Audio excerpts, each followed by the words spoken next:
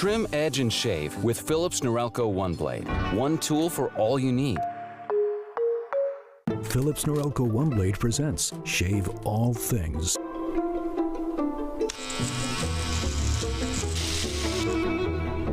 Your style made simple with Philips Norelco One Blade 360.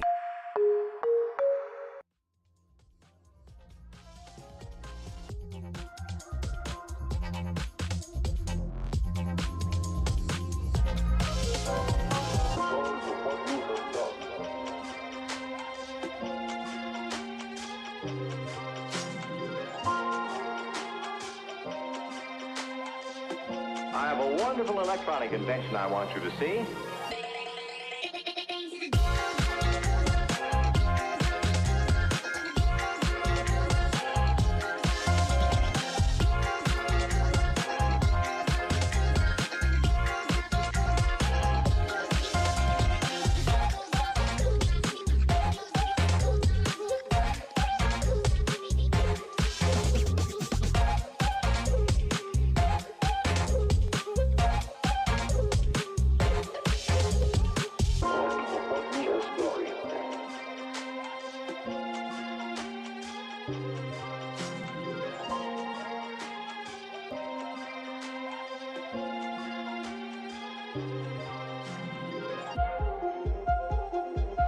We got to the point where we could control the laws of nature by advanced electronics.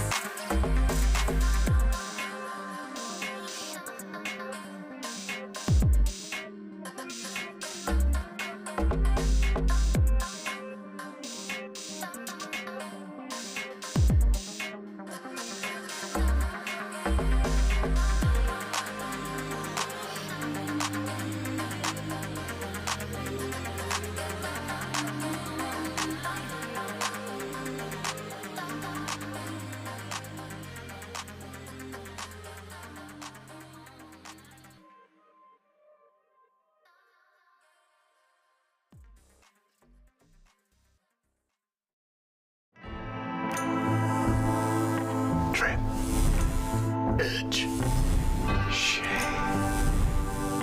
Trim, edge, and shave with Philips Norelco One Blade. One tool for all you need. Philips Norelco One Blade presents Shave All Things.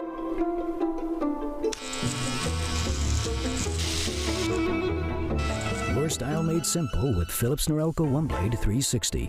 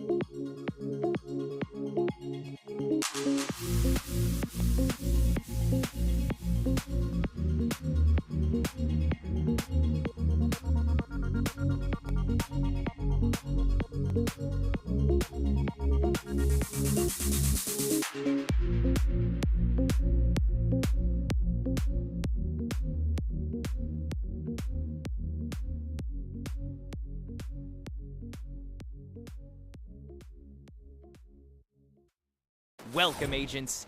This is Ace Valorant Challengers North America 2026, where consistency, adaptability, and the biggest clutch moments define the next rising star. The 2026 season is built around 3 competitive stages. Each one features a Swiss stage with all 16 teams, followed by a top 8 double elimination playoffs bracket. And after stages 1 and 2, promotion relegation, where survival and opportunity clash. Win to move forward, lose too much, and you're out. During the Swiss stage, every match is best of 3. 4 wins sends you to playoffs, 4 losses ends your run.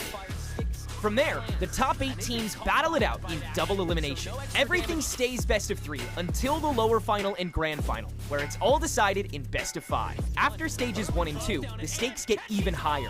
Promotion and relegation are back. No safety nets, no excuses.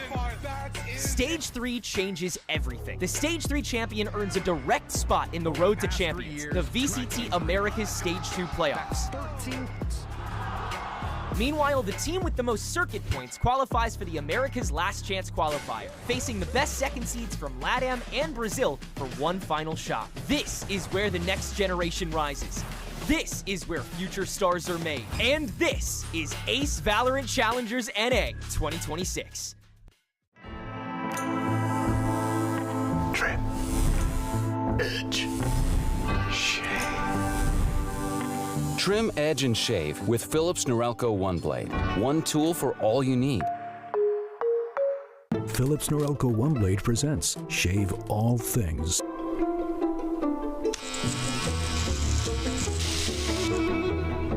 Your style made simple with Philips Norelco One Blade 360.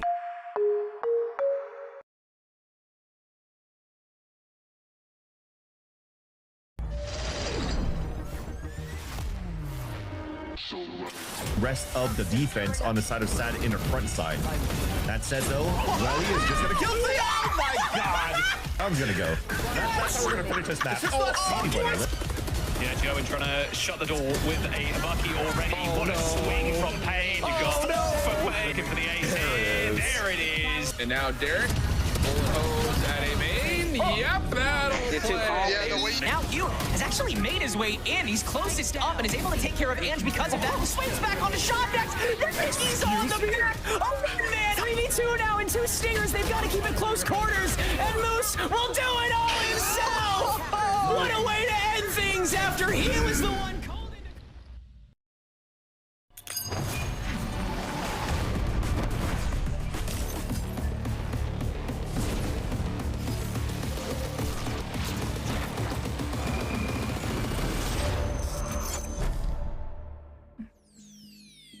Hello, everyone, and welcome back to Valorant Challengers North America Stage 2. We're still on week 1. We're catching up with all the teams, seeing what has changed, and trying to determine who our front runners are. As of course, we're looking at who's winning, who's making it to playoffs, and who's getting those valuable circuit points. My name is Sierra Dunn. I'm your host for today. Rejoining me on the desk, we have Van Silly, and then we also have Ash for today. Ash, how are we doing? I'm doing good. I'm excited for another day of Challengers. I think that the start of every single stage so far this year, it always feels so fast because we're kicking off with these weeks where we have 4 days of competition jam-packed in 1 week. It's really tough. That means that these teams have to adapt very quickly day to day for their upcoming Swiss stage matches.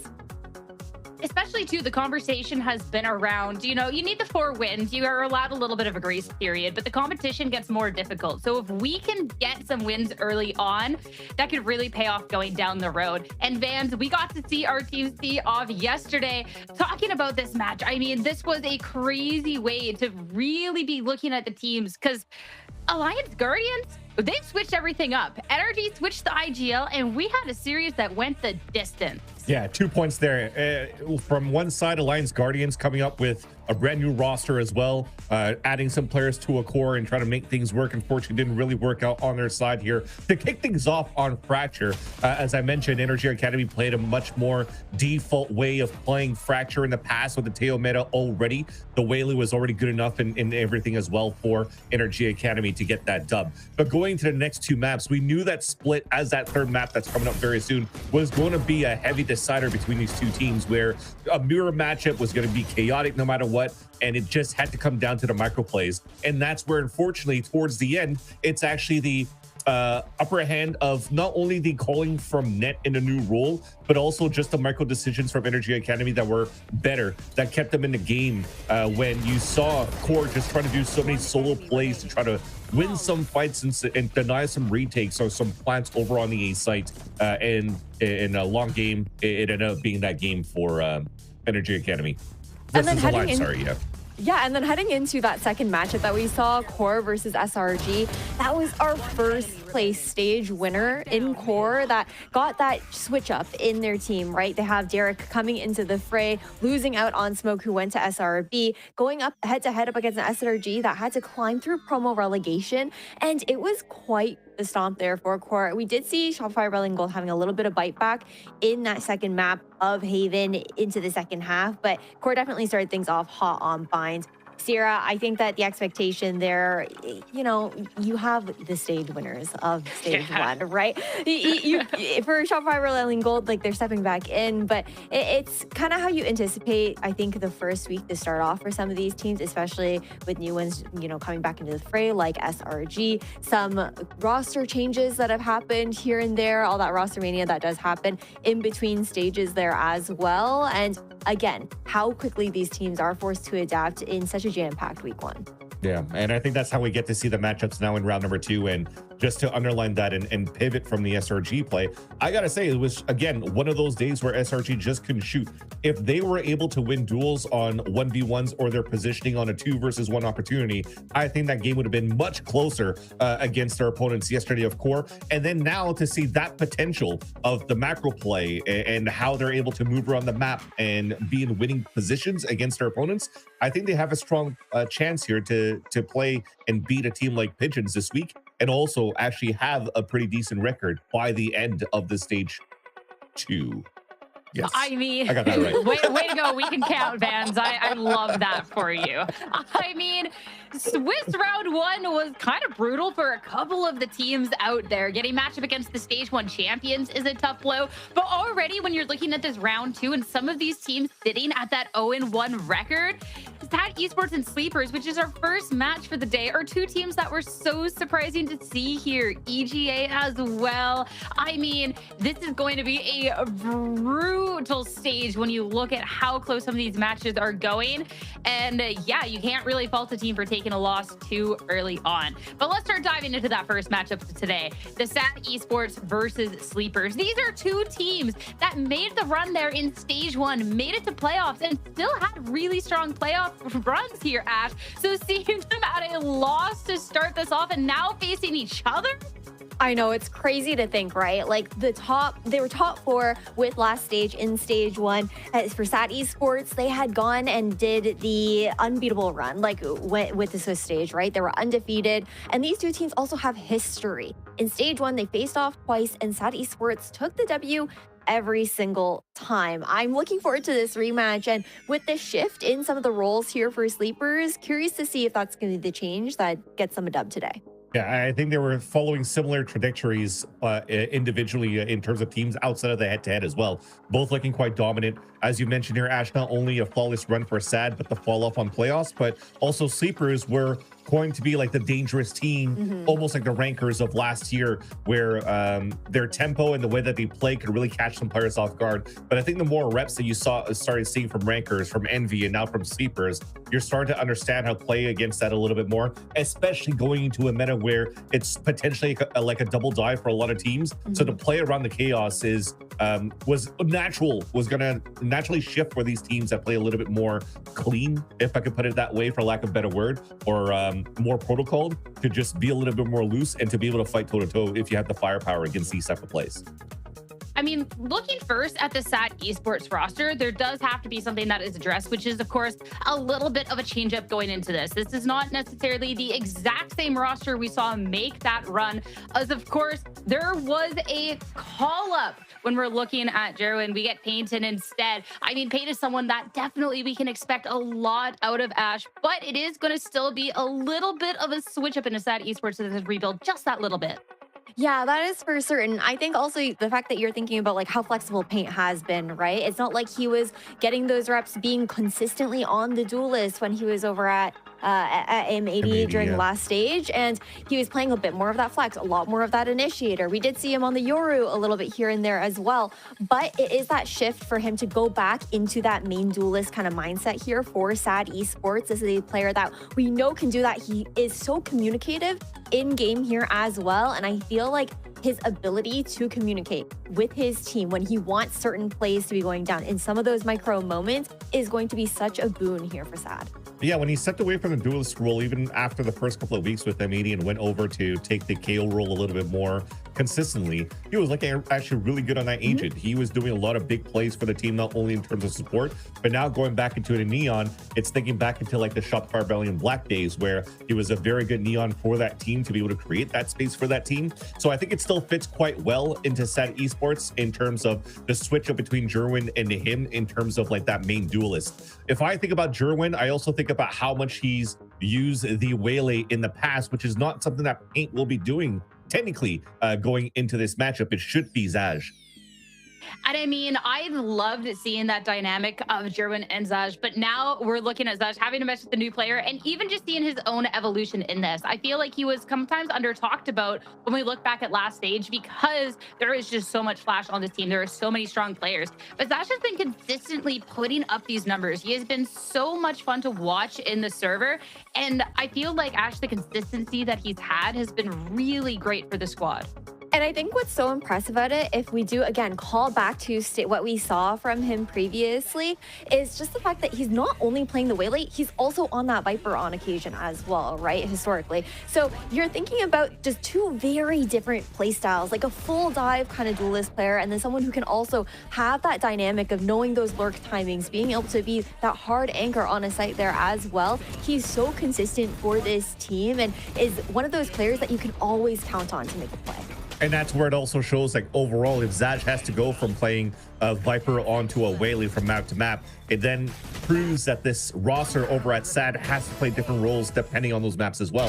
If you're looking at, for example, Vine or maybe even Split, you might see now this time it's going to be Stellar going for the role of the Viper, so you could actually play a double duelist or maybe a different comp on that side with a single duelist, but more responsibility for Zaj to be a support player too. So I think now you're starting to see an identity where Paint doesn't really have to play a mix between like initiator and duelist. He might be that main one to create that space, and now the responsibility is more going to be on that flex player of Zaj, of like, okay, well, if you're not going to be playing the Neon, or sorry, the Viper, you could play now the Waylay, but you could also play maybe some flashes here and there if it's needed going into the comps. I'm excited to see this version of SAD Esports because duelist Paint was always my favorite Paint, or right? Not that the other roles are bad, but that is the role that I think is just the most fun and suits him so I prefer well. Eggshell Paint. It's more illustrious on the walls. God, you're old. Oh my gosh. All right. Moving on into our next team, though. If we want to talk about flashy, we want to talk about fun. Of course, you have to talk about this team of sleepers. They came out of the gate stage 1. They were kind of counted out, but they had the conversation shifted to around them. They can shoot, Vans. They're just crazy in the server. Like, this team was such a welcome surprise. 100%. But then, like I said, it almost feels like not necessarily that they slowed down for a bit, but they're almost figured out at some point. Definitely, though, when it comes down to firepower, they have it across the board. And, you know, we've had interviews around with the coach who, when he was saying like, oh, yeah, like, you know, we're just trying to figure stuff out. Let them shoot. I'm just sitting here trying to hype players up. When I call timeouts, I just tell them to shoot better. But there's definitely more method to the madness, of course, on how these guys operate here as a sleeper pick and a sleeper team throughout the weeks. I think players to look out for definitely are like Salada, for example. That's been like the main tip of the spear here for the team in terms of the play makes that he's able to make for the team. But overall, I'd like to see sleepers evolve a little bit more as well going to the stage. I think that's what I'm looking for too. I think Sleepers was compared a lot to Rankers in stage 1, and that was always the conversation about Rankers, aka Envy, was where we could see the evolution for them to be able to build off of those inherent gameplay skills that they have, right? So for Sleepers who have already proved that they can shoot into server, I'd love to see the depth. And Ash, we've gotten to see, you know, a little bit of switch ups coming out from the team now going into stage 2, and Leo is one of those topics of conversation for that. Yeah, I think Vance is talking about how, you know, the approach from Sleepers got kind of figured out towards the later end of playoffs. Teams started to understand how they want to play. And I think that now this role shifter for Leo is going to be a really big proponent of how Sleepers are now going to look when they're approaching the game in the server. Swapping from being that dive duelist alongside Tanza into this Clove pick looks so comfortable for Leo. It felt like we really saw him slow down towards the end of stage 1, and he just looks a lot more confident when we see him on this controller role. You also have a Solata who now is picking up that other duelist role to go alongside Tanza into this double dive, where we saw a little bit of that shift, Vans, I think, coming towards the end of last stage as one, with Solata picking up a little bit more of that secondary duelist and some of those adjustments that I think they were working on heading into stage 2. Still quite interesting though that, you know, you'd think because of the Clove nerfs that he's not going to be playing that agent, right? But who cares about the 6-second smokes? He's still going to be in your face, getting ready to fight. That's the main thing, right? You use the metal, even if that was also nerfed.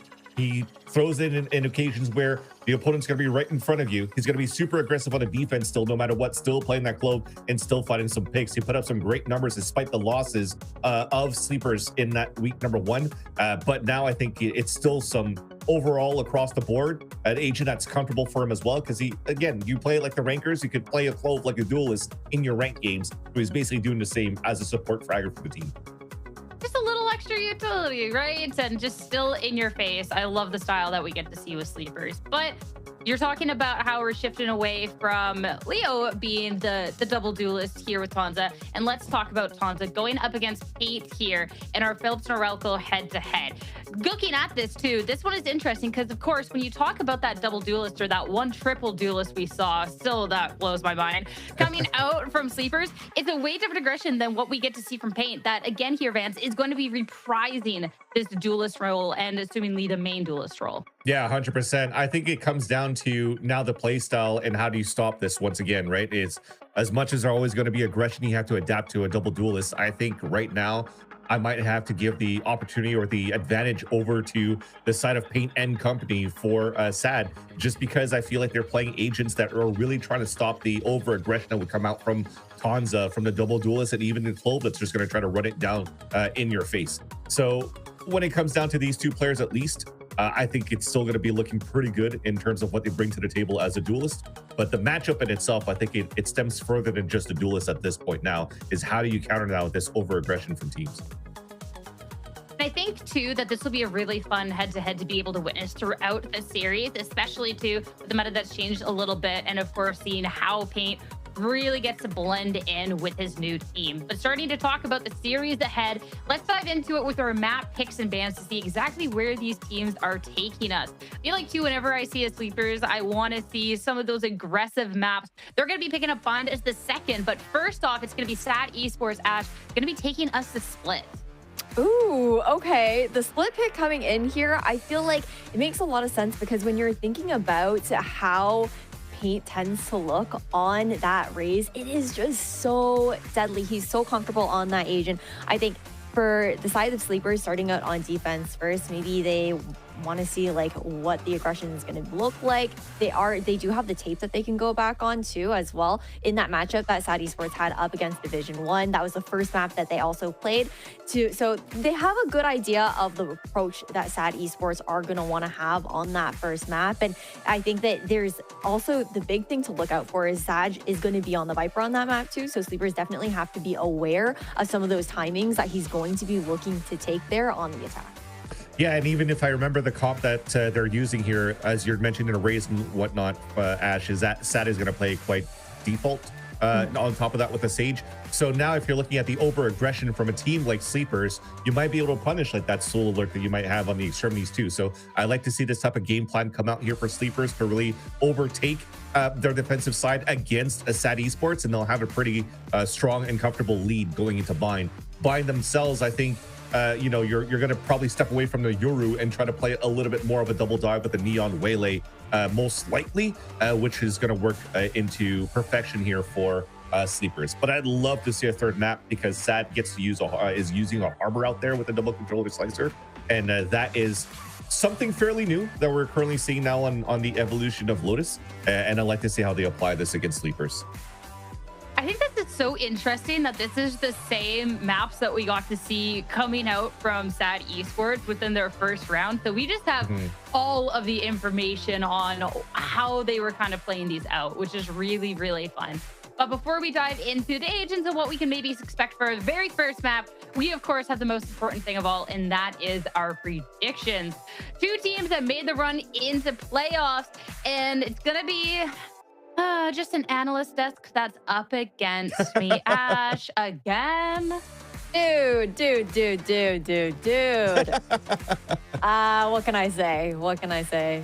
Me and Vans against you, Sierra. I feel like this is kind of like a tale as old as time. Yeah. I don't want to take away from Sleepers, though. Like, they were the dark horse of last season for a reason. I know people did not have expectations from them last season during stage 1, and they kind of came out of nowhere with their, you know, unique kind of play style. But I think that, like, for SAD Esports, the fact that you've got Paint into the fray now for this team, and there's just so much experience on that roster. This is a squad that I'm looking to bounce back from that loss over on Monday up against Division 1. I know that they're going to be hungry for that win, and I just think that overall that team just looks a little bit more comfortable with the read that they have into this meta and understanding how Sleepers likes to play. And I also think there's still great firepower coming up from SAD Esports, right? So if the chaos and the structure and the macro doesn't really work out here for SAD Esports, they could still fight toe-to-toe against the Sleepers. And by the way, I've mistaken the agent that I was calling out here when I was talking about Harbor. It's a veto. It's a veto. My apologies. Man, you need to get some glasses. First, you're talking about just different colors, the shades of paint, and now you can't see. Oh my gosh, man, it's a tough one to be Van Silly out there today, guys. But let's talk about this very first map in the series and a little bit of expectations. Because again, Vans, for the side of esports, like SAD Esports, we got to see all 3 of these maps yesterday. So. No, like I said, you're playing like what, a Sky that's coming back too with the refreshable flash that you have now with the latest patch, but that doesn't really mean much to me because when you're playing a map like Split, and even these days now, you're not really trying to flash or trying to use your initiator utility to find early information as soon as the barriers come up. That's like a very old school way to play. So you're going to try to be a little bit more cleaner on the utility to start. So you're going to count on like putting your attackers on that line, getting Paint forward here to be able to like fight toe to toe, and then finally use the flashes to react into that second layer. So I think this is still going to be looking pretty good for them, despite going for a much older comp in terms of what we've seen for Split in the past. But it still definitely works to this day. Yeah, and I think you definitely hit the nail on the head with SAD Esports liking to lean into that very default kind of style with Sleepers, playing that double controller, double dive. That's where we're looking at, okay, some of that push and pull, the aggression, the trying to disrespect the lurk timings out from Zaj and trying to get a little bit of that information.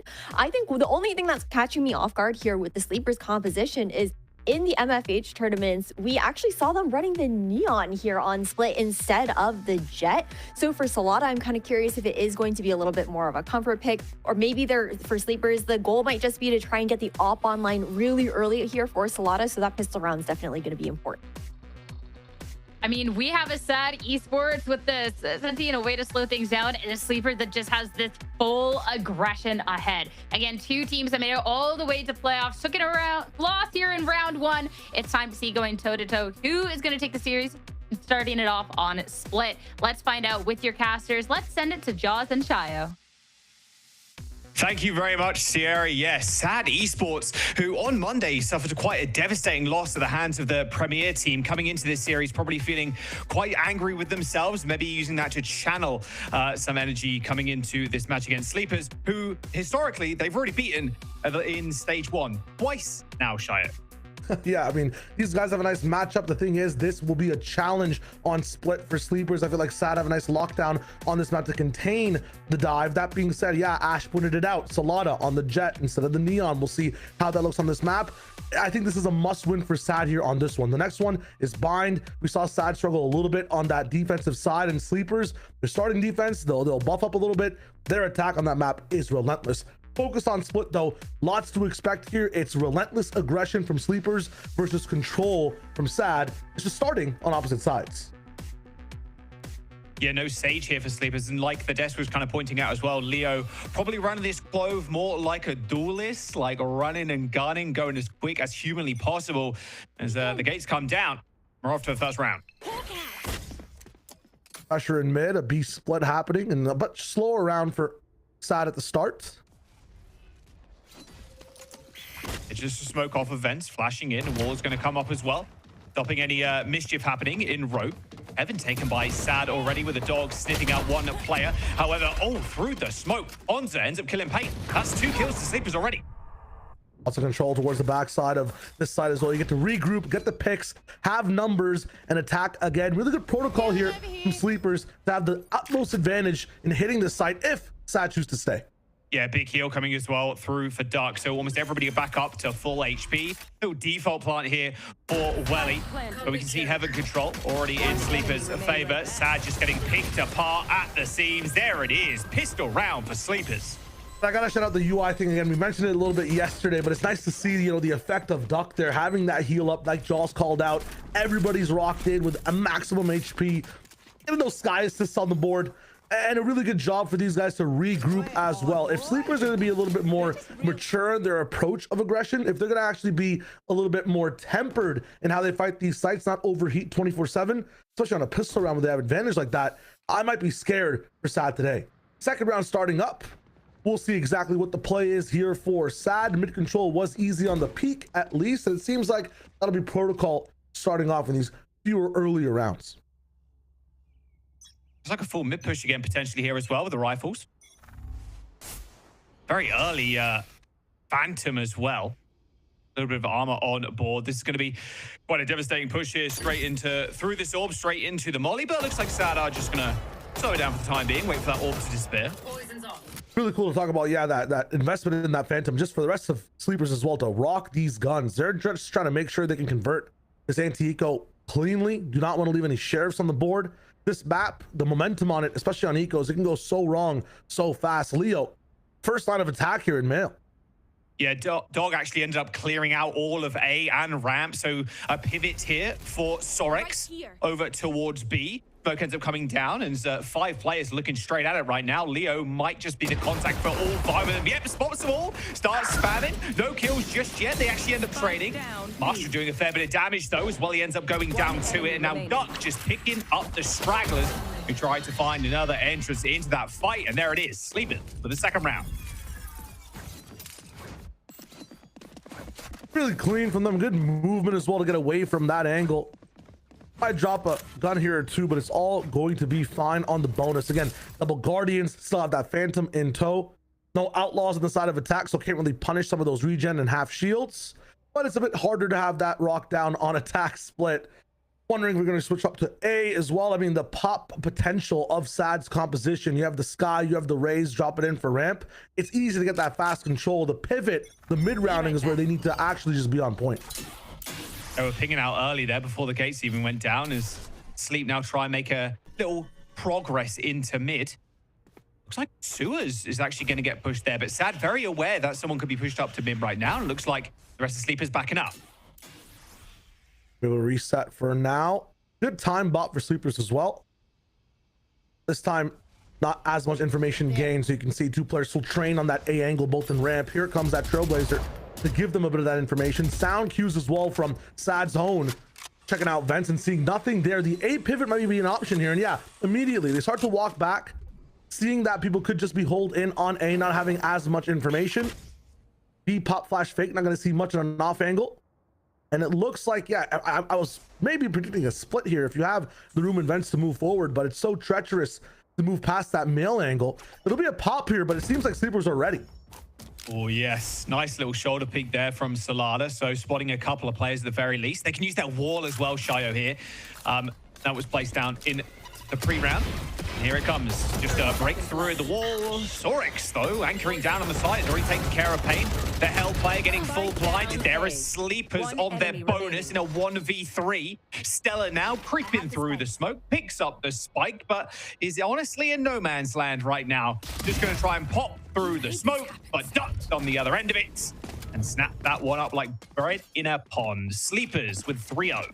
The adjustments from Sleeper is amazing there. Sometimes the lack of information is a lot of information. They end up dogging a main, see nothing, but realize that if there is a lurker there, they're going to hear that dog and assume, ooh, this is empty space the enemy team might think we're not utilizing. Let's jump into it. Sleepers adapt. They fill that empty space a little bit. They bolster on A, make the call since they see nothing B, and Sad kind of walk right into that trap. So I'm liking that adjustment. Again, defensively bolstered, not really pushing past the equator of the map. Sleepers have a nice grasp on split right now. Oh, the Outlaw doing work as well. Such a nice pickup here from Salada, already taking care of Pain.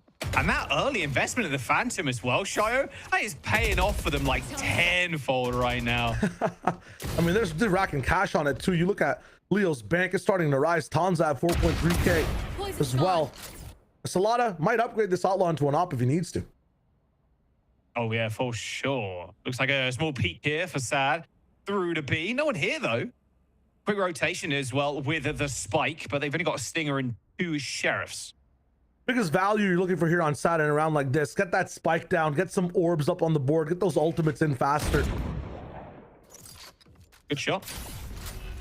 Yeah, I mean, this is just a bit of a misery round, if I'm honest with you. Oh, a dash into the wall. Not too good, but all good. Your team's going to clear it up for you. Yeah, a flawless round for Sleepers as they just keep cashing in these checks. The economy looking absolutely amazing. Starts looking nice from Sad in terms of where they choose to be on the map, but it's not really resulting in much. I'm not sure if this 4-0 is where you call the timeout or try your default protocols again just one more time. Sometimes when you lose that bonus, you don't have a chance to really have a voice in these rounds. And yes, looks like Sad will rebind up into this. They have the economy to be able to afford these rifles. Try their strategy again. It's always centered around mid first, then hit an extremity later. The op as well online, like you called out. Salada rocking that one in mid currently. See if there's any mid pressure. Slow approach again from Sad. And with that solo duelist, you got Sage and Viper in too. You do have to work the map. Pop flash, but hidden away was Sorix. Now he gets to stay on the angle. Middle smoke again, but Sad's not really taking the space too much. Dog comes in after the fact. The smoke is already starting to rise. You see where the op is, but again, for Paint, the space, he has to make it worth something. Just unaware that Tonza is there. Yeah, that dog. Yeah, okay, clear. We cleared out the op, everybody. There's someone right around the corner. Oh, Sarge is going to try and make his way just solo straight up. A main gets taken out. Flash to clear as well, so they know there's no one else there. Seekers are going to get popped, but still struggling to get in this site. And Leo just spams 2 through the smoke for Sleepers. And now it's a 1v4. Make that a 1v3. Well, he picks up the kill, sure, but position noted and head taken off. Sleepers with 5. You got to be dealing with an op right now. You got to be dealing with Leo doing what he's doing. And with Clove, I mean, there's so many unanswered questions that are popping up for Sad. And at the same time, their game plan is looking a little bit rocky. I'm loving this from Tonza, though. Being in that pocket, baiting the operator, dashing away, being able to punish the push-up from Duck. I mean, again, playing around that lack of information. It's huge from Sleepers in this moment. They are controlling this map. Salada taking a more aggressive angle on B this time around. Just mixing things up, as you should, as the op player. Slight investment here as well. Guardian on Zaj. Have a better chance of just, you know, compared to having just classics here. But again, slowed down by an orb. They're going to be looking to what? Wall off the left? No. Vents to go fast. And Salada's too good, man. Nice. It's going to get popped as well. Already gets one. Goes for a more of aggressive angle there on the second. But you know what? That's fine. There's 2 left. Stinger, Sheriff. Well, a Guardian now, but still outmatched. Ooh, Leo. Okay. Aliens are going down. Stella left. I mean, Shayo. What more can you really say at this point? It's just falling apart for Sad. for a team that made playoffs so definitive last time around in stage 1, coming 3rd place, this is not what we're expecting to see to happen to this team. I'm not even expecting to see Sleepers this poised on defense as well. I mean, filling gaps, setting traps. From the side of Sad for the moment, it's like watching a basketball player shoot with no hands. Brick after brick, man. All I'm seeing is nothing hitting the net or the rim. Every plan right now is just falling into the worst possible situation, and Sleepers also getting timings, also getting every trap strung. I think the best chance they had at a kill was on Duck, who was in rafters 2 rounds ago. He also lands an amazing flick to defuse that advantage. Right now, I think this is an amazing time for Sad to hit that timeout button, try to regroup, figure out maybe some pace changes, get fast towards one of these sites. Check out the comp here, Jaws, from Sleepers, right? You don't see much hard stoppage outside of Sorex. You understand where he is in heaven. A-pops have to be the way then. They make this A push as well. Like, okay, we make it onto site, we hit the pit, we force then Sleepers in a position where they have to speed up. Like, Sad do have a way to do that. Hey, if you lose one on the way as well, we got the res. There's ults available here for Sad. They've even got like some scouting potential as well with Pain's ult. So there are lots of options here for Sad. It's a read though from Sleepers. I see the op train exactly where the 3 players are from Sad coming into B main. So I talked about pace changes. I talked about approach. It won't matter if you hit the boomstick, man. And it seems like Salada has picked the perfect side to get that scope started. They're trying. Oh, okay. Nice little jump spot. Very aware that maybe Salada is hanging around. Still though, Sorex, this mid presence here for the Viper looking impenetrable right now. And it's actually forced a rotation for Sad. This is perfect though for the side of Sad. They found out where the op is. They've taken away the Viper stall util. Now the ball's in their court. Can they hit a swish? Well, Dog ends up coming out, ends up getting taken out as well. Paranoia doesn't end up connecting, but they've made their way onto the site. Sorex kind of waiting in the wings, just peeking past that heaven smoke, but they're just going to give it the site up for now with some exploration in mid. Top of the wall as well. It's all on Zaj in terms of being an X factor here, but there's 2 players walking around him as well. He's going to be full clear.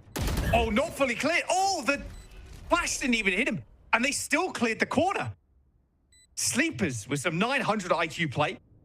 Spike though, Shio planted. 2 players from Sleepers coming through garage right now as 3 players from Sad on the site. 1 in hell getting sprayed out as the smoke disapparates as Leo pops the ult instantly as soon as they get taken out. A couple of picks though for Sleepers, and now there's only 1 player remaining. And they're in hell. He managed to get 2, pops the ult as well. Leo in the 1v1. Make this almost a 4, taps the spike, Rocket connects, and Paint gets the clutch. Huge round from Paint there. Showstopper invested and brings out dividends for the team. Welly also really good at holding the initial push from both sides, heaven and main. For Sad, again, the mid-rounding good to be able to adjust to B after finding all the information you need. Almost a nice retake from Sleepers as well, but they bought so much time on the site as well, Sad. Once they got that spike down. I mean, it takes heroics though, right? This 3K here is amazing from Pain. I'm wondering how consistent they can be on this post plant though. I'm liking the fact they're actually hitting the site. Switching over to A now, but look at the way Sleepers have adjusted. Quick. 3 people here immediately holding down the line. Yeah, they're gonna dog out this ramp here. There's 1 flash going in. Oh, Pain didn't even reach the second satchel there, the second little jump. Leo ends up peeking through the wall, gets a double. Now it's a 3-on-3. Seeker sent out with Heaven control still in Sleeper's side as the resurrection ends up coming through. A nice 2 use of the ultimate there to guarantee that res, but the op's still on the line as the spike gets planted. Up as an angle. Dog's not going to distract it. Not barking up the right tree here. It's Hatch on a nice angle as well if anybody wants to cross this no man's land here. Stella in hell gets cleared though instantly by Duck. Pain still on the site, but the kills are just going Sleeper's way. And now it is only Zaj. Off-site, unknown position, but well and truly known now. Tried to go for the swing onto Heaven, but that is yet another round for Sleepers. If your aim isn't like 5G online right now, certified, if it's not a gigabit speed of being up and down, the connection that Sleepers have right now, they will just beat you at your game. Doesn't matter what your setup is. You have the hell angle. You're looking down. You have blast backs. By the way, Leo here making Kane proud with this push. Man. Holy, illegal. All of Sleepers are shooting like crazy, man. How do you stop this? Yeah, it doesn't feel very fair at this point. And it feels like if you even go back to that clutch round, like, and the previous round to that didn't end up clutching, one player left alive to do all the heavy lifting at the very end. Zaj there, unfortunately, in an unenviable 1-3-3 situation. Still up online for Solana. They're going to try and make a little bit of presence here on A main, but mid is the call again. It's disgusting. Usually there's a Viper orb up right now. That Poison Cloud's not going to be there. Mail hit down the dash to the beat there. True and Welly now gone. Well, they end up clearing out one player in ropes, but the spike is down and everybody's dashing all over the place in mid. Can't catch anybody. Sleepers with another. It was a save round there, of course, for Sad, but didn't make it any less spectacular from Sleeper's side of things. I talked about how important it is for Sad to be able to win this split map. Their pick, by the way, right? We're going to bind after this, where Sleepers look like absolute monsters. They just disrespect you. They're already starting to do that, Jaws. This is trouble. We got to see an 8-4 here. Granted, that's an eco. These next 3 rounds, very important for Sad. Still Pit online here for Sad. I'm curious if they're actually just going to run and gun it here. Just run it down A. I need one player defending right now in Leo. Issue with the Pit is, right, you give the space for Sleepers to just disrespect a little bit of those entries. You give them the sight line from being smoked off yourselves to hit that smoke. This time, Paint coming in fast. Everything on Leo. Yep, Leo's going to get mollied off in the corner as well, so no chance for an escape. Paint now peeking the corner, taken down. Leo still, though, over peeking there as the resurrection ends up coming through, but they're going to wall them off. No! Oh, it's tragic. Paint, first casualty of war, but it should be good. Pain, Stella pick up the pieces as the Pit ends up connecting with the ground as they try and spam the smoke now. Dog to try and clear behind them. It's not actually on the spike either. Dash coming in fast. I mean, Sleepers, it's their advantage. Odds is just running it down. I mean, Pain and Welly. Oh my word. Dash over the top. Hello. Goodbye. Sad end up picking up the round. I say advantage, scratch that completely. I mean, they went a bit crazy for that one. If the timing was a bit better, maybe it would have worked. 3v4, tough though. Suffocating situation there for Sleepers. Same time, I mean, desperation, pilled up by your bootstraps almost from Sad every single round. The amount of just resistance they have to go through to get to these sites, man. Sleepers are making them work for it. 8-2 as well as we head to round 11. Hit available for Sorix, can lock down the middle point of the map as well if they really want to. Really deny all that space that Sad love taking.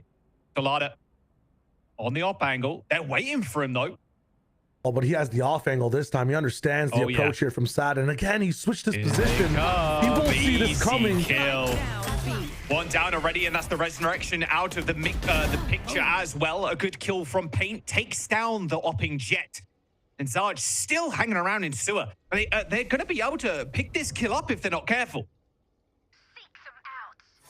Seeker's actually going to be able to understand where people are immediately. Actually, every single Seeker almost broken, so not going to have too much information. All on Leo to win this 1v1. Yeah, he might just get timings here. Well, unfortunately, it doesn't look like anybody died in the mid. It's actually all devastation on the site. Hell player cleared out, but quickly swept under the rug. Pain drops as well. He holds his backside as Duck makes a very slow inching push. And there you go, Zaj as well. The creeper up the mid ended up exploding. And well, as we head to the next, 9-2. I mean, Sleepers look unstoppable, Diet. It's not just the traps they're setting, it's the fact that they're switching things up and staying dynamic on this defense over and over again. Solana adjusting the way he's looking inside B main to make sure a jump spot doesn't trip him up. At the same time, where is this op going to be? A question that needs to be answered by Sad every single round. Yes, Sky has these rechargeable flashes. It takes 60 seconds though. If you send one, don't see anything, he's on an off angle, it actually trips you up. This time, Solana again moved over towards A. If no one's here, he can disrespect the Viper wall, stay on the angle the whole time, and this might be tough entirely for Sad. Sleepers can just rotate over the rest of the way to B. Oh, but he's found by Zaj immediately. Cheeky. Okay, Op dealt with at the start of the round this time. Zaj doing a good job of kind of holding this angle too, and okay, they still know Zaj is hanging around with this ramp control for Tonza, but nice little position there. Didn't really expect him to be in that little corner. Spike's going to go down. Pit was used, by the way, in the mid there, Shio. We'll have a little bit of control and they've actually pushed it out. So, I was about to say Garage is an angle. Well, he says, nah, forget about that. And now an uphill battle for Sleepers on this retake. Seekers, yep, taken out, no problem there. Don't want to go too fast here into sight. One player in hell right now, quickly checked though, as Paint ends up killing Tonza. Now this CT push is going to be rather tough, but maybe easier now that Paint ends up falling over. Time is of the essence though, 8 HP as they round the corner now, and Leo, who needs one kill at the very least to top that up, and they do just that. A player backside, one on the smoke, easily taken care of though. A 9-3 half for Sleepers as we switch sides. Switching sides. They have it locked down on post plant. It's just the frequency was not up to speed the entire time. Hitting that site stopped by Salada. Hitting that site stopped by traps from Sleepers and their dynamic switch ups on that defense. I'm curious to see if Sad can bring it back. Most important things, Jaws, is that pistol. It needs to go Sad's way if they have a chance of winning this game. Going down to what would be 11-3 would be very rough here. Big, I guess, just pain on Paint's shoulders right now. He has to be able to make the space here, especially on the retake side of things. If it's going to be B, so far away from where the rest of Sleepers are. Actually, I'm looking at this. No one's really prepped up to stop what happens in B. It's all on just Zaj and Pain. Pain's going to be able to kind of jiggle peek here or even jump spot. But yeah, I mean, it's a 4-1 right now. Dog going to spot one person male. It is Zaj. Paranoia in the hand of Pain, ready for this. Hits the parry, but it's perfect. It bought a lot of time here. Good kill. Ponzo ends up going down there and a re-swing. Oh, sleep. Just execute instantly there. No reprieve from any kind of aggression for Sad. They are going to be able to control Heaven here, but Sleepers on the site with the spike planted. A flash revealing there's a couple of players down. And once again, I mean, these kills are happening like instantaneously, Shio. There's no chance to go for a re-swing at all. And unfortunately, they know where Stella is. Sight hit looks good for Sleepers as they pick up their second pistol. Every single person on the side of Sleepers feels like they have a jet dash. I mean, the way they're scaling on these sites is light speed, man. And the biggest thing too, you thought that their defensive setups were nice. Just look at the comp again, right? Waylay, Jet. You're gonna have absolute support from Sky's flashes as well to be able to jump into these sites in whatever pace you want. That Trailblazer last round distracted Zaj for 2 seconds to help mid. Immediately Pain is overrun by 3 players jumping at him. So you have to be very careful at what you actually bite here from Sad. For Sleepers, it's a fishing game. Throw out the bait and then get the big prize. Right now, no bait whatsoever. No info on the A side. They're smashing B again. They are. The Paranoia's going to come in a little bit earlier this time around, but the stun lined up perfectly for Tonza. Pain with a face full of lead. They're just going to, they're just disconnected from this. They're just going to go straight away. They've noticed that there's a force here as well. So going over to the A site is much smarter. Longer sight lines. You solve hell, the rest of the site is pretty much fine in terms of the differential of the weapons that are available here. 2 players though locked in. Paint is in hell with that Bucky and needs to find value. Insane dog timing there coming through from Sad, from Welly. Can Paint hold on to this? Spots one jumping over, straight through the smoke they go. They still end up losing the site here. A 3-on-2. Value has been found, but how much of an advantage do these guys have on the cross? Outlaw hit, and now there's trouble. Yeah, Sleep just in pure control of this round. Sting in the hand of Stella, but only 10 HP.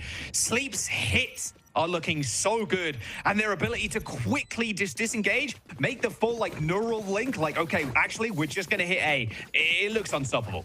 Yeah, the Sorax lurk is just absolutely amazing. Here's footsteps running away.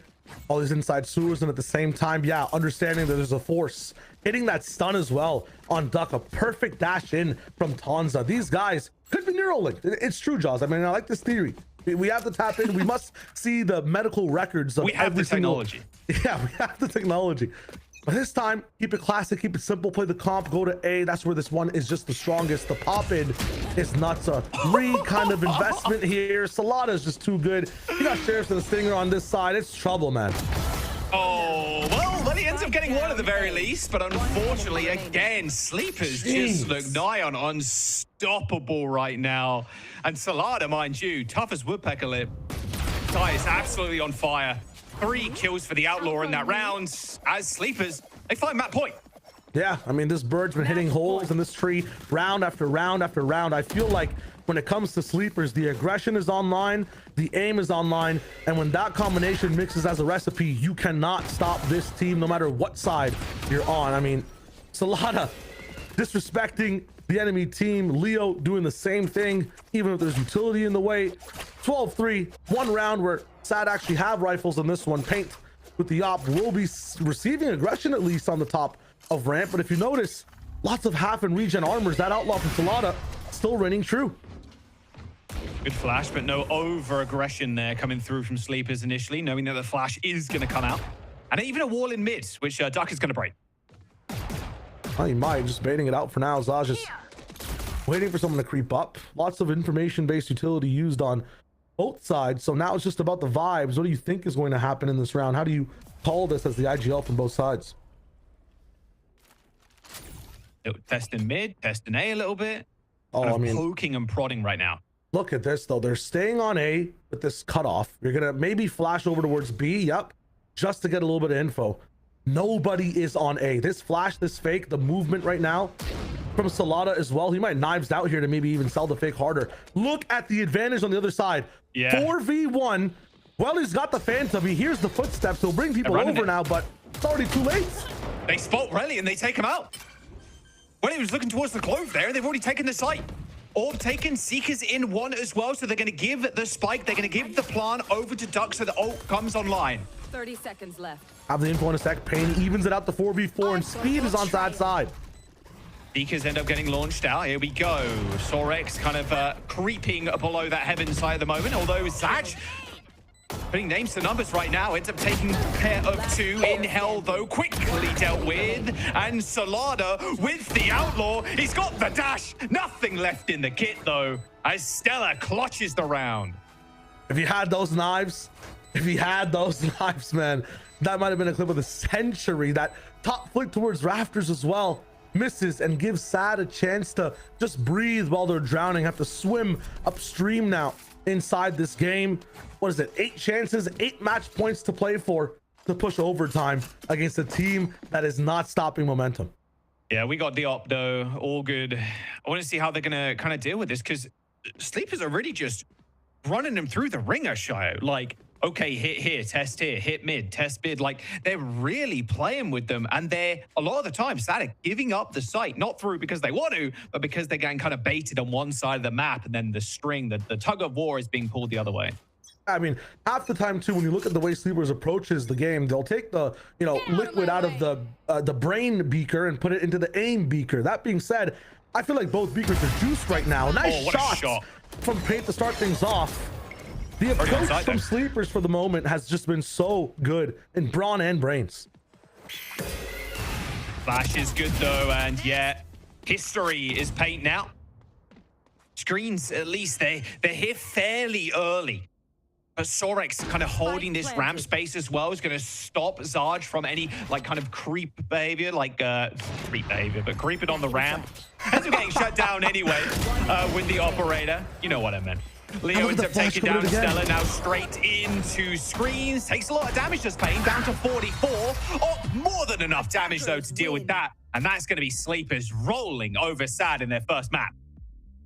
Flattened for the moment, but the ideas from Sad still looked good in the start. Sleepers though, I mean, you can't even say they even ran them down. They kind of organized this one. It was a hit that had some nuance behind it. I mean, the trap plays on defense, the way they're push pulling on attack as well. This is not just 5 W keys, it's 5 people that have every key available in their brain to type up strategies and then execute on them as well with perfect aim. I'm scared of their split now against many other teams. They're making this double duelist dive comp be nuanced, smart, and an approach very hard to deal with as well. Yeah, there was name one round, Shio, that they were like fully in control, that being Sad. Coming off of a game, on Monday, that was relatively close. Like, it really did come down to the wire. It felt like all 3 maps. But this split, nowhere to be found. Like, actual missing pings being spammed, it felt like. Sleeper end up taking it quite handily. 13-4 is no stretch to say that was an incredible first map, with Sad now having to come back, not only mental, but also just get their heads in the game. Absolutely. Bond is coming up right after this. Don't go anywhere. We'll see if Sad mount that comeback.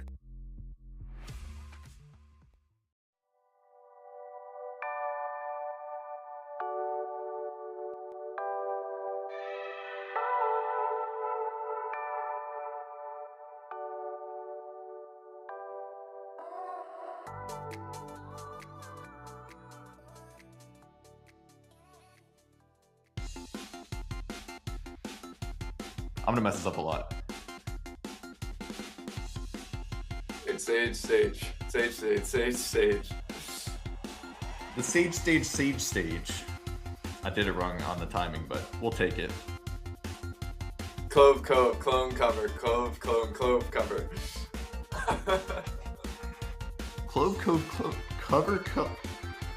Cover.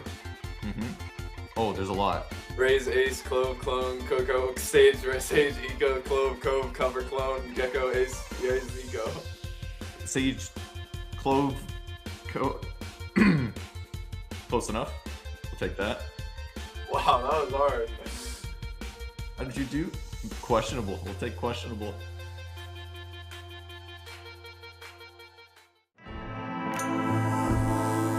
Trim. Edge. Shave. Trim, edge, and shave with Philips Norelco One Blade. One tool for all you need. Philips Norelco One Blade presents Shave All Things.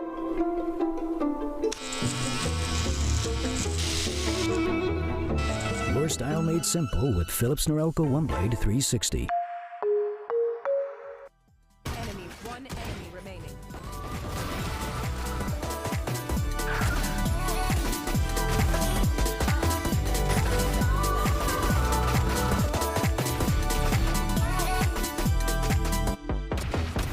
Poison's gone.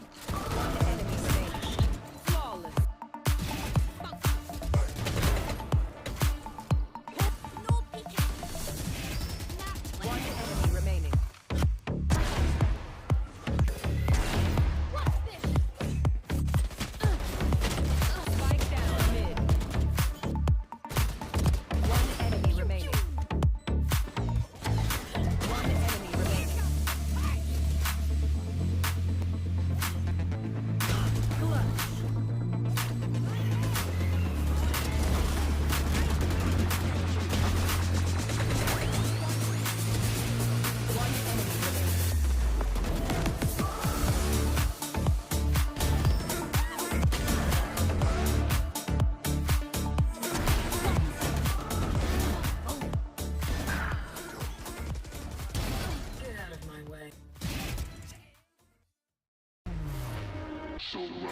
Rest of the defense on the side of Sad in the front side. That said, though, Welly is just gonna kill me. Oh my god! I'm gonna go. That's how we're gonna finish this match. Oh, anybody.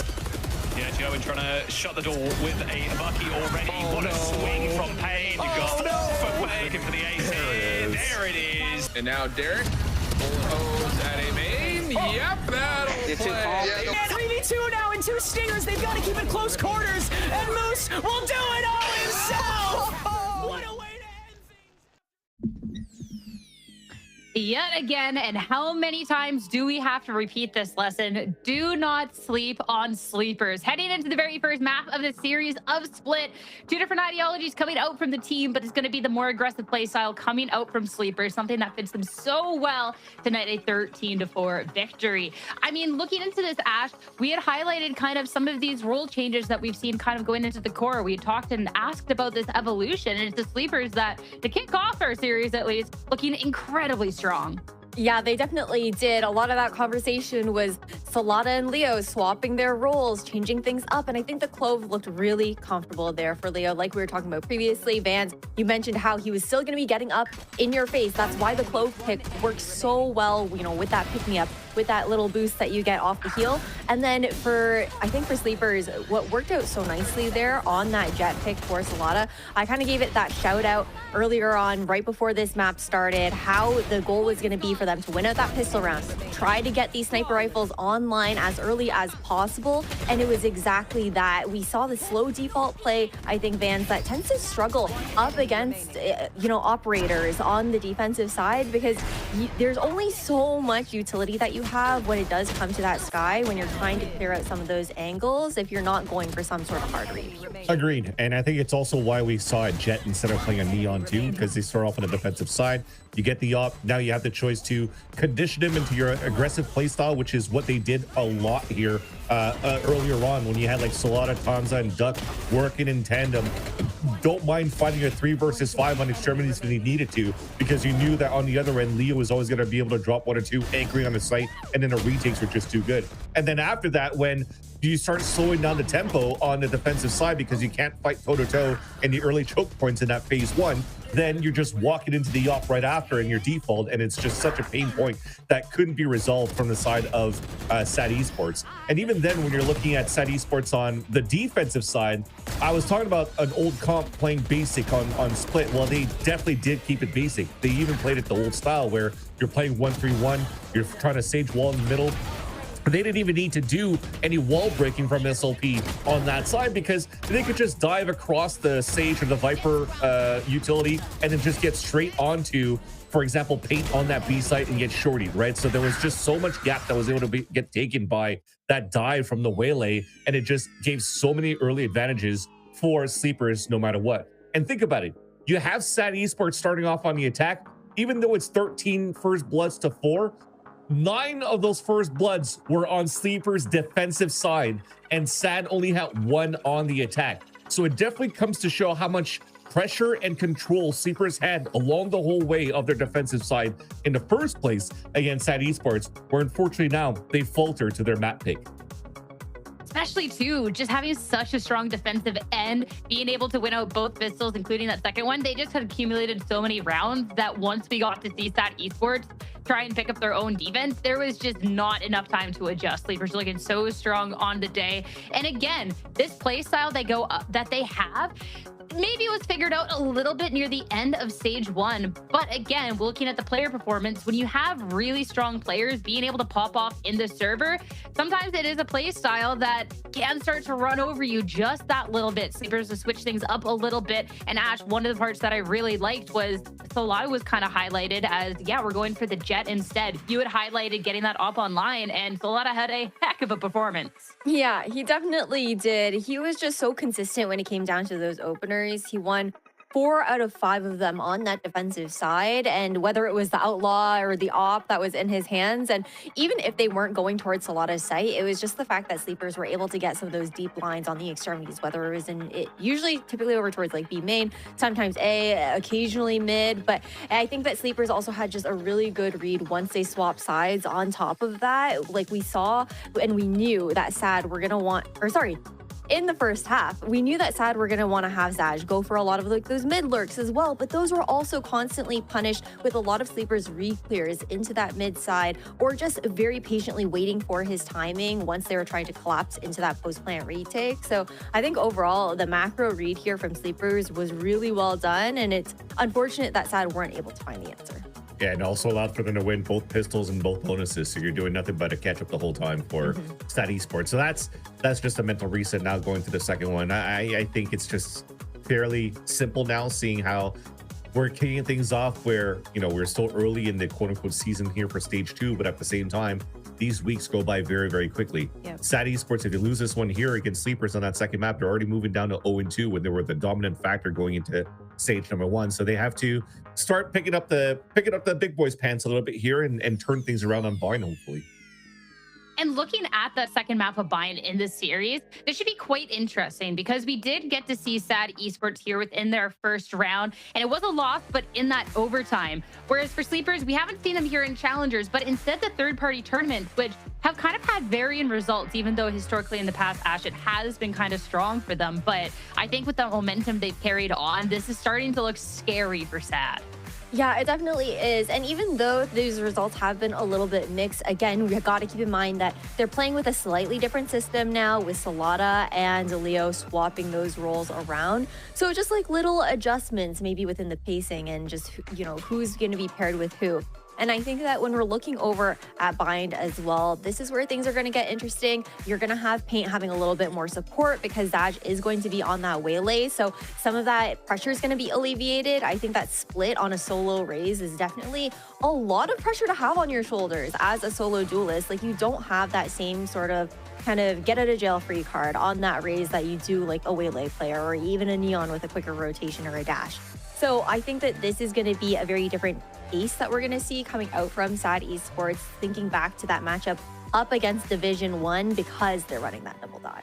Yeah, and if we're looking on the side of Sleepers with the, you were just mentioning Ash, playing in the Fun Havers, trying to go for role swaps. You're already seeing this role swap from Sleepers on that first map, right? Where Leo is playing that Clove. Back in the Fun Havers, we were still trying Leo on that Neon and Solada, on that Clove. Maybe, and especially going into that tournament, they lost the 3 times that they played on that map, if not win 1 and 2 at the least. So that means to me, despite the losses, that maybe some scrims and changing those roles that we're currently seeing now might have been the solution that they're looking for here going to this matchup against SAD Esports. So I wouldn't be surprised if we get into the agent select and you're seeing the same thing once again between Solada and Leo with that swap. Oh, okay. We get the swap as well, but then also a little bit of switch up with exactly what we're seeing for the double duelist here, Vans, coming out. Solada yet again on the Jet here. That's right. So that's the thing. So you are, instead of playing a Neon, going on to a Jet to still play that role swap between Leo and Solada. I think at the end of the day, I don't know necessarily if it's more of a comfort pick for Solada to play Jet instead of a Neon, but I think those questions should be answered later on if they get into these map picks where they start off on the attack first, because you want to get a little bit better of like map rotates, or also like just getting those, slicing those walls so the teams could follow up with you. But they don't need that right now. They're able to play that upper hand very similarly as they did on Split with the same comp, right? Just activate a dash, get your early pick, find some aggression, rotate even faster now with the TPs, and overtake SAD Esports. Yeah, and I think the expectation, again, with Sleeper starting out on defense first, will be to try to get that operator into the hands of Solada. I think SAD Esports, though, considering they are playing that double dive, Zaj and Paint have a lot more utility in their hands that they can use to be able to try and catch Solada off guard and catch him out in some of those positions. So I'm really looking forward to seeing how SAD Esports are going to adapt heading into Bind, knowing what Sleepers are probably hiding up their sleeves. I mean, last time we saw SAD Esports on Bind, it was oh so close. It's time to see if they can take this into a map 3 or if it's going to be Sleeper switching all sorts of crazy things up to close out the series 2-0. Bind is ready, so let's get to it with your casters, Jaws and Shayo. Thank you very much. Yeah, they're going to need to change some things up here. That being said, that first map was just not it. 13-4. We're going to Bind. And on Sleeper's side of things, Shayo, not really changing all too much here. Yeah, I mean, Solada with his Jet pick, I mean, the biggest things that it offers is a lack of rotation from the, speed that Neon has running around, for a bit more action and fighting where you actually are. That pocket dash from Jet is able to get the rifle back online a bit faster. Talking about the bigger picture, though, between these two teams, SAD, when seen on Bind before, did struggle 8-4 in their first half and really didn't win a round for, I believe, the first 5 when they were facing off against what was Division 1. Now we look at things for this one here, it can't go the same way. I think momentum, especially attack on Bind, needs to be grabbed fast by this team. They've got the double duelist dive as well. Sleepers, look at their side, not really a sentinel in the business, not really any answers for what SAD want to do past their own rifles and aggression. This should be good for SAD at the start if they have sound strategy and can match Sleeper's aim. Yeah, that no sentinel might be quite tricky for both sides, I think, because look at how many times like players like Sarge were creeping up. They were lurking around in the middle of the map, or like lurking around in the late portion of the rounds, just making sure they can either catch someone on a rotation or even just kind of go for a large flank. We'll see if that ends up hurting them later on. A lot of the times in this meta in general, since like kickoff, we haven't really seen Sentis be as effective on this map. It's kind of sometimes chamber, but a lot of the times the double duelist is in the business. The biggest thing in the previous meta in general, or just before this patch, was Yoru being prevalent, having those cross-map teleports. I feel like SAD really utilized them in some of the best ways in their approach to bind in the past. That being said, that option not here anymore, right? I believe the last match they played was against Core. You had on the side of SAD, Zaj had the option to pick up that Yoru, be able to play it for the team. Now seeing him moving on more towards Waylay, you have to be very intentional about where you're going on defense, and on attack you don't get to double back. You're not really the initiator for the team either. Your shot has to reign true. In that previous first match's deaths that we saw, I think it was Sierra or Ash talking about how Zaj has been that two-way player that's really interesting to watch. You have duelists, you have Viper in the pool as well, so he should have the ability to have that fragging potential without like having too much of a whammy to his head from switching off the initiator Yoru role. But the way the game is played outside of Yoru now, it seems like SAD is still finding their footing around it, at least on bind. Just quickly solving a small little lag issue with one of the players, so we'll jump into the first round in just a moment. But yeah, I mean, SAD are going to look to go fairly quick here with that Neon, with that Waylay. It's been interesting to see, without the Yoru being in play, how teams end up actually focusing their attention and focusing on what different sites do. The Yoru, yeah, I mean, you can complain all you want about it, was pretty damn strong, probably needed enough, Shire. Yeah, absolutely. I mean, what we start to see now is a bit more interesting compositions, especially with that Sky buff coming in at the same time, slotted into maps where she was already being picked, like this bind. A lot of the times she is paired up with another initiator because she doesn't have enough tools to get the info and execute. 3 flashes going around, seems that you can do so in combination with the Trailblazer. Big thing I want to talk about is the difference between these comps when it comes to having that Jet versus having the Neon. When it comes to sleepers, some of the setups on defense, you can work with the Z-axis. I'm talking about verticality on this map. You can have Jet on top truck at the same time. Waylay can have that option on both sides of the map. For SAD, yeah, Pate will have the portion and the space to be able to dive in a bit harder, a bit faster. But I'm wondering if some of the traps we saw on Split from Sleepers, if they start to appear here again, some of these crossfires looking good on bind, some of the protocols looking good from the team, could that ring trouble for SAD? Yeah, still making sure all the players are ready and raring to go before we jump in. I'm hoping we go to Lotus as well. How do you feel about Lotus being back, by the way? And Fracture Lotus, too, it's amazing. Some of the changes, like not having the Odin spam in as much, yes, it goes crazy. I mean, changes are the name of the game. One thing that stayed the same though for the side of Sleepers is Leo fitting good into the Clove role for the team. Obviously, I think it was what Kane, who was not even Kane in the business. I'm thinking about Envy completely on the other side of things. When it comes to a WQ team, like again, the reason I'm thinking of Kane when I talk about Leo is because he's rocking in with this agent the same type of way, and I feel like it's the best way to play Clove. Have that level of disrespectfulness on some util, go for those aggressive swings, at the same time tempered on the last match that we saw him playing this agent in amazing, miraculous ways, both being able to hold and be aggressive. The Clove versus Brim matchup is Sleepers having a chance to have more firepower and SAD having a chance to end a round if they get to touch a site. So the win and lose cons between both teams, it's really cool. It's like a sword versus a shield almost. Sleepers being the sword and SAD being the ones trying to play just a little, maybe a little bit slower, expecting the fight. Sleepers bringing it to them. It's just cool. Again, they have these tags, but they're starting on opposite sides. The sword is on defense from Sleepers. The retake is where we'll see Leo. SAD with the shield want to bolster the site down, but getting there, they might not have the same level of aggressive tools. So just like Split, I don't want to repeat though, because I want SAD to have a better chance. I want to see how these tools match up against each other. Yeah, that post plant is going to be really nice for SAD, like you said, being able to finish out those rounds with the spike in the ground with Brimstone. You got the ult, obviously the molly lineups too. It's very easy to do that, whereas Sleepers on the other side, like you said, not as much. Yeah, I think the best thing to talk about too from that last map and how it translates to this one are some of the other players, not the duelists, but the supporters in the sides that end up playing off of that space. For Sleepers, Sorex, the Lurks looked so good on that last map. We were watching Sleepers go in and double back, fake, and go to the other site. That's because Sorex had that space. For SAD as well, Welly was really good on these post plants. To give you guys an idea about what these teams are both good at, I feel like Sleepers are good at finding the space, getting to the site, and then if their aim is online, they're scary in the post plant. For SAD, it might be a little bit troublesome to get to that site, but their post plant is absolutely amazing. Stellar, Welly, Pain, all level up, have some of the most perfect positions as well, are aware of some of the aggressive sleepers flanks. Yes, the aim wasn't as on point in Split, but they were in the right positions when they had that numbers advantage.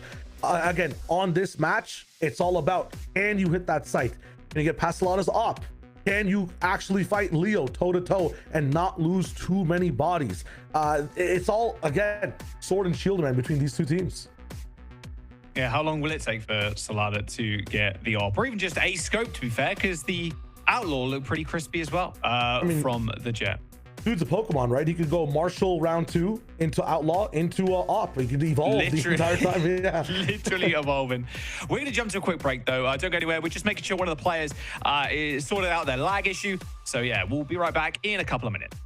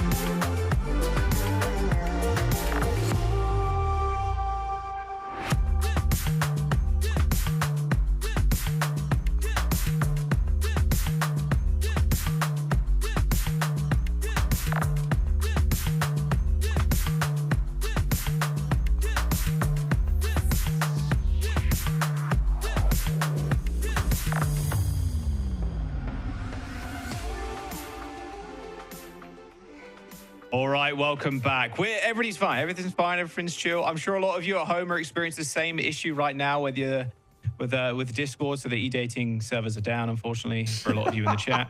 But yeah, I think one of the players was kind of struggling to connect to their Discord server or channels or whatever, but we're back in. We're ready to go.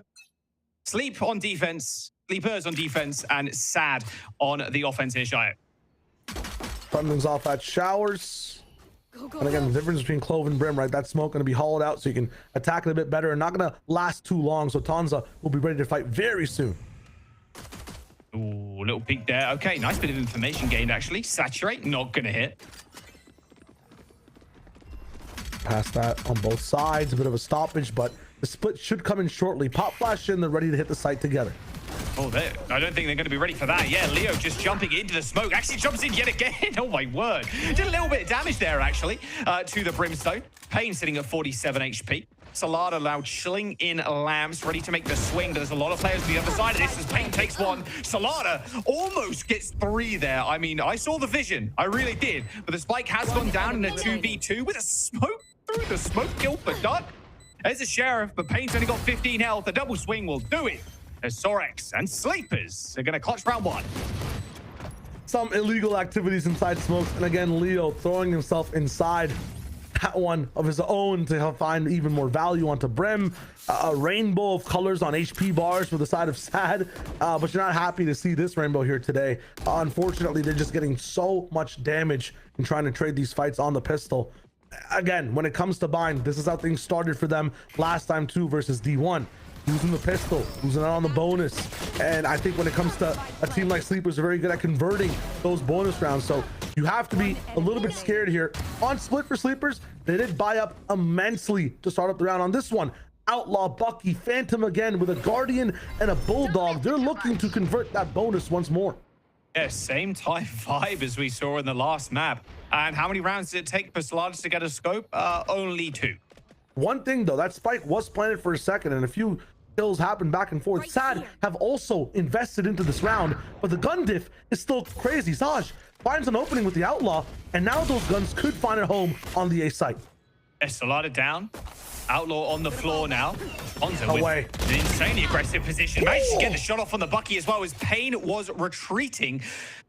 That's a perfect pick. No smokes now for the attack side on Sad. That is a huge find from Tanza. Or both Vipers still kind of lurking around on B. Pain waiting around the corner with the shorty.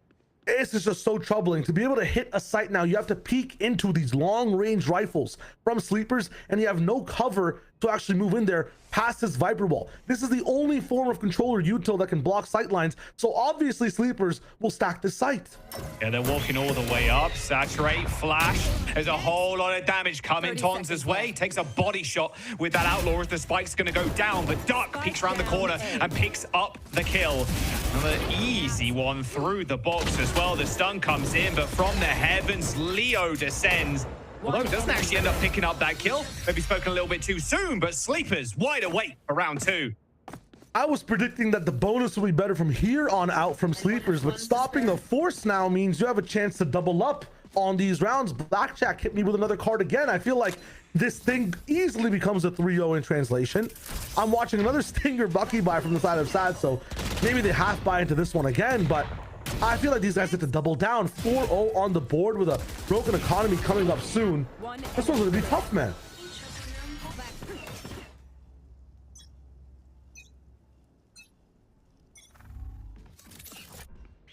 Blinded.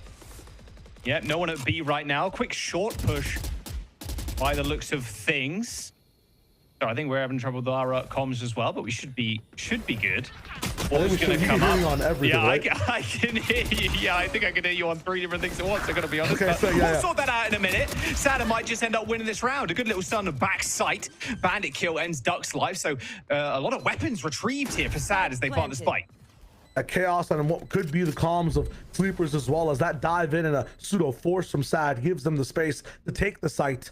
All in on Slaughter and Sorex now. I mean, they have a nice little bit of a cushion of a buy to be able to push back on after this round, but a win here is still very important for the team. Yeah, Slaughter's going to try and make a good go of it here, but only with this Outlaw. One player post up bench, two in Lambs. They're going to end up smoking off Shower. Just picks up the pistol, retreats back to Heaven. Looks like it's going to be a little bit of a save here for Sleepers as Sad pick up the third round. And, well, at least Sleepers, they end up saving some guns, but Pain in hot pursuit. Hits a lot of a headshot, make that two. Another player's going to peek, and Sad end up picking up all 5 in the Thrifty. A much needed win for Sad, and an amazing one as well. Diving into the A site with no reprieve whatsoever, catching Sleepers in aggression by surprise. How often does that happen to this team? Now, that is a hole that needs to be covered up by the team as well when it comes to aggression immediately. Could have been off a whiff, could have just been something. Well, again, when it comes to expectation, they weren't ready for Sad to have that in the repertoire. We'll go back to business as usual. Not going to be diving in too short, but Showers control for Sad a focus in this round. Yeah, going to send out a really early little flash. No information gathered, though, as Leo on the other side of this with a Bucky. Not even sure if this is going to be the exact place they want to be, because you can see on the rest of the map, you still have Stellar looking down Fountain. A little bit of pause to see if Sleepers take the bait to push. But with 3 Buckies and a Sheriff, they're waiting for Sad to make the first move. Waiting for the meal to come to them. Backing up to the corner now is slightly more aggressive angle from Paint, but there's so many different angles you need to look at with that scope. Sad just walk on site rather lazily. Flashback site is going to gain some info. Straight in the smoke menu, though, for Leo. Yeah, probably should have put that one down a little quicker. Caught off guard there by Sad as they flooded on site. For value here when it comes to Sleepers. Obviously a hard round to win. Maybe just knock some rifles off the board. Force Sad into a little bit of a reinvestment. So you're definitely playing for exits here. The round basically unwinnable, but I don't think Sad are going to try to overheat in this one. It's not a Thrifty where you gain the site and you're looking to hunt a little bit more. Now you want to protect your investment, keep those rifles on board. I want to talk about the future here really quickly as well. Probably with the Seekers online, Zaj has that conversion pads, the Waylay ultimate. These next rounds could start to snowball for Sad's side, and they have a few of these ultimates online. The rest of Sleepers are working towards theirs, about 3 rounds away from them if things look drastic and nothing goes right their way. Paint doing a little bit of hunting in Lamps, but just going to be a couple of players dying to the spike. Make that all 3 for Sleepers. Trying to get their economy back on track. Again, we talk about the ult usage. This is where Zaj can supplement having better economy than Sleepers with even better tools to use to approach the round. Now, Waylay on bind is really interesting. You can have really cool ultimates from different positions. Showers gets you just covering all of triple, can still affect U-Haul a little bit. And for main, you can really make sure that U-Haul is a perfect bypass for you to get access to the site. That being said, shotguns, judges, yes, they're going to be slow at shooting. Only ever really need 1 shot. Not going to see one here for now. Salada has that op online in Showers. Will be flashed for now. Conversion paths actually creatively go on top of it, but a stop here for Sad. Yeah, Seeker's invested too. This is a very heavy ult fight here. Leo ends up getting stunned. The span through the smoke as Paint just walks straight into it and picks up the kill on the Clove. Stella stalled out for a moment. There's 3 players swinging Lamps as they hear that ult just ring out, and it's just an easy swing. Sad really picking up the pace here as they get the spike down again. Death balling, shield bashing up into Sleepers, and even if they find space, there's just not enough time, not enough cohesion from the teammates to be able to win these rounds. Yeah, really nice stuff, Sad. Okay, this is the kind of Sad team we were expecting in map number 1. They found their footing eventually, Shirt. Absolutely, and they look dire in the beginning, right? Pistol loss, a force loss as well. Timeout for Sleepers to kind of get the pages back in the right book here. I feel like leaving Salada out by himself is fine, but after the fact, the refight can't have hero plays inside. One of the best things I liked about Sleepers on Split is, yes, they were very aggressive, but that aggression had some teamwork. They were taking fights in 2s. They were setting up some trap plays, right? Salada dashes away. Tanza is waiting there in vents as a trap. For this one, Salada dashes away. Nobody's there to hold the space. Salada solo fighting with an op in halls. No flash that's coming in on time. I feel like hero stuff, put the cape down and get into like a employment contract on a part of a team. Like, let's do something by the book here. Let's do something as a company of people. Superman, when he loses his powers, having to Gotta be Clark Kent, man. You gotta be Clark Kent. It's time to write some articles. Write some art. Isn't that guy like a millionaire, or am I getting my lore wrong? That's Bruce Wayne, bro. Oh yeah, you're right. Dude, I know superheroes, man. I don't watch superhero films. I gotta be honest. You watch the superheroes of this game, and that's the respect part, right? Your superhero is Solana. That's facts. Yeah. That is fact. Look, he was looking so good with the scopes last map. I want to see a scope back in his hands, but it's going to be all sheriffs and a Bucky here for sleepers. Yeah, and that Bucky usually finding value somewhere on the map. This time, aggression towards short. Everyone on side sees it coming. You see a close smoke pop up? Yeah, for sure. Yeah. That's not suspicious at all. And that gives a reader to the other side of the map too. Like, they're going to expect switches there. I mean, really good read from Sad and aggression on this one. Gonna get slowed down for a moment there with that smoke and the molly coming from Sorex. Now who could control, but still they're creeping up. I mean, they're on B already almost. They have a couple of, well, 3 on B long. Still though, testing the extremities here is Welly, making sure there's no over push from the rest of the sleepers. A dog into reclear too on A. I mean, gets a bit of info, understands where one player could be, but a little back into here, and they have the timing, right? Yes, the space from Sorex is amazing. It only will find value in death, though. There's not going to be much control left, as already Sad at the site. Onto dodging out of the way of that stun, and Paint meeting their maker there. That Bucky sends him 6 feet under. The spike is going to get planted again. So many spikes planted. That's, again, good for the economy here, but Sleep need to find a way back into this one. Convergent pass from Zaj. It's going to dodge. My word, that was like a pixel's worth of dodging there.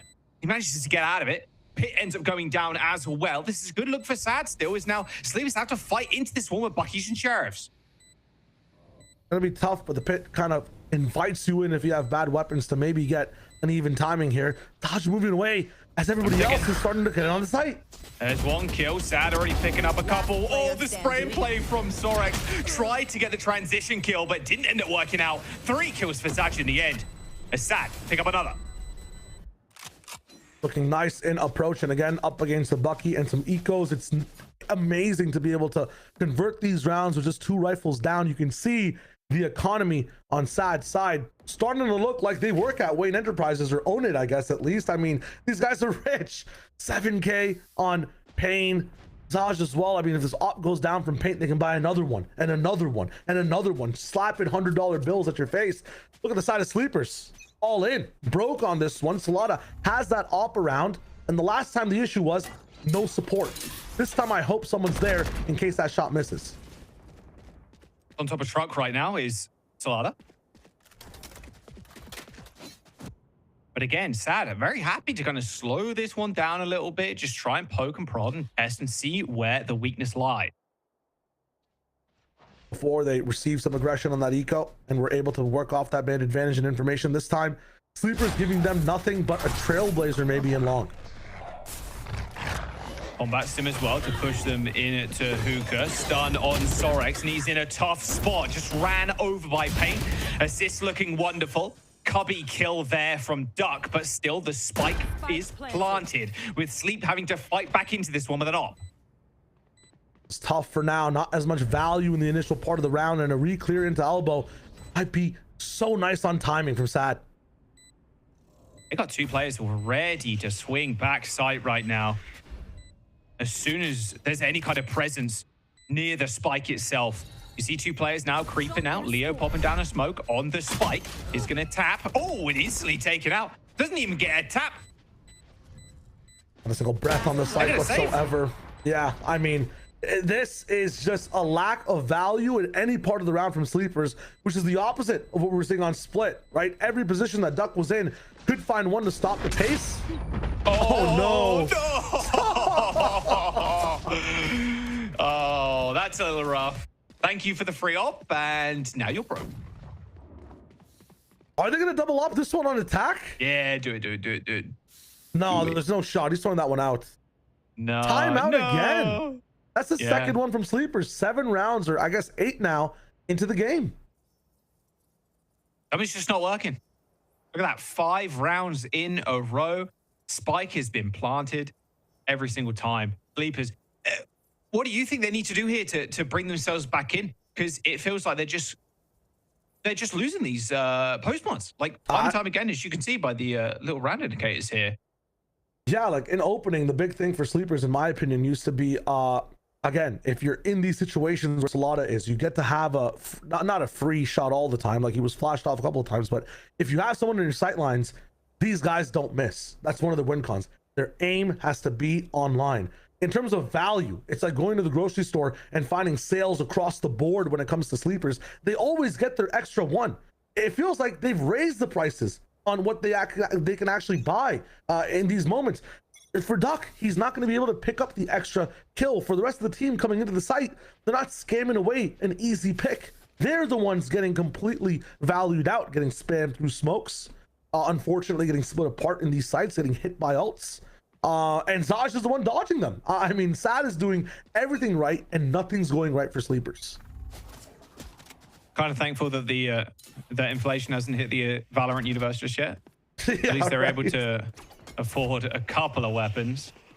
Again, a couple of Buckies, no surprise, few sheriffs, but slowly but surely Sad gaining info. Here's the other thing, right? Brimstone on one of the sides of this of the team on Sad. The ultimate usage is so much more impactful from them. Orbital Strike versus what? Having a second life on Leo? Like, these guys have 3 ults right now. One of them gives you info. Sorex can maybe control something before the retake. They don't really have that much if the Seekers get shot down. Oh man, they are waiting to pounce. Flash out. Doesn't, well, I mean, Paint just kind of walked up on this one. Not going to be expecting that far up, surely. There's the dash, there's the swing, as Paint takes down Sorex, and Duck sitting right now. And so, well, there's one more player. That's a lot of Bucky damage. Oh, you got to hit that, though. You got to hit that second one. Leo eventually gets it, upgrades the gun, of course. Paint 1 HP, dived through the teleporter as that commotion was happening at 3 HP. Almost misses those shots, though, does Salada, but eventually shut down, and the spike gets planted. Leo with a weapon, but it is a 1v3.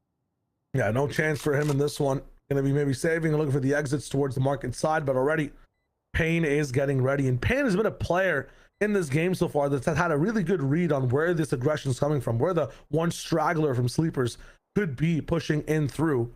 Seen him holding short really well when there are aggression on these thrifty rounds. And at the same time, when it comes in for Sleepers, value lost again. You're telling me that Octagon fight that has a pop flash and a dash sees not a single kill until a Bucky's left towards the very end? I mean, this trap play on the last map was getting almost an ace for the side of the team. Yeah, the flash went like super long too. It wasn't like a short flash at all. Yeah, it was almost like an info flash. Yeah, they weren't really ready for it.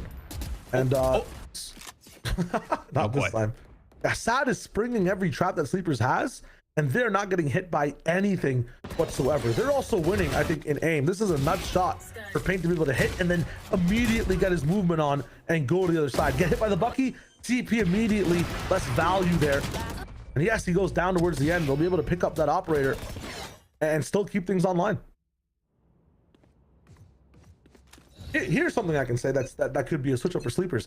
Salada is rocking the operator again, and I haven't seen it have the best support ever. He's by himself, and when he comes back to the site, he's by himself a second time. You can't double down on that. Maybe it's a op that needs to be a rifle. They need to go for more retake plays. But let's see what happens here on Showers. He's the first point of contact. Oh, coming through. There's the swing, and there's the kill. Okay. A dog Finally, really value helping starts. Yeah, reveal a lot of players there, and no, it was pretty safe to go considering you had the dash. Smoke's coming in for Pain now. Op though for Salada, gonna be cut off here. The line of Smokes making it almost impossible. Like, what, dude? What is happening? People need gas masks or something to walk through this one. Oh, Salada though with that angle Shorty, up top, and come Leo. on. Oh, what is this? Gets Wally with the shorty, Leo with the spray. Oh, Sad shut down completely there. This line of Smokes disappearing. Spike Cat in the middle of nowhere. Have fun with this one. Sleepers ready and waiting to pounce on Paint. Gonna turn into what, like 3 people here? Yeah. I might have read the patch notes wrong. Brim does not have what is Coves from Harbor. I mean, 1v5 here.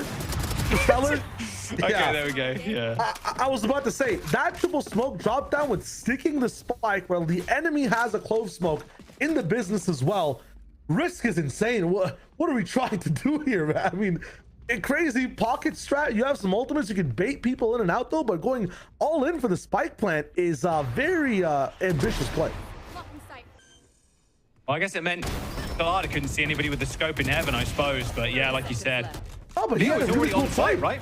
He drifted on top of triple and almost saw one of the heads coming in. He had a very good adaptation of that one. So heaven wasn't even covered. I mean, I don't know what that was. One of those swift play strategies, but sometimes you got to switch things up from SAD. Unfortunately, it just didn't work out. Through showers this time, clearing that out. I don't know where Solada is. Well, convergent path, and Tonza is already out as Solada picks up the kill onto Pain. Tonza going extremely low, ends up dying to the volley as knives get popped from Solada. Leo's picked up the second one there. You got to run now, but you're all stunned up. Nice combination of util there as Pain picks up that kill. And in the cubby was the Clove, ends up hitting that respawn, sure, but can they actually get the kills to hit that revive? Shouldn't matter though, as Sorex goes for the string, gets the triple, and shuts down SAD.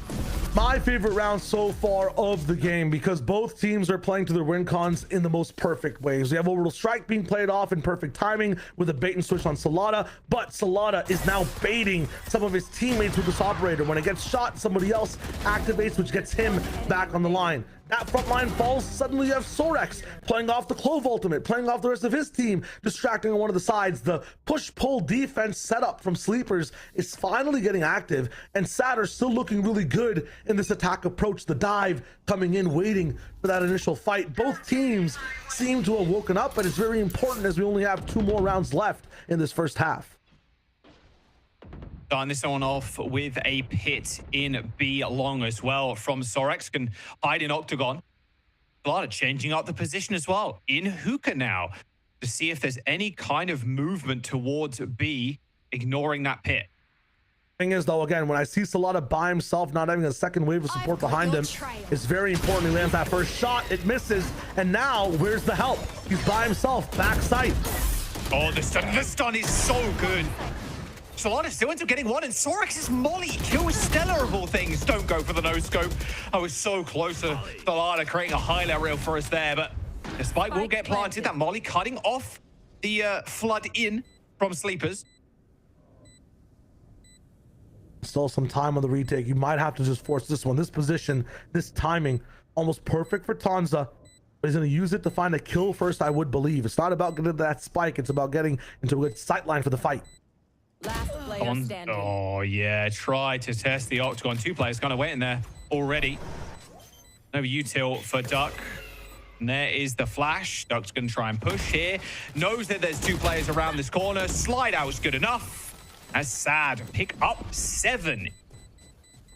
You see the changes for Clove actually coming into fruition there in the post plant. A lot of the times the smoke would come down after life, right? And it would actually have something good for the one player to use trying to defuse. Issue is the smoke is now just 6 seconds long. You can't even stick the entire spike the entire time. Not a single player on side budges on that one, just lets the last player alive do what he wants to do and then peek in afterwards. I mean, things have changed on Clove comps, especially on a map like mine. And that timeout though for Sleepers, despite that round loss just a moment ago, is at least picked them up 2-4. Dash in, they'll span through the smoke. Still managing to get a couple though, but there's okay, that was close. Duck running out of ammo there at the very end, but Pain's already backside, catching off Sorex off guard, but Sorex ready for that one. One enemy remaining. Oh, what a shot. Ready Nice for even shots. more. Oh my goodness. I mean, again, semblances of life here from Sleepers when they get to play together, but SAD is making that tough for them, especially when they have guns. All right, that's 5.5. 7-5 on the half, Shio.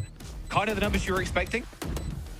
I feel like in the beginning it would have been 7-5 or 8-4 for Sleepers, right? I mean, they stopped the force round in the very beginning. That Thrifty threw things in for a wrench. The biggest thing is both these teams, I guess just Sleepers actually, don't look like themselves and are taking some crazy risks with Solada in these op angles. I think he comes back in and reigned with his duelist partner here now to run in with a rifle on the attack side. having 5 rounds on the board, again, they're kind of facing an uphill battle. The pistol will matter the most to see who has momentum. I wouldn't call it too early, but it does feel like a map 3 being Lotus on the other side of this if Sad end up coming up in a big way.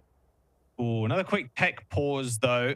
Hopefully, I mean, it's fine on our end, but hopefully all the comms, hopefully all the comms are still chill. It could be the Brimstone iPad's broken. That's the only way I see those 3 smokes coming down, man. There's no way that's this real strat. And VCO, please. Oh, man. The big thing, too, you asked me about, you know, how do I feel about the 7-5? The biggest thing for Sad, defense was a struggle for this team. I feel like they were getting rolled over just a little bit in their previous look at how they were playing on this map.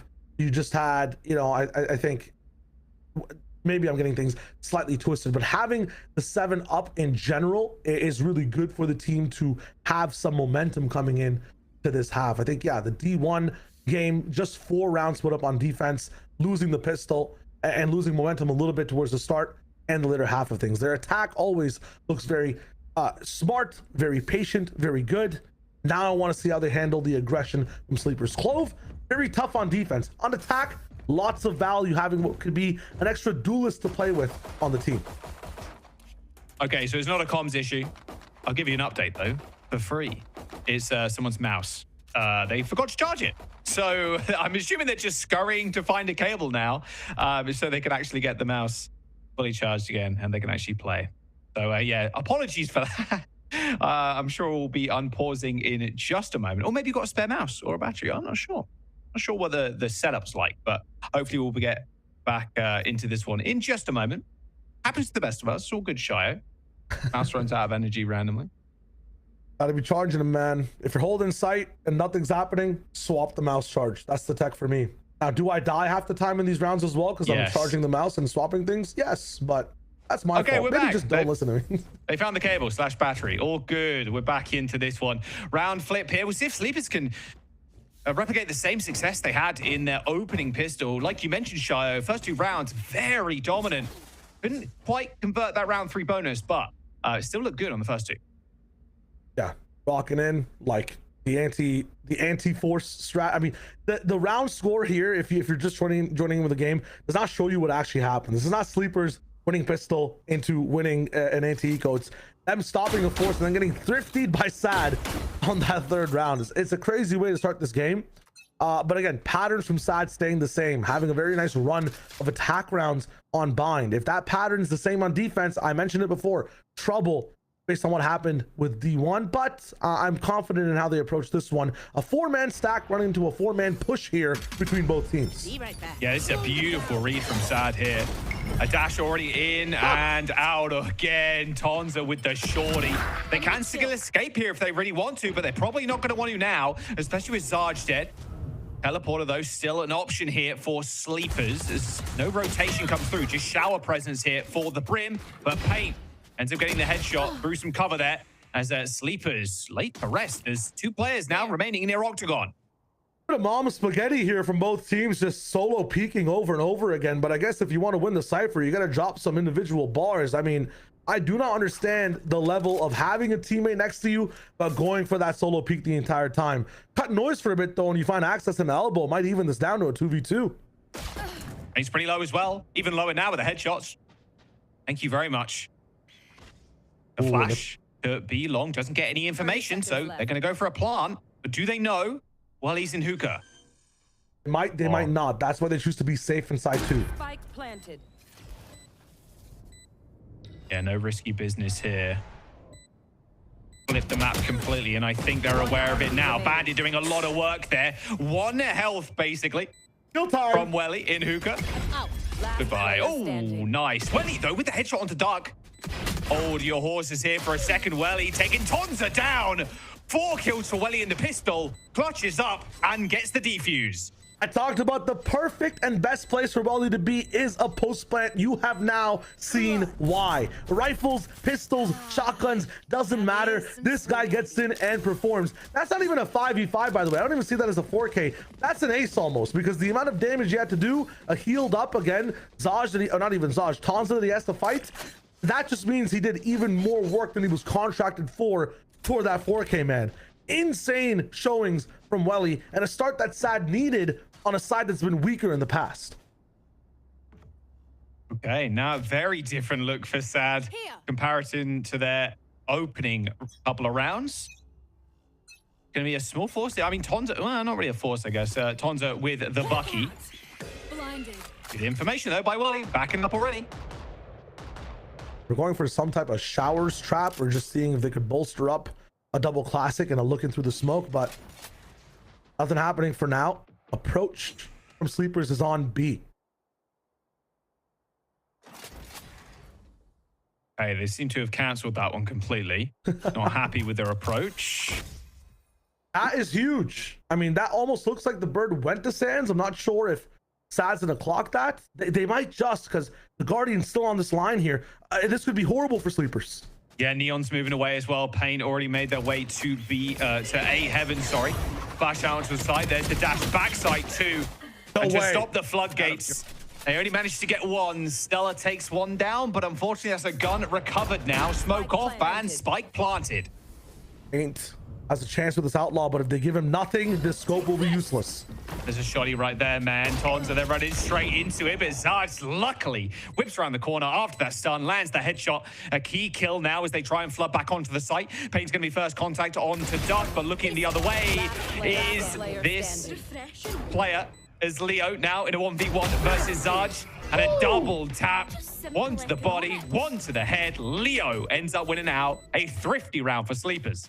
If you're gonna ask me how many times the thrifty happened, like post pistol in this match, if I had a dime for it every time, I'd have 2 dimes, which is odd that it happened twice on both sides. I mean, I don't believe it from either side, man. The dash in, the dive, you called it, Jaws. Neon rotating away, Paint with that outlaw would have been huge to stay here. I was calling trouble for Sleepers, man. Kind of rare we see that one, like you said. It's not going to match the amount of thrifties we've had in the previous. We're in stage 1. We had the most insane thrifty game of all time. Hey, but in this one, this really changes up the flavor of this match. Sad running away with it. This time now have a life boat to swim right back up. Ooh, patience from Salada. Bucky's still in halls. Paint can find some value. Stop. Tonza, man. The amount of value Tonza's gotten here is ludicrous. Both waylays, in fact. I think Zarge has done an exceptional job too.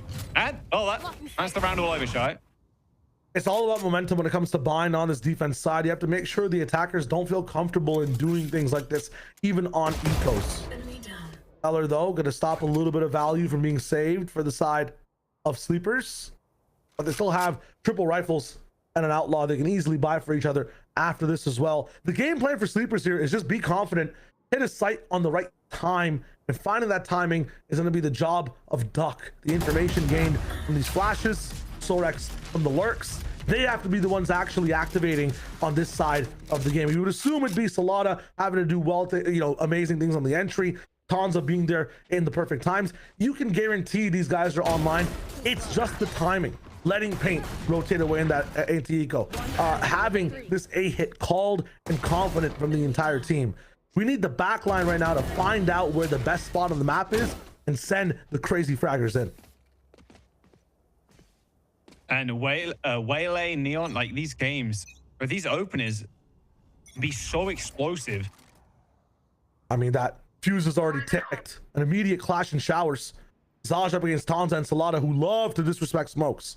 Oh, yes, sir. Waiting in there with their shorty. He's waiting for Zaj to push through. A little absurdist, but hang on. Smoke disappearing, lined up. Yep, not going to go down to the op, not today.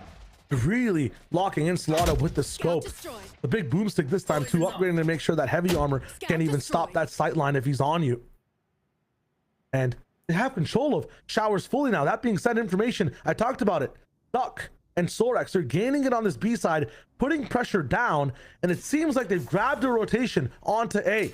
You see Stellar coming over. Can't put that snake bite down to stop what's going through. And so we Seekers up, see that there's action B. They're still locking down A. They let one Seeker go. It pivots over to Fountain. And now the SAD react. No, they still think it's an A hit. Sleepers have the advantage here on long. Judge in the corner as well. There's the stun. Smoke ends up coming up, so Pain gets out of there. Yes, Tonza can't quite chase him this time around. He's looking hairy though. 26 seconds left. They still have no control of sight, and Viper Wall just went up again. Yeah, and these smokes are really just waylaying them right now. Tonza's going to have to make his mark on the site, but shut down by Pain's Judge once more. 13 seconds to go. Little to no chance now to actually plant that spike down. In fact, there is 0 chance. Those Sleepers are going to forfeit this round. Solana is really good at the start of these rounds, having this operator helping in showers. But you can see when this op needs to have a little bit of emphasis on the actual site hit, Solana has to slow down. Can't use that dash next to Tonza to actually hit these sites. Now, I'm wondering if they switch things up a bit and speed up a bit more. But for B there, the pacing was okay. The execution just had some trouble. The double shorty from Tonza had nobody else coming in after him on time, and at the same time the shorty didn't even find value. We have to be questioning here for Solana, is this op the best purchase in this moment, and are these double fakes on late timings the best approach for the team? So a really quick engage here. Oh no way. Well, double saturate, that'll do it to you. Everybody was slowed down to like 3 FPS there. So they're just going to try and go quick, though, with the Seekers dashing in. Sarge taken out. Tonza again with the shorty, with the Bucky. It doesn't matter. But this guy, get this guy with a shotgun. He's opening this sights up. Pain, though, shutting down from showers, gets taken out in the end. Spike gets dropped on the ground, but now it's a 2v1. Pain and Welly did a really good job getting crunched there, but still finding so much value. It's actually making this possible for Stellar for the moment. Finds the first person. Doesn't understand really exactly where the second is, but it knows that it's cut off at least on the right side. A really fast wraparound here from Sorix, not waiting around in showers. So Stella now has to clear multiple angles. They spike just in such a devious position too. It looks unwinnable here. I mean, Stella has to have a flick of the century to kill both Leo and Sorix. And yeah, it looks like he's not on. Just dipping out. Okay, yeah, there it is. There's the tap. Shows one player's backside and gets cleaned up anyway. Wondering if they have a chance to pick up what Slaughter lost in this round. Knives will be activated soon, so even if he does have an operator, things should be fine to be able to switch up the pace and get in the business. 5,600, yeah, gonna buy a rifle. And now what is possible for Sleepers should change. You have Solana with this rifle in some of these rounds. You can follow Tonza and work off the pressure. And honestly, for SAD, that might kind of trip them up in their tracks. They're expecting this op to start off the round. They could have saved it in that one as well. We'll see what their adjustments are, but I have to give a shout out to Welly and Pain for the moment. The way they're actually holding down these sites, it's really making it tough for Sleepers to get in. All right, looks like another A here, at least for the time being. Dog destroyed really early, with Pain making sure they don't get any info on this short position. Paint's trying to move up here with a Bucky. Look at this conditioning right now. I mean, I think Paint might clash with Solana in a second. They've done so much work in showers that not even having anyone there is slowing up Sleepers and coming in. They're expecting somebody to be here. They've bought themselves about 30 seconds of time from all that conditioning. This time, though, Sleepers have control. Paint's gone. Virgin Path. That volley did not hit where they wanted to hit it either. Oh, no, it did. I thought it bounced off the box there for a brief moment. It's not going to stop this flood, though, from coming in. It's just Pain rips the ult, runs the bench, gets taken out. Pain dies to a molly itself, and the Heaven player also just deleted. Well, in an odd spot, though, can transition to this Heaven side as Zarge, still in showers, is on the lurk. Spike planted. Team option was available, but they invested individuality here for SAD now. It's all about landing the shots. They got to get this kill. They got to get Welly out of this position here. There's one player in lamps right now, is pretty low. The double up's good, though. The resurrection is going to come through, of course, for Leo. Convergent Path is going to hit. Spike is still down. They still need to clear this one final player on site, though. Finding out the timer for Clove. Leo finds a way to stay alive. There's just no way. And gets out too. Leo. I mean, unbelievable. I'll say the same word twice. Unbelievable, man, that you find the value, stay alive, get the angle, and now probably even tilt the minds of SAD. I mean, they had a chance there. They had the right read. Time was on their side. Unfortunately, just gave a little bit too much. to the side of Sleepers, and Clove comes right back from the dead, takes you down. His conversion path as well to try and stop that from actually happening. It was genius. A time it was nice. out for Sad. I mean, I'm not shocked after that round. Got to be able to rein things in. And the biggest thing for this one, right? Double timeout in for Sleepers early because their defense half was not going well. They had nothing for this side of the game. They were actually suffering a little bit more from Sad on this half. But now, since they forced Sad to take a timeout, they get to think about what to adjust as well. Is that Salada op working properly? He's on the Outlaw this time because he understands on anti-eco he's not going to be facing those big shields. But how do we fix things up so Salada has the proper support? It's amazing they got Sad to time this one out. We should be seeing a better option for Salada to hold things down here and at least approach with this Outlaw to stop Sad on some overpeaks. Yeah, he's got knives as well. There's going to be a big Outlaw round here for Salada as they're looking towards B. I mean, they picked the right site. Just 2 players here for now. Yeah. No option for a Viper's Pit. Not really going to put it up on an eco either, usually from the side of the defensive team. And it's all about landing your shots here for the side of Sleepers and finding value on the side of Sad. Yeah, they got Salada posted up. Didn't really need any util there either. Again, Stella is kind of hiding around this octagon on these ecos, and they know it too. Ooh. Wow, Welly ends up killing Tonto with just a Marshall. They know the Viper's hanging around though, so yeah, that's an easy kill. Knife spot from Salada as well as he dashes onto the site. Hits a body shot on the sky. Welly taken to 25. Only she could heal herself. Fortunately, not going to be the case. Allow the group to get together once again, and I think the idea here now is play for these exits unless they find some speed on the flank and get this weapon picked up from Sorax. Oh, 3 players lined up. They're going to be able to retrieve that weapon at the very least here. A lot of players like looking over towards the left-hand side of the map there. 1 on short, 2 in elbow right now. Salada though with a perfect angle now on the hookah drop. Zarge low HP ends up getting slowed down, but Salada taken out. A tap on the spike, but little firepower and little health remain now as Payne has to do everything possible to try and defuse this. It's going to get half, but shut down by Leo as Sleepers take another round. Sweat on the brow for me on that one. I thought that round was done and dusted, but off that kill on Sorax, being able to recycle that rifle even with low HP bars, perfect smokes drop down and make that round a bit one to fight for the side of the Sleepers. You might want to not do that though. You're kind of warming them up, I feel like, for the next rounds to come, because their aim is starting to get online now. The first time they're pushing in for a lead past what was the beginning of the game. Sleepers up by 1, and they're really pressing this position on B. Up in the hands of Paint this time. See if there's a aggression here, and no util we used last time to try and get up. There's going to be a Viper smoke deployed though.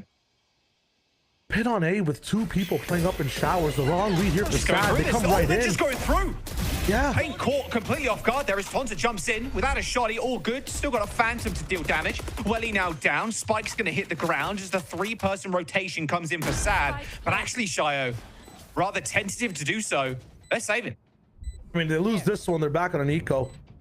They don't really have any ults really to play with either. Stellar using the pit in this one. They can't bolster up a low economy buy with having a judge pit either on a forced buy round. Have orbital strike, but don't want to use it in a 3v5 on B. I mean, bad for Sad. Honestly, their eco looked better when it came to what just happened in the last round. Sleepers really understand. Yeah, I mean, they push for that B side. I'm surprised that they set up 3 people on A when the pit is up as well. I guess maybe just the wrong read. Nobody was even ferrying Viper properly. They just doubled up in showers. If Sleepers just want to run it down now, they definitely can. They have the cohesion.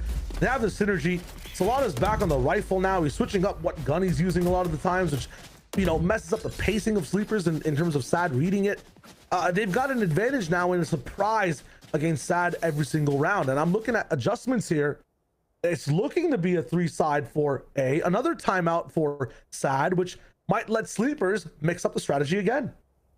Yeah, and they're sitting on 11 with a wealth of economy. Look at that. They're fine. If they lose the next couple, they're chilling, man. I mean, this is not only Leo kind of popping off, but Tonza also with these big opening kills, getting the dashes on the site and clearing these corners without Sad having a time to react. Like, look how quickly that previous round was over. Like, 2 players instantly died, and everybody was like, actually, let's just save. We're going to get ruined otherwise.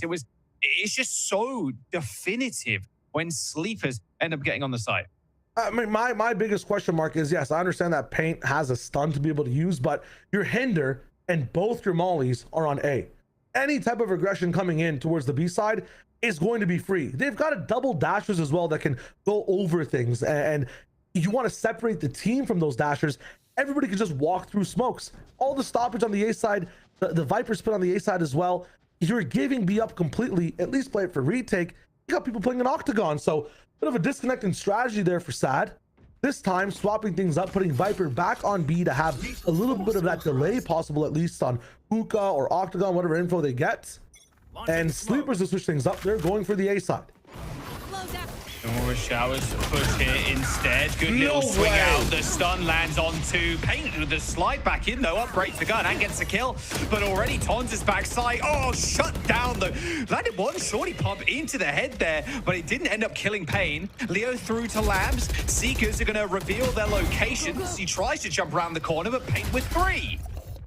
And a carnival game, just stopping every single pop-up from trying to do some damage. Insane from Paint. Oh, good kill for that's how you Case. stop him. Sure, okay, Sorry, just spam through the box, kills Paint. All right, the cancel here, but they're running into Stella already. Line him up, though. Almost knocked him down, but Dark will end up securing the kill. And look at this preemptive rotate here from Pain. It's going to leave one player on this site, although, should say, offside completely, just on this side of the map. A big flank here from Welly as Duck and Sorex walk onto A for free. They've all in on this flank. Welly has to find, I think, even just both kills here. Pain is so far away. If this spike gets planted, one person survives, there's problems, and they pit up for it. So this is even scarier. Welly is going to have an impossible time finding value here. Pit chops down, and he's win this fight, Shio. He's giving himself away, Jaws. He's spamming on the backside, so they know there's somebody on flank. They double up into you all. They leave the pits. They leave the pit, a little bait. It's going to be a 2v2 in the short. Duck finds one, now a 1v1. Sorex can't quite get to the pit in time. Does end up falling over, so that advantage now lost. Sorex creeping still around. Lambs is going to hear this spike tap, although no, Pain deciding not to go for the tap. But unfortunately for him, Sorex now on the other side of truck as a one-way smoke right on top of his head, has to go for the stick, but Sorex wins it out. That's Sleepers up to 12 and match point. Match point for them, and this is also series point for the team. 13-4ing was on split. The big thing too when it comes to this side and this round specifically, man, where the spike is planted and with the timing at the very end there, you would think that, yeah, Heaven is probably the best option to be in. Sorex is absolutely running away. Unfortunately for Pain, that was just not the case. Sorex stays patient. I talked about it. A 1v1 from this position is impossible for the defender to retake if the attackers have these many options, and they go for their tried and true B hit again. From Octagon this time. Stella's late up here. Stella's super late to Hookah. Seekers are going to come out. When he gets traded, they're already onto site. 3 players now rotating through. Pain first to break this smoke here, but they're getting spammed out already.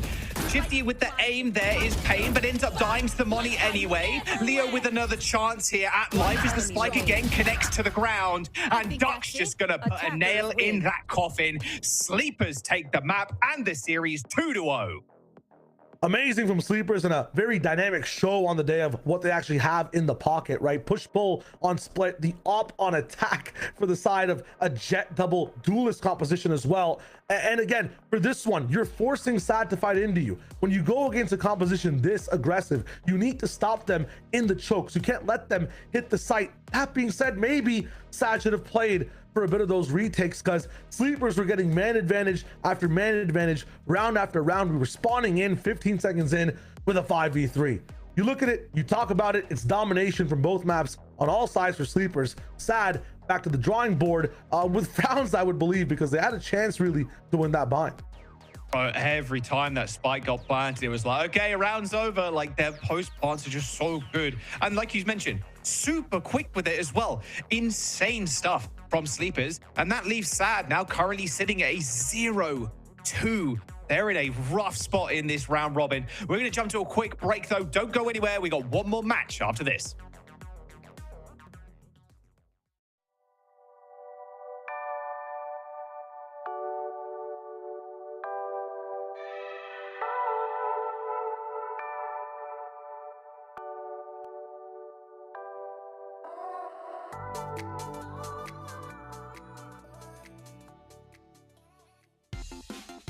Let's see how this goes. I just go whenever. Sage, stage, stage, stage, stage, stage, stage, stage. Okay. Stage, stage, stage, stage, stage, stage, stage, stage. Okay. Clove, cove, clone, cover, clove. Okay. All right. We'll take it. Clove, cove, clone, cover, clove, cone, clover. Oh my god. Okay. Raise, ace, clove, clone, gecko, stage, stage, oh. Okay. Raise, ace, clove, clone, gecko. Oh my god. Clone, cove. Didn't go great. Oh my god. That was the hardest thing I've ever done in my entire life. What the fuck?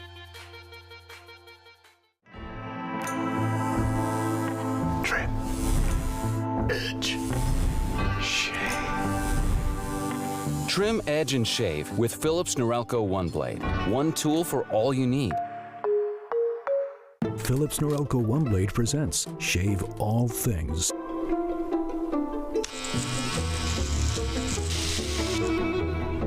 Your style made simple with Philips Norelco One Blade 360.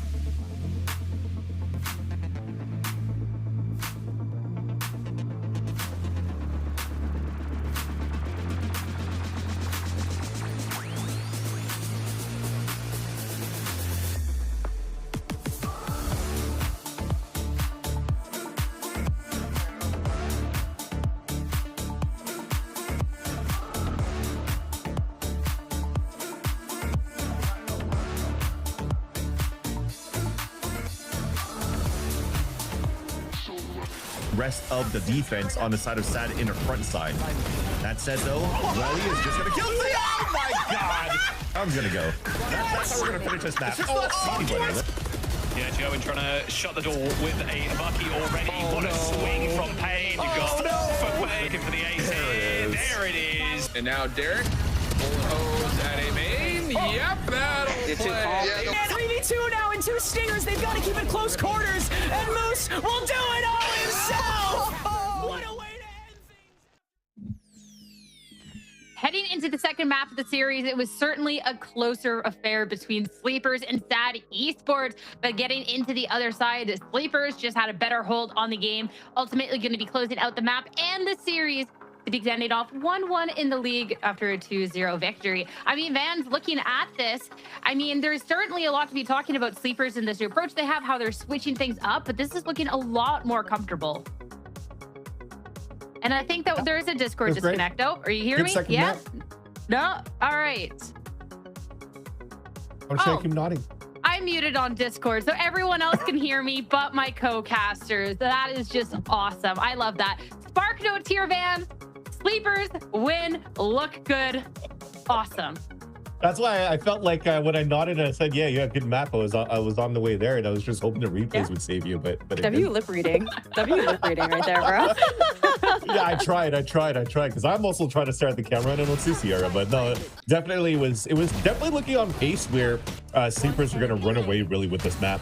When you saw that forced buy from Sad Esports on that second round and it failed, and suddenly you're like, oh no, it's going to snowball again. It was just a repeat, except of a bonus run conversion. It was going to be just a second run, of course, by denial by Sleepers over on the SAT Esports. But thankfully, you know, a small eco round win on the side of SAT showed them, give it a little bit of leg as well to really take a good hold of this attack side, especially when we weren't, or sorry, defensive side, especially when we weren't as proactive as we wanted to be here on the attack side of Sleepers. But everything really kind of changed on that second half. You saw now the double duel is being answered back here from Sleepers onto SAT Esports, and then it was GG all the way, man. It was really, again, just like Split, no way of really holding back on the dives out from out of the Waylay. Yeah, we really no, you're good. We really did get to see Sleepers come live in that second half. Like, I think being on that attack, finally being the ones to get to, you know, kind of control that pacing and whatnot. And I do think they were doing a really good job of exploiting the mistakes that SAD were making on their defense as well. Like, I call back to that one round where we had an attempt at a trap play out of Welly and Paints towards B-Long. They had the op posted up, but it felt like a little greedy to stay posted on that angle. After Sorex threw that deep poison orb, you're expecting one of those flash plays to be coming through, and it kind of all fell apart from there. It felt like just moments like that where Sleepers were able to out-util them in really questionable positions, I think, that we're seeing being played by SAD Esports, making it difficult for them to find any sort of advantage on that defensive side in any sort of fight back onto the sites. 100%, and I saw Welly with a 4K too that was casted quite well by both Shayo and I forgot his other name. Oh yeah, Jaws. Dude, they were looking really good here for Welly, getting a big 4K out of that one. And then it's like, okay, well, it's going to be great firepower coming out for that team in the first place. But then Paint is also, for me, like the definition of a great player as a Brimstone on this bind. We saw so much that he was able to do here on the, I actually even in the previous splits, I'm like, okay, they're going to be looking pretty good after all. I'm just kidding, Jaws. I was just trying to like keep you on your toes. Sure. Good cover, man. I'm kidding. I literally am looking at Discord and all the names. I can see Jaws. All right. Back to you, host. Thank you so much. Oh my God, we're newscasting now. We're newscasting. All right. Bringing it back to the player performance, because the Sleepers, these players, they deserve their props. Yet again, the conversation has been this switch up. And Ash, while watching the match back, I mean, we're talking about how Leo just looked so much more comfortable here on the Clove and really just had this platform to be able to shine. He really did. I think he was doing such a good job of playing around his smokes as well, just taking cheeky positions with the utility. I think there was that one round that we saw where SAD went for that plant pretty late into that first half with 3 Brimstone smokes just thrown down right out of the gate on A. You have a default smoke going down there by Leo, and then he just looks to play in it. Once Welly goes to plant that spike, even though Payne is watching, he gets the shorty pick, manages to get out, and it was moments like that where Leo was just so good at consistently finding his multi-kills on this map. He had, what, like 3 3Ks, 3 2Ks overall, just doing such a good job of, like, I think anchoring things down on that defensive side, but also getting aggressive during the right moments. And that's what Vans was talking about in the pre-show at the top of today. Like, we know him as that duelist player, and being on that Clove continues to enable him to be right in your face. The fun part about it too is the way that he's playing around these smokes, right? Because if he was playing a Neon before, yes, he's able to get one wall up and then concuss and then maybe get one overheat to get your 2, and that's, you've done your job. But now with the extra smokes, he's able to dance around that like a mini gulag and still getting so much value out of it. Just think about what happened there for Leo on those smoke kills. That round that you were talking about, all those smokes here, Ash, that was that round number 9. He sneaks in and gets 2 picks out of that one, and allows here for that comeback to really start on the defensive side here for the side of Sleepers. Then you think about that round number 18, when he actually gets a double kill here onto the triple. So then Leo now forces a timeout from SAT Esports. They tie up the game, they continue with the momentum, and there was no way for SAT Esports to bring that back, because that really broke the bank at the same time here. And again, it just comes down to those aggressive plays that always turns out in the favor of Sleepers, and also with Leo at the point with this role swap. Yeah, high impact. I mean, I love to see the little bit of a switch up. Sleepers had success in the past, and a switch to keep things fresh going on forward is so welcome. And I'm excited for our Phillips Norelco interview to be able to talk with this former duelist, now controller superstar. We have Leo on the line. Oh, nice jersey, by the way, there. Love it, love it. Congrats on this win, Leo. Going into this match too, and even just this stage of Valorant, we've seen you now switch over to the Clove and Salada picking up the Duelist. I would love if you could share some insight as to why this change happened and how are you feeling about it? I mean, yeah, I mean, the kid just great on Duelist, and I was like, I might as well just support him on controller. Like, I could just play anything for this guy. I mean, we got to give you some credit too, though, because watching you play on this Clove, it looked so natural. You looked really comfortable with the role. So even if you're trying to just support your team, you ended up popping off instead. Has this felt a little bit more comfortable for you, or? No, it just feels like the same as I played Duelist, honestly. So humble, Leo. You're just so humble.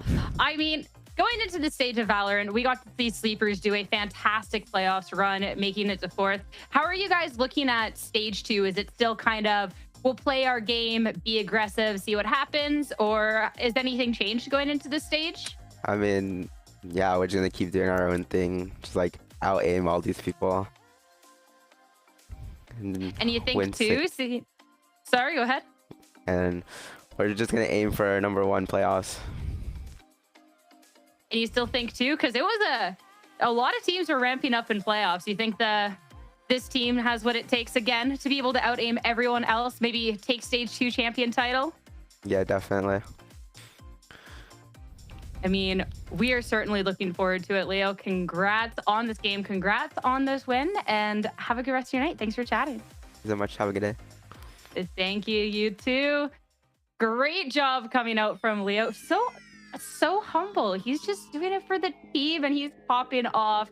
Sleepers gonna be 1-1 now in stage 2. We still have another match on the day, though. It's going to be Evictics going up against Evil Geniuses Academy after a short break, everyone, so stay tuned.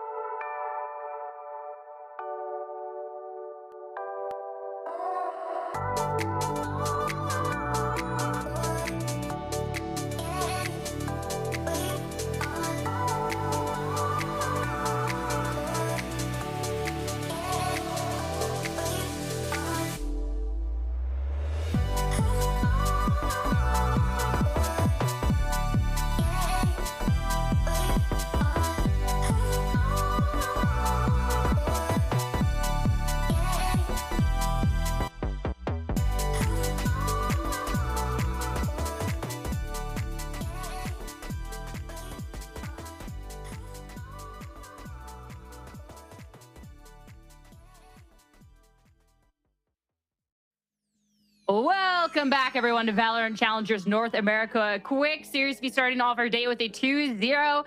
Now to get on to our second series, it's going to be Evictics going up against Evil Geniuses Academy.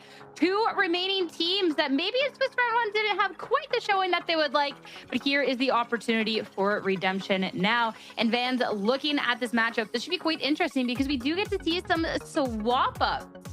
Yeah, I'm happy to see actually T-Dog now coming in with this roster too. I'm pretty sure going to be IGLing here for the side of Evictus as well.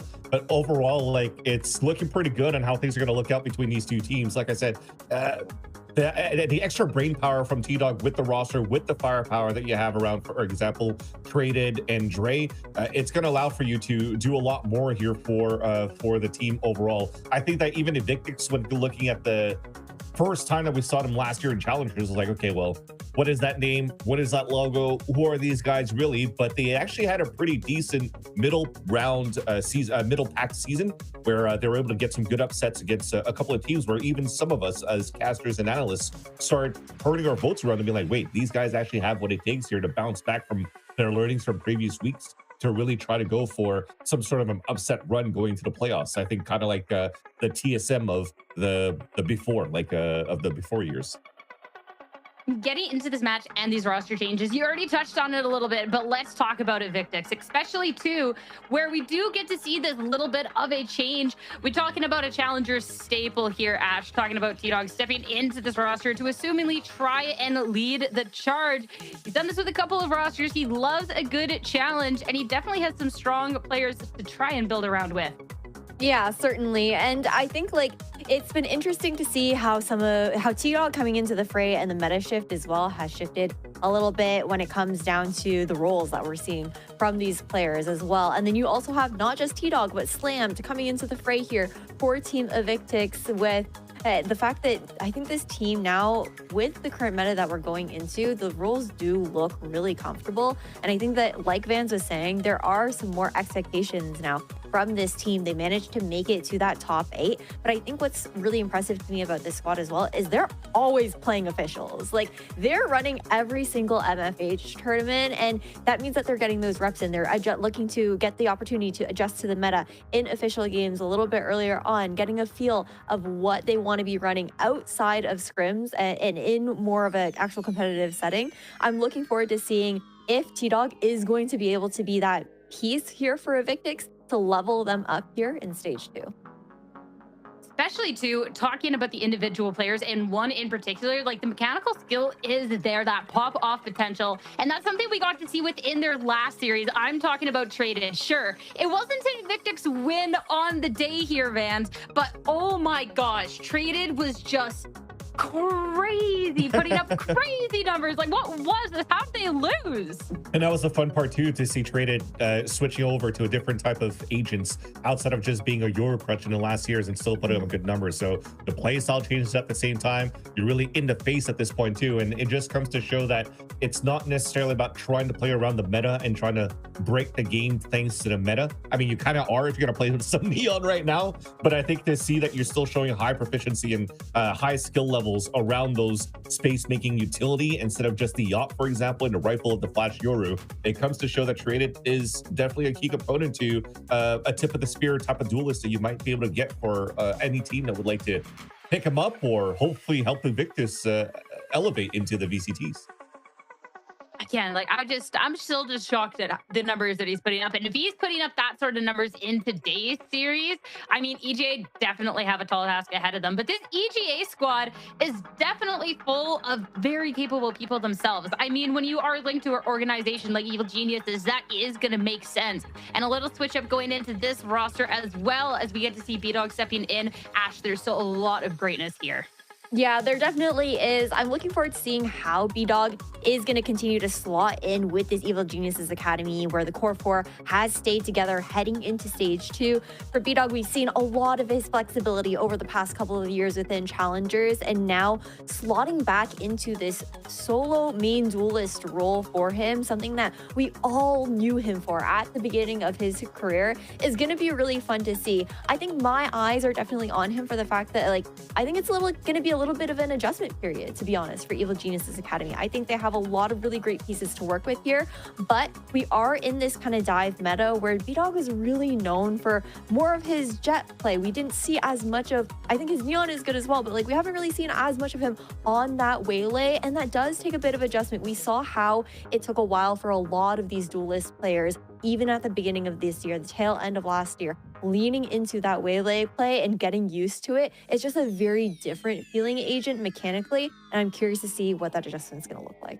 And for sure, and even if you're missing out on the waylay, then you switch over to a Neon, and that somehow fits the wheelhouse too. So it's kind of cool to see that a lot of these duelists that are maybe like one tricks at the very beginning are having some struggles with one specific agent, but then another agent can really help them out with all of these current metas. But if you look across the board right now as well, you talked about key components and experience, right? Ash, that's what you have across the board. Pancakes, B-Dog playing at the highest level in tier 2. Zerona was definitely making his way up there as well, but even Jakey and Mitch having both experiences together playing in Cloud9 in the past. So that's also these two guys having that synergy, being able to play together. And speaking of Mitch, who's been around the block for like the longest time, plus minus IGLing for Cloud9 ever since Valorant came out.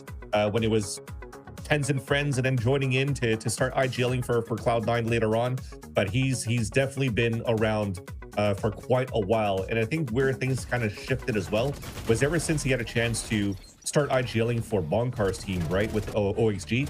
So with Oxygen, you're able to develop a little bit more in terms of your IGL, your knowledge around the game, because you have such a good coach with Bonkar. But Bonkar and Strong has also probably helped him out in terms of like developing his mechanical skills. And we're seeing Mitch looking pretty good. Especially too when their conversation is around, you know, B-Dog coming into the team. We're seeing this meta switch up, and we're looking at, well, how is the team going to perform with these changes? Of course, a lot more of that pressure is going to be on Mitch for how he's able to be leading the team and to be countercalling against, well, whatever Evictics is going to be throwing their way, right? So, why are we laughing? Because you said like counter-calling whatever it's throwing their way. It's true, because there's a lot of good vocal players around the side of Evictus that could really throw you for a loop. So you're definitely going to have to be on your toes to really see what the hell's going on in the map. I think especially like when you're in like this kind of double dive meta, when a team like Evictics has such aggressive players like Traded, it's really hard, especially when I think back to like how B-Dog likes to play as well. He's not that in-your-face kind of duelist, like plays a little bit more controlled, plays better within a bit of a slower system. And I think that we've already seen kind of how that worked out even in our last matchup with Sad versus Sleepers, and how those high tempo plays can really break apart a lot of the slower defaulty teams. I mean, the last two people that we had to talk about before we get into the series with our Phillips and Norelco head-to-head, we have Dre and Zerona. Zerona has definitely been such a step up for the team. It's so great to be able to see what he can pull out. Dre, though, we've seen him in a lot of roles with a lot of different agents, and when we look across the board at the numbers, like, this is pretty strong a piece here, Van. So I love being able to feature these two ahead of today's matchup. And especially when you're stepping outside of your own comfort, right? When you're looking at these two players, yes, they're usually more like initiator players and whatnot as well. And you're seeing now for this challenger scene that they seem to be hard anchoring as Senti roles. And this is also a very important role to play. And you have to be very, very on your toes as well, being an anchor player as device, because think about those changes with the flash. It doesn't give you the confirmation. So you still have to somewhat keep pace of staying within the sites, being able to jiggle in the right moments, and also trying to find your exits so they can delay long enough for your teammates to come through. And on top of that, being able to put great KDAs on the board is something that's super important for a lot of these scenarios, where especially that when you have to play against a double dive, or you're able to delay well enough and fight against a double dive, or especially in the 4-1s, you're delaying enough because the rest of your team on the 4-1 setup is fighting on either side of the map. So staying alive is super important. These two players can do that. Well, we're almost ready to go with our series, guys. So we're going to hop right into it. Hop into our map picks and bans for this series ahead to see exactly what the battlefield is going to be for these two teams that, again, took a loss within that first round of Swiss. Starting it off, though, EGA Ash going to be taking us to Haven. Split picked up next by Evictics. Okay. So I'm taking a look at kind of what we're seeing here. It's kind of tough because when it comes down to stage 2, obviously both these teams have only played one matchup. Haven was a little bit of a toss-up, I feel like, for Evil Geniuses Academy previously. Maybe that means that they've been doing a lot of work during the off-season, though, to make it a much more comfortable map. I definitely have some worries, I think, with the aggression that we're going to see out of Evictics, how EG is going to try and manage the tempo that we're going to see across all three. Hey, I think it's going to be a really, really interesting series ahead, but how we all thought it was going to be shaking up, the real quick hit, just so we can make sure where everyone was standing with our predictions before we get into it. Not much time to discuss. Ash, you are against the world here, the only one here in the Evictics camp.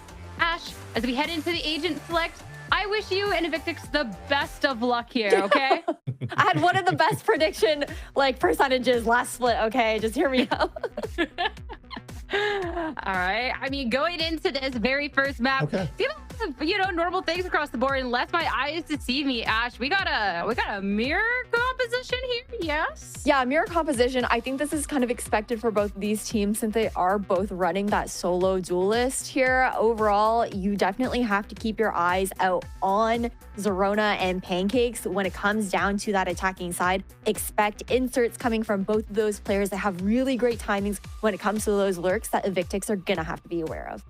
I think there was still a change coming in from Evictics though, because if you look at week number 1, they actually didn't have the Viper in their comp. They were playing a KO instead, and they were trying to leverage a KO. I think very similar to how like PPRX is trying to deny and play against a double wall. So a Phoenix Flash, for example, to be a lot more aggressive to activate traded. But now I guess they realized it didn't work out too well as they lost that matchup 6-13 against YFP. So they want to go against, okay, we know how to play, and we know how to play against the double controller setup with the Viper. Let's just do it ourselves, because that's also something that they've played in the past as well. I mean, I'm ready to dive into some more Valorant, guys. I don't know about you, so let's get to it. Haven between Team Evictics and Evil Genius's Academy. The map is ready. Let's send to... What's their name? All right. It's to those guys. Let's send it to those guys. What's this? Why am I getting cooked out here, man? Come on, this isn't fair. Yeah, me and Shio, Jaws and Shio, getting people's brains now. You know who we are at this point. Evil Genius Academy versus Team Evictics. Shio, I've been on the wrong end of an Ash prediction before when the whole desk and the whole cast was against her. Can Team Evictics here take Evil Geniuses to map 3 and maybe even win? Who are you talking about? Who's on the desk? I don't know. What I know is Evictics right now are locking in with something very different than what happened yesterday against YFP, or the other day against YFP. You look at the system right now, Traded and Slammed are staying the same.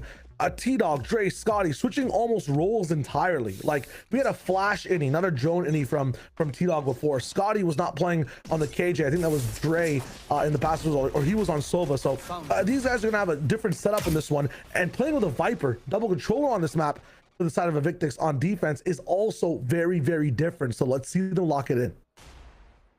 A quick sprint there for EG, but they immediately call it off. But it's already kind of forced rotations from Slammed. Take it patient though for the meantime. Have a little bit of semblance of control inside A long, and they can come back to that a bit later. Don't need to lock into it for now. Thing is though, if they do want to go to other places on the map, they won't have a pair to use. That being said, Jake opting in for the Ghost is not going to have that as an option in this round. Looking to be more fragtastic in this one. Dre going to see the first drone, which will pull a few people off that A site, and that's exactly where the pressure is from EG. Oh, wow. What a shot from Traded. Was there in a blink of an eye and instantly got a kill. It's going to be a hit on the A side of things, though, as Scotty, with that bandit, takes down Zorona.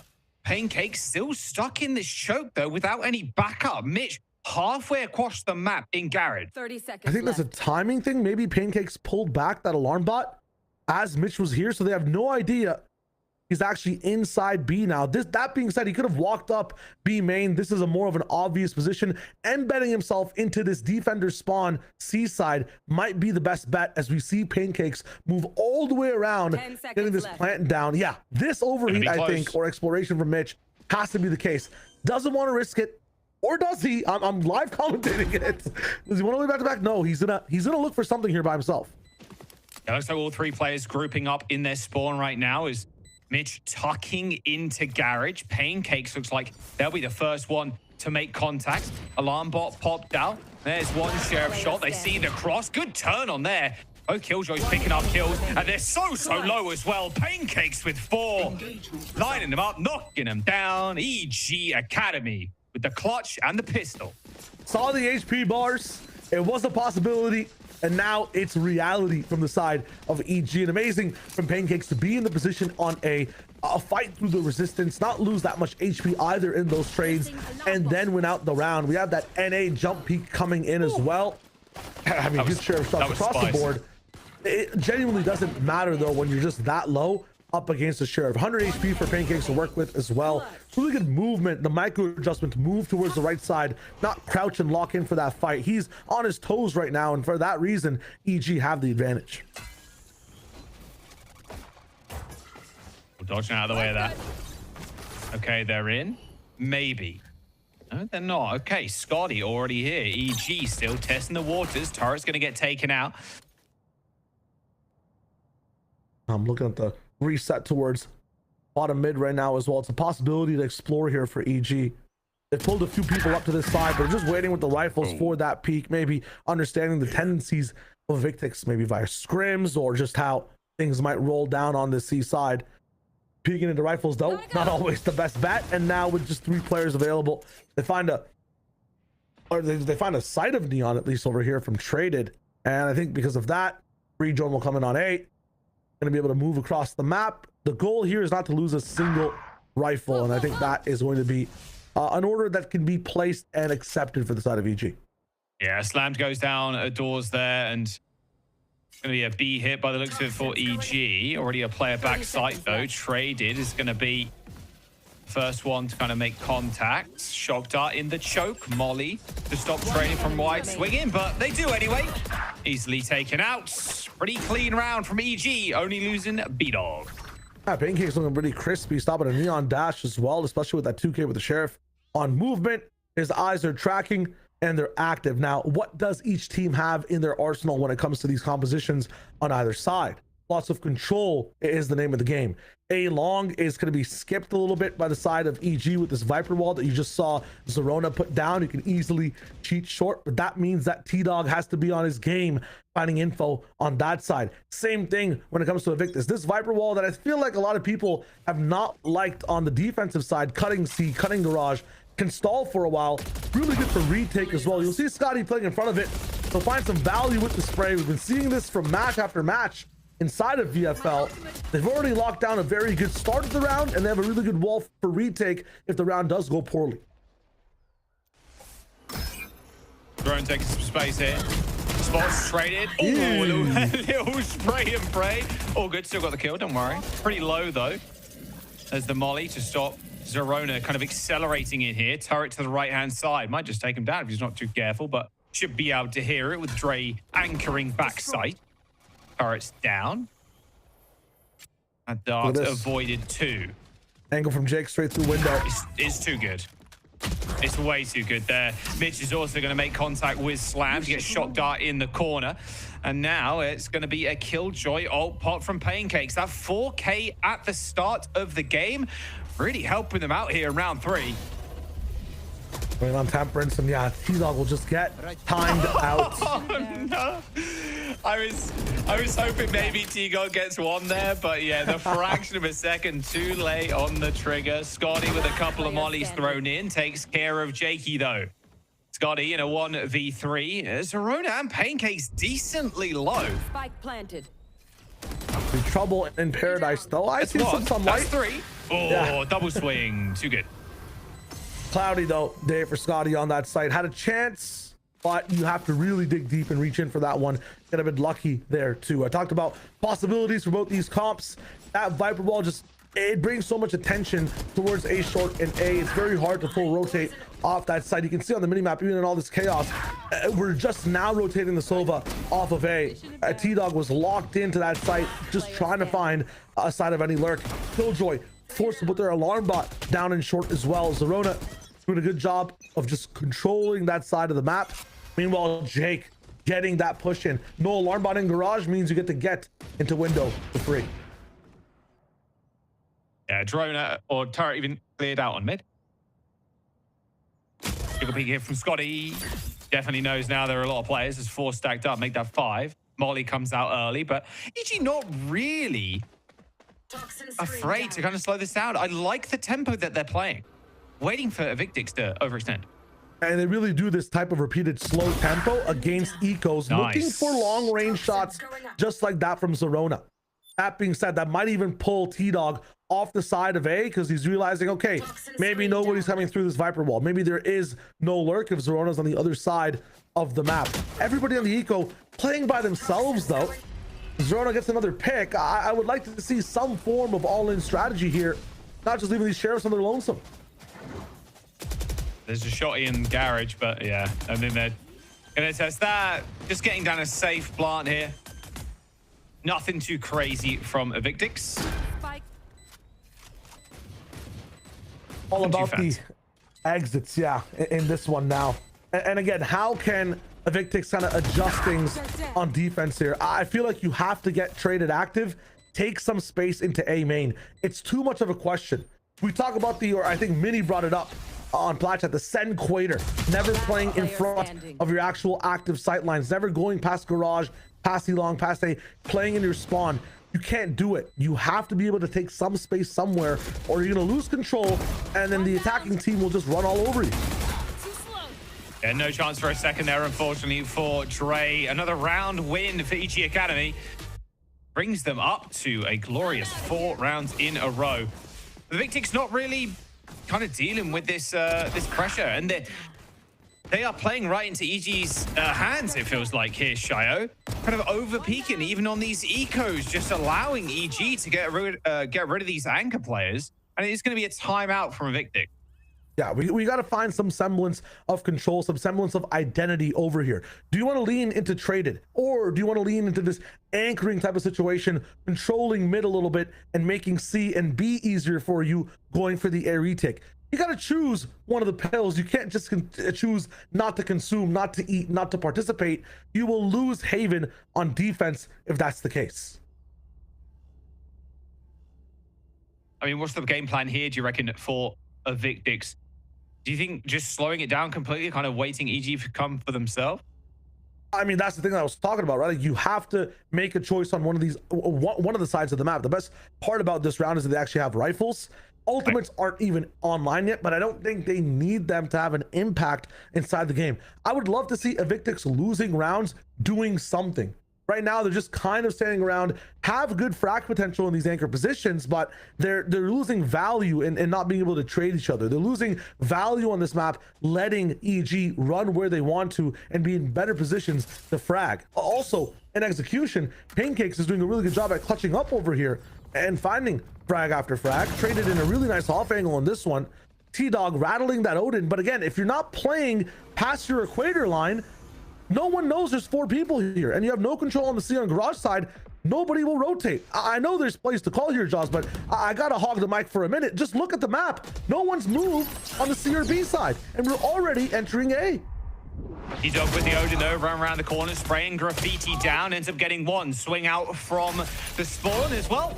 Dre also ends up falling over. Double molly, no way Trent is gonna walk through that. That's for certain. Pancakes with the spike down. This can't be the norm for Evictics. Look at the difficulty for this retake. 4 people alive, graffiti controlled. You have somebody who could be in hell or heaven, and you don't even have that cleared. Zerona still finding picks, man.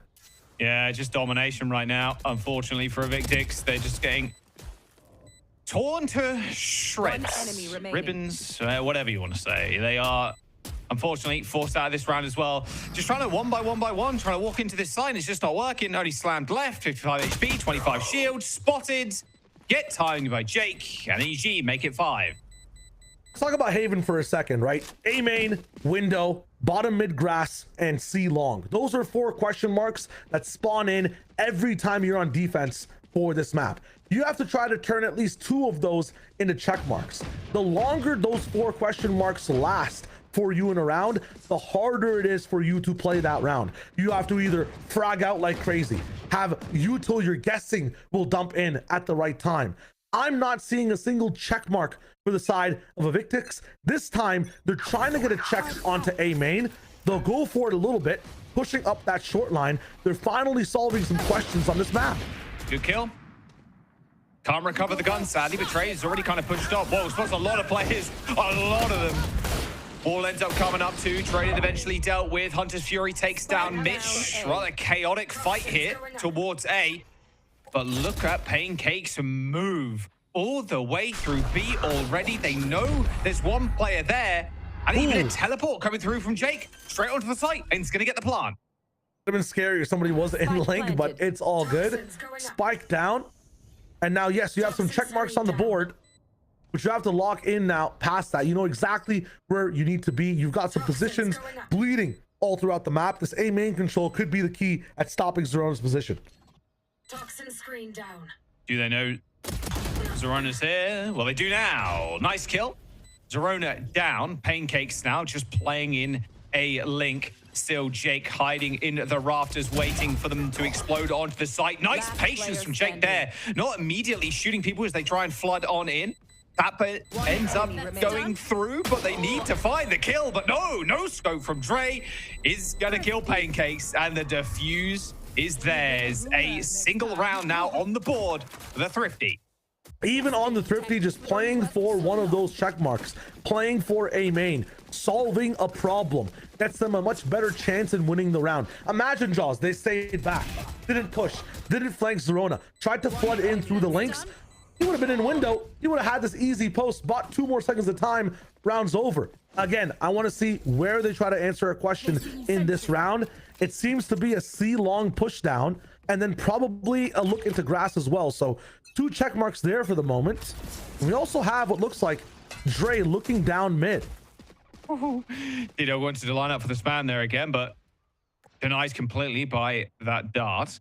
Amazing for Scotty to have this angle here. The issue is, yes, he might get discovered, might get traded, but it'll buy some time for the rest of the team to get here. Green from him, though. Oh, super greedy. Scotty didn't know Jake and EG right round that corner. There's the fast lane in. They're only going to use the Hunter's Fury as well. Slam actually gets tagged up completely. He has to teleport into the garage, but through the smoke ends up going down to Spam, and now a pit deployed on the site. Decisions have to be made quickly here. There is going to be a defending Killjoy. Ult being popped, but Jake at the back of the site right now is going to be fine to stay in this. The pit is going to go down in just a moment's notice as well. Good kill from Jake. Another one, too. They didn't manage to clear it. Almost managed to get 4 there on the board for Jake. T-Dog shuts them down eventually, but it's too little too late. EG, they've already made their way to A. Jumping the gun a little bit with that lockdown, but I would honestly have to respect it, right? You see the Viper's getting put down. You're guaranteeing that, okay, the spike will be planted on the C sites, but they double back, man. The call from EG, the mid-rounding there to just hold off on it, call out the lockdown, trade ult for ult, and make things even more impossible for Evictics. It's a cerebral game from the attackers right now. Geniuses and evil in the way they're treating their opponents. I have to say, it's tough for Evictics to handle. They have to be very proactive. That round, yes, we had a nice lockdown from Scotty going in through that C long side, but the rest of the teammates didn't really operate off of it that well. They didn't bolster down on A. They didn't try to get any space on other sides of the map. We have to look for 2 check marks again, Jaws. 2 things to answer. And right now there's nothing. They've explored mid a little bit, forcing T-Dog to be solo A again. Yeah, T-Dog backing up once more. Little damage, though, onto some players of EG Academy. Drone now, clear short. Yeah, they're guessing, though, Jaws. Again, like, they have no idea how many people could be A. EG could choose to just go away over here again. Like, it's a risk, and the gamble might work out as these guys actually do end up almost hitting the site. Man, they are faking this so much. They love this play. Hit the fast lane, fake with the neon noises, and maybe not even hit. So they're kind of mind gaming Evictics right now, but Evictics aren't biting. There's still 3 on site. Might just pop in this. Stun is going to connect with... Oh my goodness. The stun connects with 3. Trinity pops the ult, but already shut down. EG flood onto the site. And now Evictics once again have to pick up the pieces. Dre, Scotty, they're going to try and rotate here, but the spike's already planted with positions taken by EG Academy. Again, impossible difficulty in this round to retake A. Too many people lost in this one. A little bit of investment there too with some rifles, stingers, but a buyback will be possible in the next free Evictics. I'm not saying a timeout's needed on the 7-1, but I wouldn't doubt that these guys need some advice on getting some control on the defense side. Scotty tries, Scotty fails, and Dre has to save. Man, this is looking a little worse for wear for Evictic. And Ash's prediction. As EG Academy 4 alive is still banking so much cash as well. I'll talk about it. The first round that we saw from Evictics that looked really well, it was over that A control. On this one, in the last time, why did EG move up so slow? They were looking to punish anybody moving in from mid or grass. We saw Pancakes trying to be on an off angle to get somebody on like what could be an eco thrifty round, moving the wrong way. They've got to read now that Evictics is not really exploring the map, even when they need to take risks, even when they're down 6 rounds. I wonder if that changes their level of aggression, their style of fakes. EG learned a lot from winning that one. Yeah, no timeout, Shio, so not seeing anything crazy coming. This is a little crazy, though. B-Dog's just going to run it down with this ult. Hits the fast lane, straight to back site they go, clearing out as many corners as possible. It's Jake. Yep. Oh, guess where Jake is? He's behind you, buddy. Braid is going to try and clean this one up, but Jake's going to be lying in wait in his own smoke. There is going to be a plant. All this distraction there from both the... Oh! Jeez. Oh, no. That was tragic. It's all falling apart, man. All right, Tino at least gets one, but... Gotta pick a struggle. You can either not work the map and shoot, or not shoot and try to work the map. I need to see things going right for the team, but again, hard mode on B. Yeah. They're going to save again, aren't they? Yep. They're backing up, Shy. They're saving again. This is going to be an 8-1 lead for EG. Yeah, again, this round, I talked about EG learning something about Evictics in the last one when nobody pushed into Pancakes' alarm bot on C, nobody explored grass, nobody came to window. They're realizing they're playing against pieces on a chessboard that can't be moved unless, you know, the big controller touches them. Only one person can maybe move a square at a time. Jake just teleports into spawn. Nobody's rotating on this team. They're just staying on their sites, and as a result, finds that early pick, causes some chaos. EG's allowed to play their game, and they're honestly flipping the chessboard at this point. They're not even choosing to play by Evictics' rules. They're the ones controlling the game entirely. Pace change C-pop coming at you real fast in 4 seconds. They might just want to shut this half down. Des was kind of touching on it as well. B-Dog, how well is B-Dog going to kind of fit into this roster, and looking really clean so far. Pit, oh my word. Scotty instantly evicted. 26 HP remains though, as EG try and actually flood through this pit, but they're all taken so low. Scotty with 3, despite that pit being kind of deleted there from EG Academy. And Scotty, the savior of Evictics, takes that round under his wing. I found a gap on the C side, but Evictics do a really good job at having the aim now. I talked about picking one of the struggles. Again, didn't really push for anything that round, but they were ready for aggression. EG wanted to play into their book. Haven't done it yet. I like the switch up, but again, if they're online like that, you cannot disrespect Evictics. Another round. You have to play that slow-paced EG game again. And look at this. We have a switch up here. Traded actually moving in towards A long. Paranoia angles here from the side of Slimed as well. They could be fighting for A main, which would be really good for these guys. Oh, wow. Yeah, punishing that early aggression that B-Dog has been showing time and time again on A long. Look at him. Look at his position. He's moving in with a drone. Absolute control, funneling the rest of the team into B, but Jake finds a pick on D-Dog. Oh, Slam's waiting. This is shepherding them. A little crazier, honestly, than I expected. Everybody's kind of all over the place all at once. EG now B-Link. Traded's going to be there. Gets one. Dodges out of the way of a couple more. Gets another. That movement was sublime. Pancakes dodges the stun eventually, but now has to look 17 different ways at once. Shuts down the Neon. But the spike, not in his back pocket. Pancakes got the angle on Scotty, but they know exactly where Pancakes is lurking now. 2 players covering the bomb, a 2v1, with little to no option left for Pancakes, other than hopefully win the doors. He gets 1, he gets 2! The clutch for Pancakes. Stop in the lab. A Okay. 2v1, covering the bomb, and EG Academy still come out on top. We here at VALORANT Challengers North America are not responsible for covering your medical bills if you got a concussion from that round. Because honestly, what the hell was that? I mean, I'm liking the fact that there's an immediate A fight. You ferry the rest of the team over into B. They choose a C pivot. The molly's a bit not deep enough. Get individualize a 1v1. Then when you have advantage at the end of Evictics, you choose to give the ones away. Play the time, play for the spike. I mean, that is a brain buster over round, a brain slammer for me, honestly. It started off so well. It teeters off towards the end. Genuinely now, I have no idea what to make of this game. Yeah, confusing round, to say the least. I mean, again, we felt like swap back into bad habits, Jaws. They're not moving anywhere. They're just stacking sites. This is gambling, but betting on a losing team. I don't understand. Over and over. Slam ends up getting 1, of course, but EG are on the site. Hunter's Fury tags 1, tags another. Mitch down, got double tap in the end. What? As B-Dog got Scotty lacking. He got stunned. Trade is still alive on the side. Pancakes with the jump spot. By the way, Jake's behind you. Oh yeah, he's still killing it. He ends up getting 1, but B-Dog with the round-ending kill. As still, this game It's just getting more wild. Not sure what I'm watching. It's like everybody's got God mode and just appears behind you people, Chai. I'm going to be honest with you. You know what? It feels like I'm scrolling a shorts feed and just watching 4 different games at the same time. I don't feel like I'm watching one game, man. It's like 10 different things going on.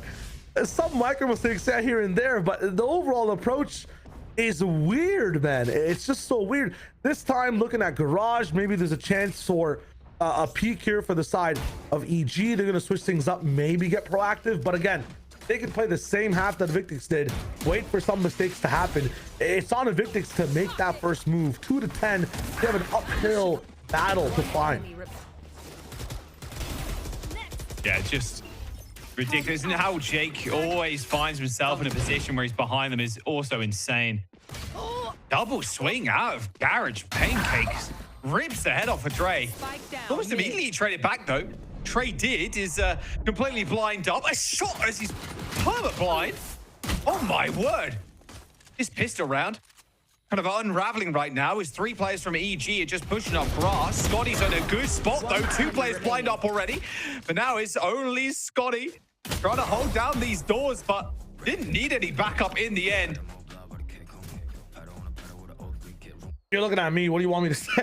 I got nothing, bro. Dude, I got nothing, man. It's a mosh pit. It's just insanity, but it's not even like the action-packed level of it. It's a bit more just, you know, stumbling into a few of these kills. I'm liking the action. I'm liking the trays and the fact that these guys at least swing together from window and garage. We rock it in again. A nice start for Evictics. This is what they need to push forward. You saw the way EG played this one out. Slow, methodical. 2 waves of util to hit a site. They would start off with Neon's util first to gain the space and maybe fake a site hit. Then the rest would come in. Paranoia, darts. Use the drone first, use the rest of the kit later. Evictics have the same tools to use. Again, it's very fun watching mirror comps, especially when played differently. They'll hold really hard for the first portion of this, though, not really exploring any space whatsoever. After the fact, we'll have so much util to use to actually hit the site. I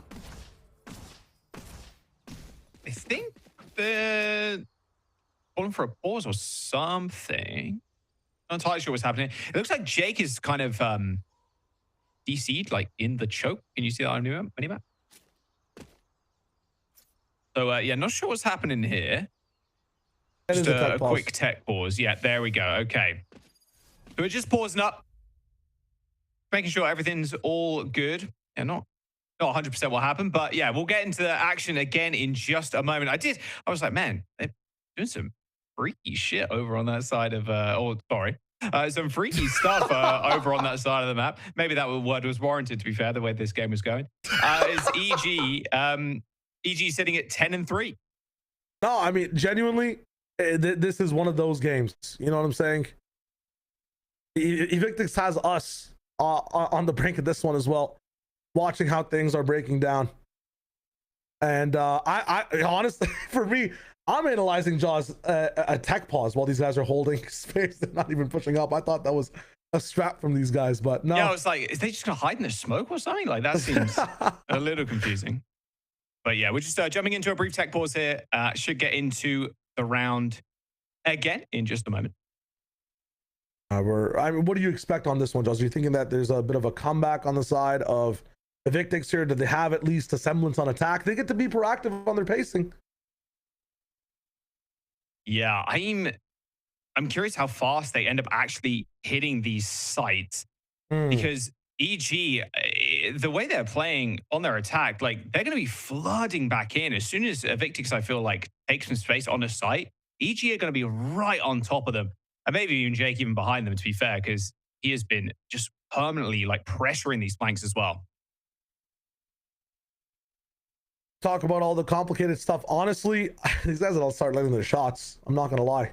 Some of the stuff we saw when Evictics had a chance to shoot, the bullets weren't really going to target, which is good for, like, actually, is that ever good? I don't know if you're trying to shoot something. Regardless, we got to see what is up. For EG, it was very slow in approach over here, and we're getting updates right now. There's a crash on Jake's PC, is what it was. So. There we go. Okay, he's back. Jake isn't just going to AFK into C long. All good. All good. Does look like a pivot here for Evictics. They're looking towards A right now, but 4 players from EG ready to run down C long by the looks of things. Just get space. I like it even if they lose this round. They're doing something to actually push the fact on the map. And Evictics are not trying to look for anything. This alarm bot will show off the fact that there might be just one player. But look at the entire team gets seen. All right, that's the plan. Back up. We're going to take the free orb, though. Why not? All right, at least you get something out of that kerfuffle. Decent push here from Mitch, working his way up short, but B is completely open. A good walk up, though, from EG. Might actually just meet them. They're already backside. Little no-scope. Make that 2. Trader got 3 on the board already and slammed. Just waiting for Mitch. Knows something funny is afoot, and there it is. Evictics with a flawless gun round. They're going to be able to hopefully convert this into the next one as the EG shut out. Comeback starts here. And it's needed for the side of Evictics. Rounds like these, the anti-ego's not losing many people either. It's a nice +1. But I'm sensing that slowness might just be their downfall if they don't have a pace change to be able to actually take some space. We'll see Mitch up in the position of A long, able to get some information onto A at least, and what is a smoke to maybe get a orb up for the side of Evictics. No, they actually are moving using this Viper wall, just like EG did. Mitch is not going to have any info, saving that dart maybe for retake or a late clear and long. He might get walked up on, though. He's the only person that's forward on the site. Yes, we do have B-Dog here on the off angle. There's the smokes. Stun might be good, though. Yeah, actually forces all players there to pause for a brief moment. Drone's going to come out too. Mitch with a swing. B-Dog with the cross. This is masterful work by EG. Mitch sitting on not too much health, but the amount of damage Mitch has done with shot darts, by the way, is a little ridiculous. Enemy remaining. And EG shutting the door on Evictics bonus. With only Dre now in a 1v3. 3 Phantoms versus the Bulldog. They know where they are. And guess who is behind them? Hello, it's Jake. It's Dre. Well, giving up the ghost there a little bit, but... Team Ace. Or maybe not. Okay, well, I was expecting Dre to maybe take that corner a little bit more cautiously, but maybe didn't know Jake was there. And that's around for EG. Make it 11-4 now. Only a couple more, and the map will be theirs.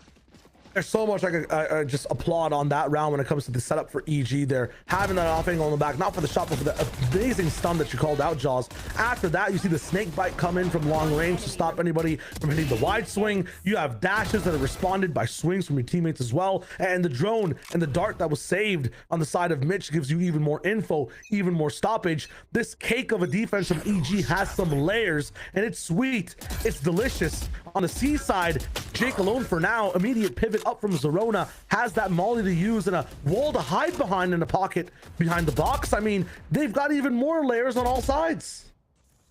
Yeah, just I want to touch on that point. Yeah, just a layered on defense right now.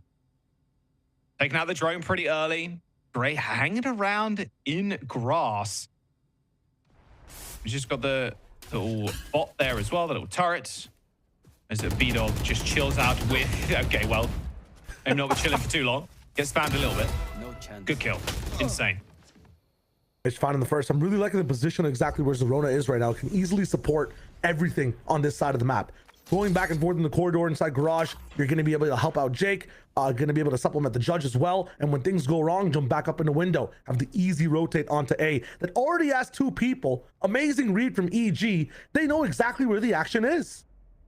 Yeah, they got the Killjoy util here as well. Pancakes is playing so far up too. Spots the gun barrel. Lets off a few shots first, but no sense got him reeling. Look at the position of Slammed right now. 26 seconds on the clock. He's realized he has a sight line on C, so he's going to push for it. They go past the judge. Time, though, a factor on getting onto the site itself and getting the plant down. Yeah, 15 seconds to go. B-Dog is going to stun. Hits the fast lane as well. Actually stops them from pressuring, but already backside is slammed. No, B-Dog! Okay, slammed. Eventually gets the kill, but eventually, EG players are going to show up. Spike has to be planted. Does end up going down. Spraying as they're completely blind. Is slammed. Finds 4. Looking for the ace now in a 1v1. Pancakes on the backside of the site. Now, smoked off. Drop smoke with the turret up is screaming that we're not actually pushing in from backside. Bland lining it up, gets knocked down though, denied the ace as EG pick up their 12th. I'm liking the mind games from Pancakes, and I'm loving the aim from Slammed. Unfortunately, just not enough. A tall order. He does not have the ingredients to cook up for, man. I mean, what else can you ask for? He had the entire call for the round, brought the whole team in. Unfortunately, the start taking so long means the rest of the team is not going to be in position. You buy some time. EG get to be on that site, make it harder for numbers to stay alive. And now on series point, holy, I mean, I'm getting ahead of myself. Match point. Ahead of yourself. On match point for EG, this is looking rough for Evictics. Look at that as well. Pancake sitting at 20-4 on the Killjoy. Jeez. Just an absolute heater of a map so far. Jake already pre-spammed out as the smoke used to get up on the high ground, but slowing it down right now are Evictics. Look at the difference in the mirror comps here as well. You saw on the defensive side, Evictics were using that wall that cuts through the site and into garage. This one is able to actually just be a default wall that blocks off lots of sight lines. You can just use it to not give away any information at the start of the game. As a result, EG have some more control. Oh, let's just spam through the wall there, but the drone is going to force Pancakes to back up. That's actually going to allow Traded to walk up the Shire. Yeah, he can't go past into window, so he stops here with that judge. That weapon will not allow him to peek. Just buying their time, running the clock down a little bit as the spike moves back towards mid. Oh, okay, they know Traded's there now at the very least with a judge in hand. Oh, hello, he's already on the site. Honest Fury, back sight. They're going to get a tag. Yes, they do. Pancakes is pretty low. Manages to dance with the devil and come out on top. Pancakes survives. 25 seconds to go now. 42 health to play with. As Slammed gets the kill eventually and gets a second as Jake was trying to go for the rotate. And now the C pressure is mounting. Scully takes down Mitch and the plant will go through with Slammed playing up, meeting Zorona. But Zorona shut down the Omen. Two-man situation to get this retake all on Zorona, find value. Nope, not happening. B-Dog, he's got the judge, he's got a kill, but with little weaponry to use at range, it's going to be a tough one. Ends up picking up the Phantom. The spike. It's just in an awful spot for him to go for the defuse here, right on the corner. They hear the tap. B-Dog gets one kill. Player in garage now needs to be dealt with. He's going to end up getting half here, trying to stick, but Scotty shuts the door on that round. EG still on 12, but Evictics make it 5. Yeah, the scatter there from Evictics to just make sure that they have options in that post plan is very nice. We saw previously when they had the options with the spike, they double peek, they double swung, a few timeouts to half, and a moment to recollect how to attack moments of pressure. They're making the right decisions to give themselves the best chances to win these rounds. That being said, it is very difficult. Just taking the time down to 25 seconds on that B hit, right? This Viper wall that keeps coming up and stopping the entries to these sites, even with a Hunter's Fury Jaws, Evictics are having a tough time in actually hitting what's happening. The star for the moment, you can agree with me, is Slammed. Opening these rounds and almost closing them shut as well. His individual performance and risk taking on these lurks is doing monuments of waves for Evictics. Yeah, 100%. Has been the kind of the showstopper, the playmaker for the team. Almost got an ace on one of those rounds as well, right? On that C push. This timeout for Evictics, very crucial now. So many rounds left to come back into this map with EG still sitting on 12. We'll see what the switch up is here for the side of EG. Same wall, same business, but it looks like they actually want to have a conversation first over on the C side. You can notice the difference between these two teams again on ecos. They don't stay static on the defensive side. EG love to do something first, and this time it'll BC, TP in, dash down, overdrive with a paranoia. Trap play with a late dart as well, and now this laser is not going to do as much damage unless it's in the hands of B-Dog. He's already up. They're going to have to make a move now. They know it's A, and they have a crunch coming. How much value can they find? Bucky for Zorona.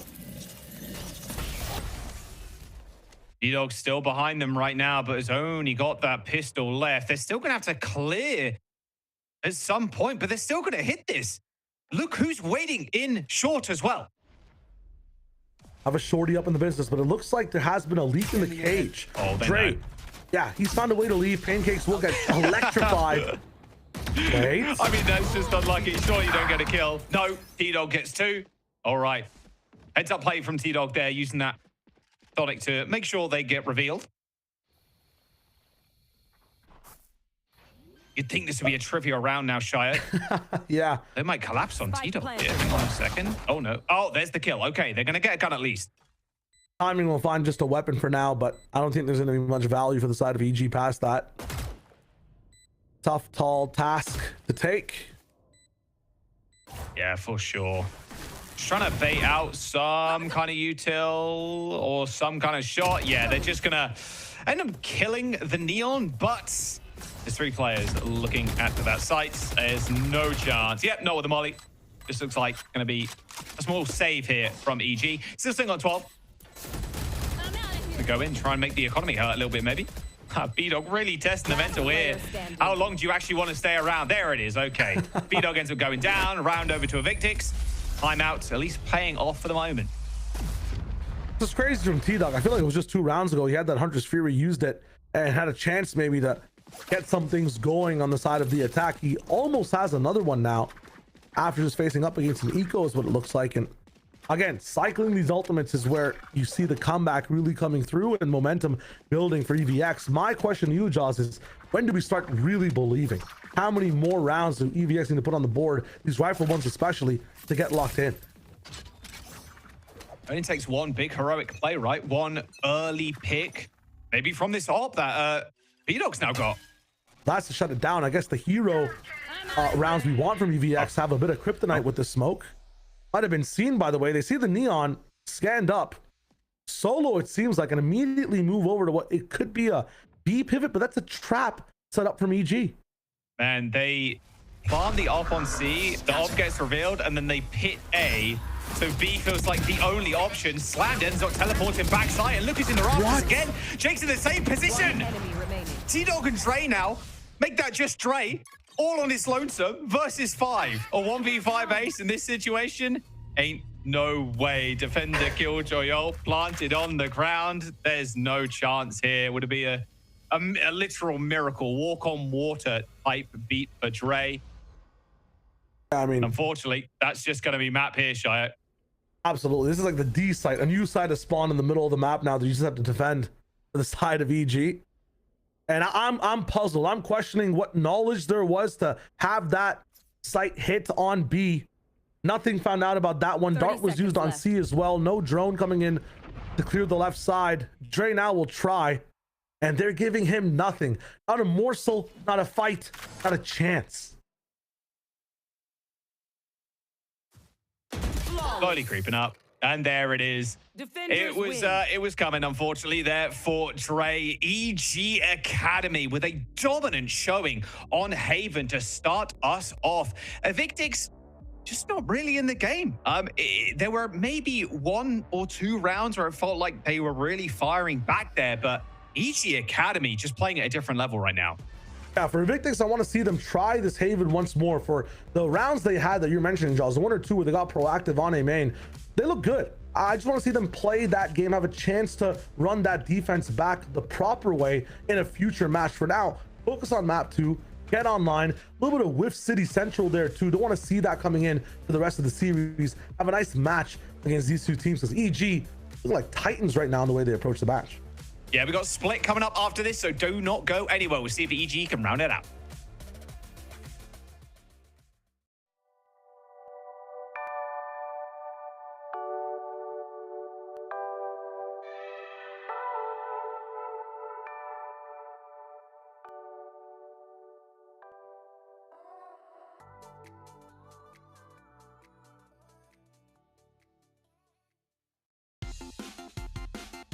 Ready. I'm ready. Wait. Stage. Okay, yeah, I get this. Oh, stage. Oh my god. Stage. Clove, cove, clone, cover, clove, cone, cover, clove. Clove, cove, clone, yeah, go fuck yourself. That's crazy. It's clove, clone, gecko, stage, pocket, cover, clone, gecko, ace, eco. Raise, ace, clove, clone, gecko, stage, echo, clove, cove, cover, clone, gecko, ace, raise, eco. Not bad. Yo, this is actually hella hard, bro. What? That was actually hard. Trim. Edge. Trim, edge, and shave with Philips Norelco One Blade. One tool for all you need. Philips Norelco One Blade presents Shave All Things.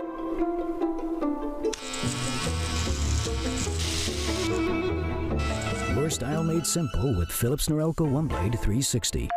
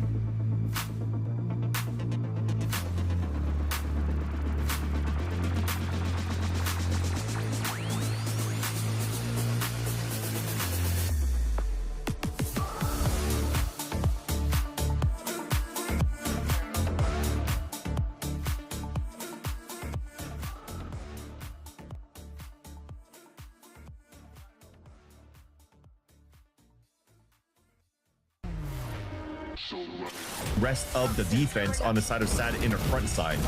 That said, though, Welly is just gonna kill the. Oh my god! I'm gonna go.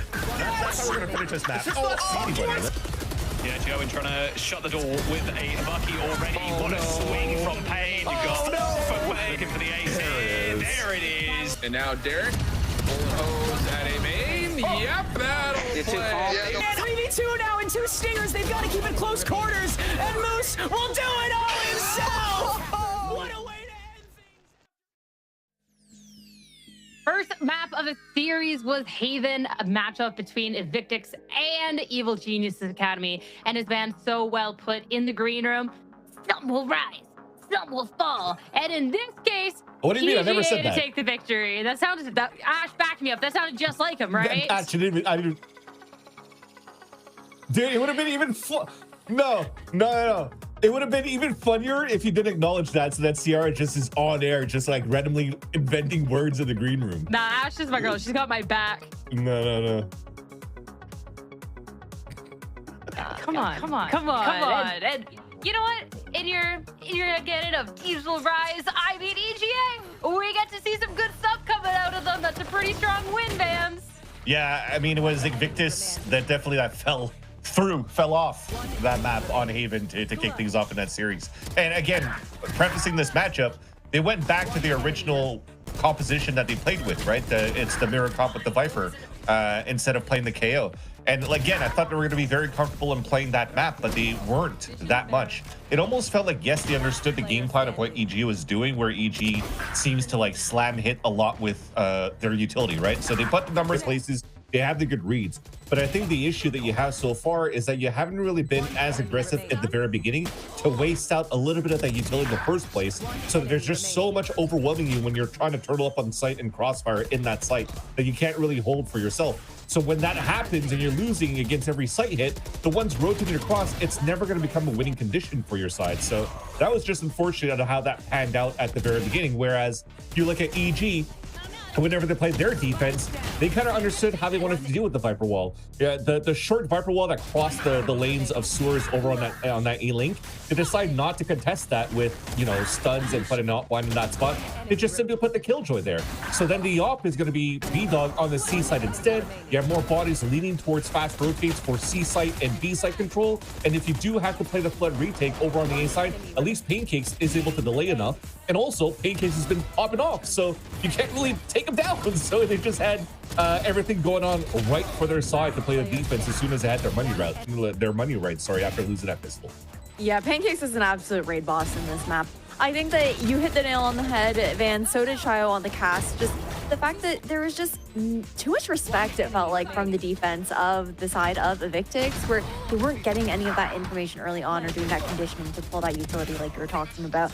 I think maybe we could have seen a bit of a different matchup if we saw Evictics starting out on that attacking side, which kind of did surprise me a little bit, because when I call back the T-Dog playing with ADG last split, it was the attacks on Haven that were so annoying to deal with, because he'd do the conditioning and then throw a lot of those pump fakes in here and there.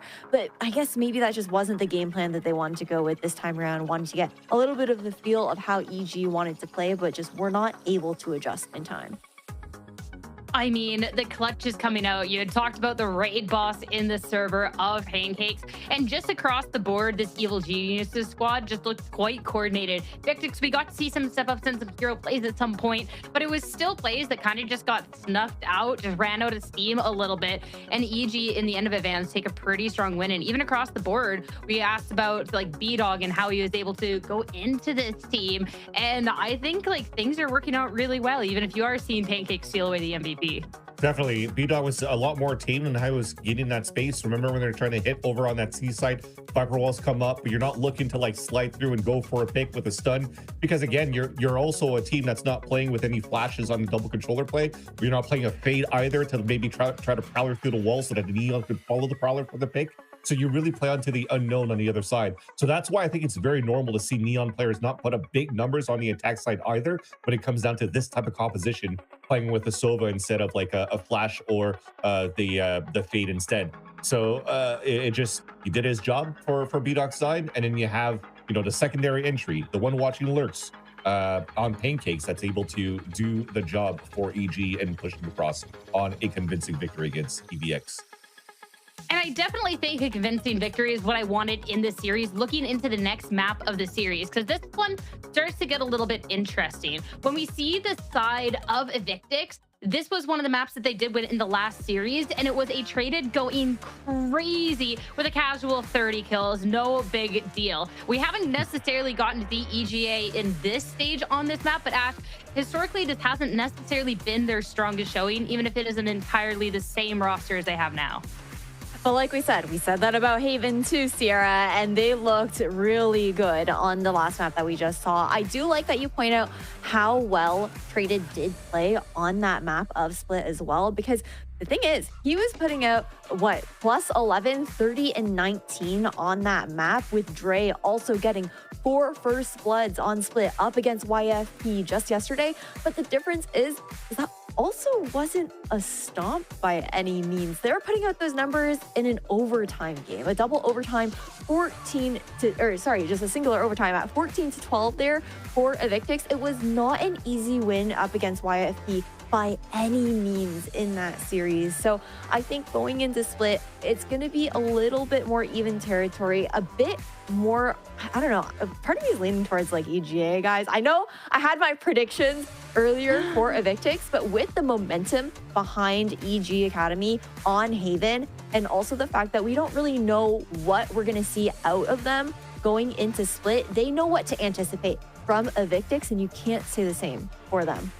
That's the thing, and I think you know what EVX are coming out with. So for EG Academy, I think it's also going to be a compositional change, because in the past where they weren't finding those results, it's because they were playing a Breach, and Breach for a lot of people have been falling off on the meta. And I kind of like this as well, because Evil Geniuses Academy, I'll put a little bit of an Easter egg there. I was watching like the Bonkar coaching videos too, where he was saying a tier 2 player into VCL in North America, and then one voice was just so prominent and you can't miss out on the Big Bean voice. I just knew Jake was in there, and then it just looked like you have the X-Rays, it's EG players, and Zerona was playing the Sky. And now this was probably before even the Sky buffs came in, and they're already practicing with the Sky in the comps that are going to practice to bring this out. And finally they do, on top of the Sky buff that you have right now. I think EG Academy should be looking quite comfortable to play this game, even if they haven't had any real officials in that yet, because they've been preparing for this moment ever since.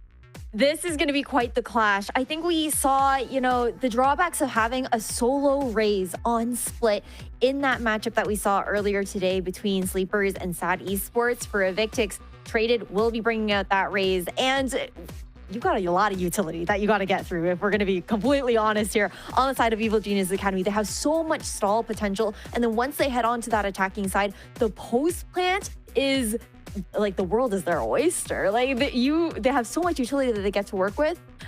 There's going to be a lot of pressure, I think, on Traded to be able to find really good value with the space that he's taking those opening picks, because Evil Genius Academy have all of the tools in their belts to be able to really mess up the spacing here for Evictics on their site hits. I mean, we know that Traded and Dre are capable of popping off on this map, but it's time to see if they can do that again, going up against Evil Genius's Academy, or if it's going to be EGA to close this out 2-0. Let's find out and send it over to your casters, Shio and Jaws, to take you to Split. Thank you very much, Desk. Yes, Evil Genius Academy on quite a dominant showing on Haven. They're going to be on defense first, Shio. And I like what Ash was saying. I want to kind of pick that one up. Their post plants, when they go on attack, look nasty. And for Evictics, they need to come back into this. They need to rally back in, because that first map was not close. Yeah, I think starting on attack for Evictics is absolutely amazing over here. When you lock in onto this map, a lot of the times, if you have bad tendencies on a previous one where you're giving too much respect, attack on Split forces you to make that first decision, forces you to be the main character making the first move. So I need to see that more from Evictics this time. They have a composition that also takes space super fast. And if you watched that previous game, Dre was so active 24/7 on Vise, finding slight lurks, but also being really good in the trade, moving in with the team. So let's see if we can get a replication of that attack side for Evictics once again. And look, I didn't like that. Just get some information in mid. B-Dog even just prepping here for some kind of push, but a defensive rotate from EG already stacking heavily towards B. Now they have the advantage on this side. And again, you talk about post plants. Look at what happens pre-plant. You have so much util you can divvy up and divide to stop the stride of Evictics when they're trying to come in to these sites. Immediate pivot to the other side. We have some control from Scotty in main, but is it enough to give these guys an advantage in the round? Yeah, it's not that deep, though, is the only thing. It's actually going to prompt a rotate from B-Dog as well, already making their way up the screen. Obezra finds nothing in ramp and actually has a lot to see moving forward towards that vents angle. While that dog gallops, we do see a little bit of a walk in towards backside. There is a good molly on this one. B-Dog. Phenomenal molly there is going to stop a couple of players from actually flooding onto the site, but two make it eventually, just walking through the tail end of it. Spike on the ground. Evictics with the plant. Post on this one, the options here, just one stun from Mitch. Another star from Jake to be able to use. Past that, Zerona has a flash that does rattle up and see not much here. It's all about the guns. Done. They are going to get paranoia thrown their way, but Pancakes leading the charge here. Taking down Slammed already. Smoke's going to cut off that main. And now Pancakes, how much more damage can they really do? Screens there is not going to go down. Eventually, Scotty falls. And now it is Jake in a 1v2. T-Dog 8 HP.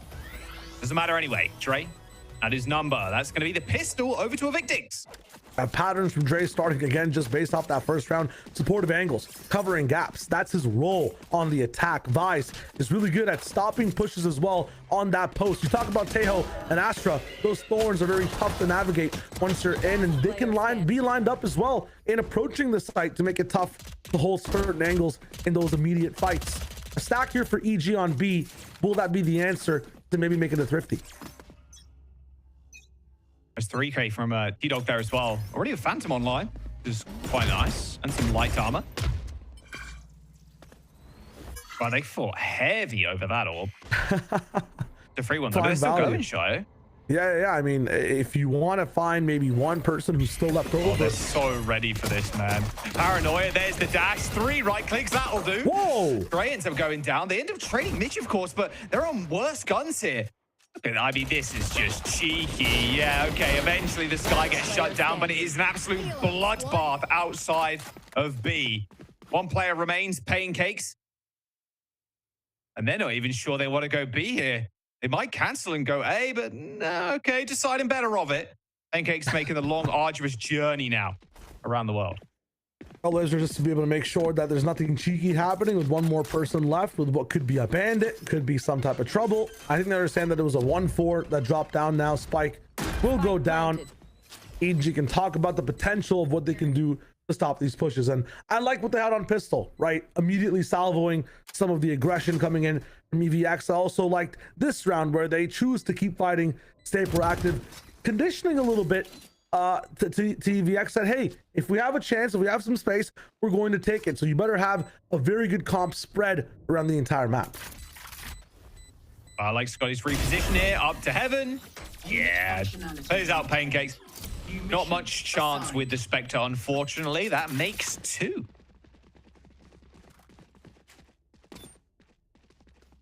Here come the options, here come the adjustments. And keeping that many weapons as well is very good for the side of Evictics on this attack. Playing up against so many, like, I feel like retake will be hard if we're able to keep stars and some salvos here from the side of EG. They have like identity and some form of voice for the entire round. And I think that's what's really scary about this comp. It doesn't really do one thing totally well on defense. It does everything the second or third best way. We'll jiggle here from Jake. All ends up going up. Safe passage granted for Evictics. Quickly sent down though. Dog spots a lot of players for Evictics. Gonna prompt Jake to back all the way up, making sure he can get some covering fire from Zerona as the boombot clears that ramp area. Spotlight on Traded needs to find some value with this Phantom in this round. If he goes down, Slam can pick it up. Salvo coming in to interrupt these guys. A second one and a stun as well. They get rocked. Yeah, Zerona has already gone down. I mean, Pancakes has to back up here a little bit. The pressure's just a little bit too overwhelming for them. Up in mid, Dre has the timing still. A 3-man situation on the A side. And Pancakes sniffing someone out here. Surely going to check this corner. Spots the head, but Dre with the better gun work there. Sheriff. And that's a gun that recovered. Jake kills Slammed, but all over the place right now. Everybody just taking their ones. Spike going towards A. Flash in heaven, spots Jake, but Jake stops the plant from going down. T-Dog cleared off of the site. Oh, and Dre with a missed timing on Jake. Valuable info. Jake saw the other player coming in too. No Scotty's on the site. Knows he has an individualized angle if he wants to take it. Repositioning though from Dre all the way to ramp. 2-man setup from EG together. No smokes in sight. It's all about action now. Yeah, contact here. Jake swinging around this corner. Got to be careful. He's taking a lick of damage from Dre, who ends up going back towards heaven. Gun out though. A Speed Dog misses the timing. They both miss the timing again. Saturate on elbow, dash onto the site. B-Dog finds one. They have to collapse. They got to collapse now. 2v1 now. Diffuse coming in. Jake is at least going to get half. And now the double swing. They're just going to toy with their food. Jake with 4 and the defuse for EG. Protocol on their side, and so is Lady Luck smiling on them inside heaven. I swear to God, the double timing is sublime, man. You never see it happen the second way too. One person usually gets the drop down, but perfect double swings and mechanics from the players, even though the spike's not really stuck or planted for the side of Evictics. Not sticking it, playing with your teammate is a good decision from EG. And again, I mentioned this comp can do many flexible things together at the same time. While the exec's actually going on, salvoing, stunning the backline, separating the duelists from the equation was very smart from EG. You're going to try and thwart some of this early aggression, but B-Dog just kills Slam. Slam went in for the TP there. It was perfect. Salvoing out any type of good swing he can make, pushes him into the judge after the TP of EG. Honestly have a read and a good plan every single time a salvo's put down. It's finding value from the side of Mitch. They're going to slink their way up to heaven and maybe even through ropes. Does Jake have this read? Well, he definitely does now. A small repositioning movement there. A kill onto Scotty. And now that forward position, that lurk cutting up the map has been completely destroyed. And, well, I mean, there's two players in mid, sure, but their positions have been sniffed out. I mean, the double drone just gives you so much information. Able to back off of that one as well. Zerona, so smart in his positioning here. They know where that teleport is. I think so, but Mitch is on the other end of that one. Drone up again, by the way. It's like they're playing with walls, Jaws. They have so much info. It really does feel that way. Really doesn't feel fair for Traded at all. Tried to go for the satchel to catch the Tejo running away. The spike's in heaven. There's no chance for Traded here. Well, you get one kill, I suppose. That's an over, like a point gain towards the ult, sure, but still need to go for something. But the double stack for EG lands them yet another round. So smart every fight they're taking, by the way. It's not just their util. We saw Zerona there winning some of his ones head to head. Past that though, every time they find a pick, they defuse, give a bit of space, drop a drone in to retake and understand what's going on. Every time they find value, Mitch backs up, lets the round breathe for a second. Even if Trader gets the pick, double up on the other side. Every single kill comes from advantage for the side of EG. You might trip up if EVX get really, really aggro, really fast on you as you're trying to run away. But right now, initial hits, looking good with the salvos. The trades, looking good entirely for the team. And off the pick, they're finding so much value. In mid, though, EVX that aggro might just be enough. Yeah, a little bit awkward there. 3 players from Evictics not afraid to push through that smoke. The other side of the map as well. There's a kill from Scotty. Cleaned up short. Dre with... How? Give me a replay on that, please. Yeah, if you have this much util to use, then iPad to jump into a dimension to go in to, you know, grab some stars. There might be trouble for you as you do it.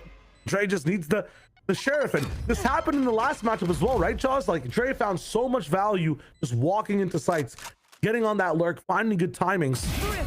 Another one found for slammed. I mean, Evictics have found an identity here, and it's getting the right timings down, finding ways around the util, embedding people into these extremities to trip up EG. Yeah, hopefully we'll get that little replay, because, yeah, that double was just absurd. I mean, Dre finding that much value just like that. They find the Thrifty, and they're back in the game. Up online, though. B-Dog rocking that one. Glass cannon. Gonna be taking a lot of damage here, but unlike a character like Neon, he's got answers after the fact as well. Misses an op shot, can always refract back, has that conversion pads to come back in on retake. If Evictics are able to win this round, I'll be very confident for them inside this map. I'll be looking forward to even a map 3, but the op already on a sight line is gonna find slammed, and that smokes down. Yeah, Mitch on a wonderful little angle here too. Little information with the flash. And Mitch can just encroach ever so slowly. Zerona, though, is going to peek out here and find a lovely little surprise. 2 players lined up for them. Still got the flash as well. Well, there's the off in heaven. Oh, a little miss. Gets him, though. V-Dog get blind. Okay, can go for the repeat if they really want. But we know Mitch is hanging around. Bike down, and look who's on the other side of the map. Dre on their lonesome. Exactly where he is as well. You already see Pancakes looking for that B lurk through heaven. Dre, the pattern of finding value alone. When you end up as the last alive, you're immediately having no chance inside the round. Unfortunate whiff, but I'm liking the option again for B-Dog to have that hinder available. Both people locked down. Mitch jumps in with the judge, playing off your team, playing with that utility, playing on a little bit of a back angle as well entirely. Information is the name of the game for EG right now. And the best part about this type of game, they're acting off of it. They're executing off of it perfectly, Jaws. They're not missing a shot. That was a glass cannon off as well, so B-Dog's going to have a little bit more armor for the next round. So look at that kill. What? Nice. Just tickling the elbow. I mean, this was a little bit silly. Gets one, backs up after getting blinded. Then Mitch with the rescue. Really nice stuff from EG. Really nice, man. Zerona was really smart in not flashing that angle as well. Notice that because we got the pick on slammed, like I'm on the side of EG. Because EG got the pick on slammed. You predicted EG, so that's fair enough. I mean, no bias though when the cast is going on. Without a smoke in heaven, If you don't flash, it lets your teammate actually play off of you when you peek. You can actually walk in with that op, not get blind, have a chance at a crossfire from maps to heaven. So I'm liking that Zorona gets a little bit hesitant, decides to be reserved, not use the flash. Even with the whiff, hinders there. Mitch can then come in. They're not tripping each other up. We see it a lot with Sky, especially when you haven't played this agent in a long time in the meta. If you're coming back into it, you want to be haphazard with the utility. I want to give Zorona the flowers right there to be able to know when to flash, when not to team flash his teammates. We see it in tier 1 all the time, Jaws. Some Skies are going crazy with it, throwing the round. That was really good from him there on the back site. A lot of ults on either side too. This could be quite an explosive one in all honesty, especially if they manage to get onto a site. They've got a pit, that being Evictics. Heavy mid presence, at least to start off the round. See with the dog. See what it gets. Not too much. Pancake's trying to destroy the dog through the smoke, unsuccessful. Bomb buddy out. Still though on the ropes. Whoa, whoops, daisy. Was stunned. Not sure if that connected, but it wouldn't have mattered anyway if it did. Mitch was already out of there. Pancake's now still anchoring in this heaven position. They've locked the entire team down into this position. Oh, this drone's too good. Oh, manages to put it away as well. Mail, though, ends up going down. Trader tried to jump up on, but Pancake's lying in wait. Well, the chaos happens. The lurks start to activate. Yes, Jake will find Slam, but look at it. Dre could have gone through B main. And Scotty still available on one of the sides. Conversion pads drawn out. So this is one of the rare times where EG loses both their initiators and now has a lack of information. And there are only 30 seconds left to go as well. Looks like they want to try and go for this B. But Pancakes has already rotated here. B-Dog has Garage kind of covered. Flash reveals a little bit of information, but now, oh, they're just lining up for him.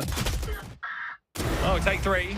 And the Octio does the rest. There it is. Another round for EG. A nice defensive win, and they take the lead, 4-3. Give him a sheriff on KJ or give him a rifle with no HP. Pancakes can give you value. And that was a big test of a round for this team as well. The entire game plan so far for EG has been playing with information. This time had none. Dark clouds, but we go for clear skies when Pancakes has a rifle on this side, man. B-Dog there too, perfect adjustment, still holding main to make sure his teammates covered. Playing in twos, trusting your teammate perfectly. This time, pace change. A judge in the hands of Traded. Showstopper there too. He's going fast in the A. They are in. Rocket sent loose, slam that goes down. A flash is going to be good, but you need to check this corner behind you. Traded though. Uh-oh. Wrong place, wrong time, unfortunately. And straight onto the site goes the Waylay. B-Dog just decimated. But Pancakes swings out main. And now they just got to deal with Scotty just hiding in elbow. What a perfect tail to flush Scotty out. Pancakes again. The guy cannot be stopped. Honestly, and he needed to liven up their peak and have some type of translation into victory from that angle. What we saw there from EG was uncharacteristic. Risk, not information, but gumption, assumptions on what could have been happening in elbow. Completely figured out by Traded. That judge coming in and the second overheat flood solved by Evictics is completely removed off the slate by Pancakes' swing from A main. I mean, he saves the round once more. They didn't need info on that one either. And I guess when the times are dark, it's the light of Pancakes that kind of pushes this team forward. That was a force, though, from the side of Evictics. Now there's 4 coming into this one. Straight into the B-Dog's eyes. There's no utility, no flashes, no chance for the team. Frame perfect teleport there from the Omen. I'm going to fall for that one again is B-Dog, making sure to check that angle. Does end up getting a whole lot of thorns at his ankles. So it's going to be at least a plant here. Some extra money for Evictics. And some close range fights as well, which might help. Seekers are going to get deployed though. Slam destroying one of them, T-Dog with the other. And Sarah ult's coming in and maybe change around, so value for Evictics found, but time to win here, EG. Good. Straight over the top, double shorty shot, and now on point with the op. B-Dog locking this one down with 4 kills straight up. high fire rate on that thing too. I mean, this guy is shooting as soon as the op resets. Looking active, and conversion pads coming in again when he just used it like a round and a half ago. So trouble in momentum for the side of Evictics, but I'm liking their approach to some of these rounds. Eco slamming it on A. If things went their way slightly earlier, Dre had that steel guard and could have evened out the entire situation. No op allowed, no rifles allowed. That being said, on this side, maybe we use this ultimate to actually execute on B. That is the case. Remember that play, the salvos, the stuns.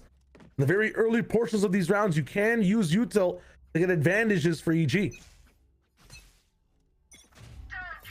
Like you said, steel garden available. There's also a pit for Evictics, but it's the pit in main for Pancakes this time around. Absolute control on the map from EG right now. An op on a sight line that can't be disrespected. Even if that Viper wall goes up, you have to move past it. The poison cloud is there. Trailblazer will put, I think, yes, the op from B-Dog back online, so they have control of mid, control of A, and they've got all their stall on B. There is not a single angle that's going to work for Evictics right now. Yeah, how do they crack this open? Ooh, with contact, Jaws. They're not going to be able to get in, though.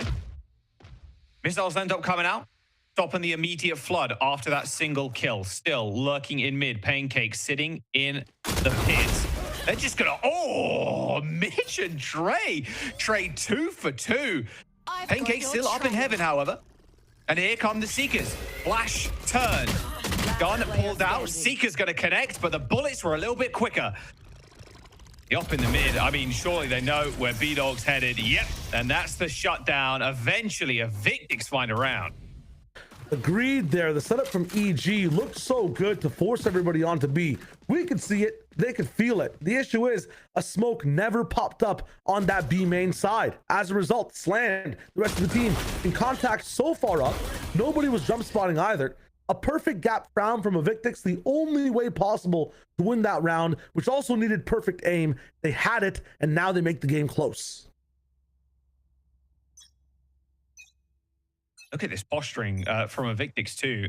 Going for a little 3-2, getting some early presence in garage with a teleport and oh well. Okay. That's a lot that was recovered. Yeah, I didn't even get to see Trader picking it up, so he's able to go blow for blow with the scopes and has Showstopper to be able to get momentum in the round as well. They need it on the entry, so all angles covered for the duelist here on Evictics' side. Burner ends up getting picking up a Phantom there, just bringing it back, and well, the dogs are going to run headfirst into each other and reveal, well, yeah, we're still hanging around. We haven't moved. I feel like it's tough to play this, like, you know, cut off noise, silence portion for Evictics against double drones. There's always going to be information to be able to be found from the side of EG. They can always have a chance to figure out what's happening inside A main. I think that Tejo Mitch might move up, already used drone, but as the salvos to stop things on this side of the map. The correct side pick from Evictics though. Nobody in mid. The orb pushes them back. They've seen Pancakes in heaven so many times. Showstopper maybe used too early. Yeah. Yeah, Showstopper finding Pancakes maybe. No, just lurking behind that box. Oh, now reveal. Jump around the corner. Well, Showstopper didn't do it, but the shorty did. Pancakes down. Sight open. Rotation coming through from Zerona, but the spike is going to get planted. Finding a way to still keep their strats hidden here on the side of Evictics. This is still going to be tough, but team plays good. Yeah, nice little re-swings there. Okay, the spike is going to go down.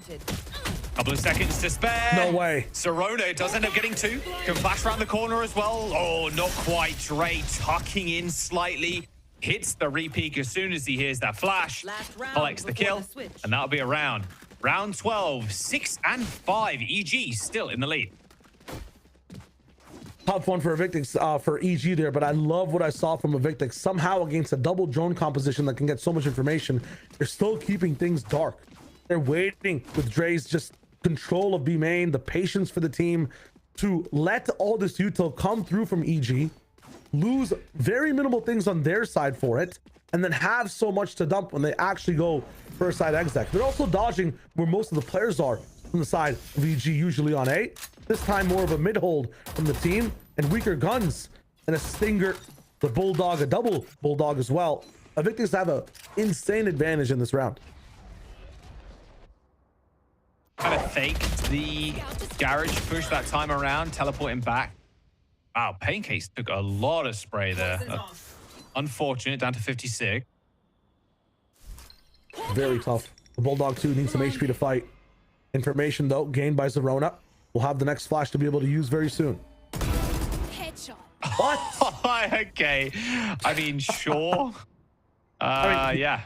Here's the thing, though. Usually, traded is exactly where they want to exec. So this might scream like an A push. The team's at B. They're ready to go out. Gonna get a shot in the foot. Scotty? Just like ships in the night there almost. Okay, Pancakes gets the kill on Scotty. What? Look at Mail. Same thing. Walking by each other. They missed. Oh, no, they haven't. Oh, but Slam gets the kill. Now it's only Pancakes. TP. Oh, what is this round? Shut down. Yeah, not sure. A lot of strange timings is what this round is. Like we're in the Mad Hatter's world. Unfortunate part for Pancakes, you mentioned it, Jaws. He didn't have enough HP after that first fight. Now he's down to 1, pushing through the thorns. Steel Garden? The last round. Yeah. Man, you might as well throw everything in. 26 HP. There you go. Good little swing. Just delay him for as long as possible. 6 and 6 at the half. Switching sides. And I'm liking the adjustments from Evictics a lot. I feel like they really found their identity on that attack. We're using Traded when he had the ultimate to be the star of the round, but past that, we're really relying on Slam and the combination of just their lurk overall to push in. Dre looking so good at finding space, getting value from it every single time. Yes, Pancakes is starting hot on EG, but when EG did not have information, when Evictics found gaps, they filled them really well, really consistently too, never missing a shot. Have a little look at the pistols there. No bandit, sadly, but traded with that sheriff. Now, Ash talked about it on the desk. The ability to stave off this util is quite massive here for the EG. Oh my word. EG just running them down. Oh, hello. And a little recall. Oh, the net. Wait, what? That must have been like the little paint shells there, just like picking them up. That was felt like such a delayed kill. Well, you'll take it, sure. Oh my god, the spam. Strangeness. Yeah, pure strangeness on both sides. Dog option on side, and now Scotty's dealing with 4 people coming in from vents, and he doesn't even know. Your teammate's spraying it, man. You have to know it's a possibility, and they all run into Trey. Oh, Trey gets 2. Trey, it's a 1v2 here, but still very winnable. Traded though, 50-50. thinking maybe, yeah, it's going to be an A here. Thinking that, oh, well, maybe they end up going back, but it's going to be a B plan for Pancakes. It's a very strange round, Shai. Man. Yeah, I mean, it was called wrong in the air in terms of where this spike could actually end up. 1v2 still doable. At least we bought some time with those thorns. From Dre, it's all on Traded to see who starts with momentum on this side of split. Option doesn't matter if he chooses Heaven or Defender Spawn, the entrance. He has to have an insane 180 flick or some crazy luck on his side to make this one. Yeah. Going backside. Okay, they spotted him. Now one more. Nah, yeah, spammed in the back. All right, there's a pistol round win for EG. Bit of a scrappy pistol, but honestly, love to see it. Hey, a win's a win, especially on that round. For sure. Things are going crazy on both sides. I'm so confused as to why we choose the dog. Yeah. Mitch backed up into the paint shells. That's really unlucky. Some different ideas on what could have happened in that round from, I think, the side of Evictics on defense. EG rocket in now. And yeah, looking at this side, the differences in what you have in attack. Waylay is going to be able to just give so much pressure onto the enemy team when it comes to space at low risk. Ray's going in, has to take that space and stay there. B-Dog can hinder himself. It doesn't matter. Yeah, he got out. All good. Not a problem. No one panic. Still, though, willing to kind of take an aggressive angle in mid.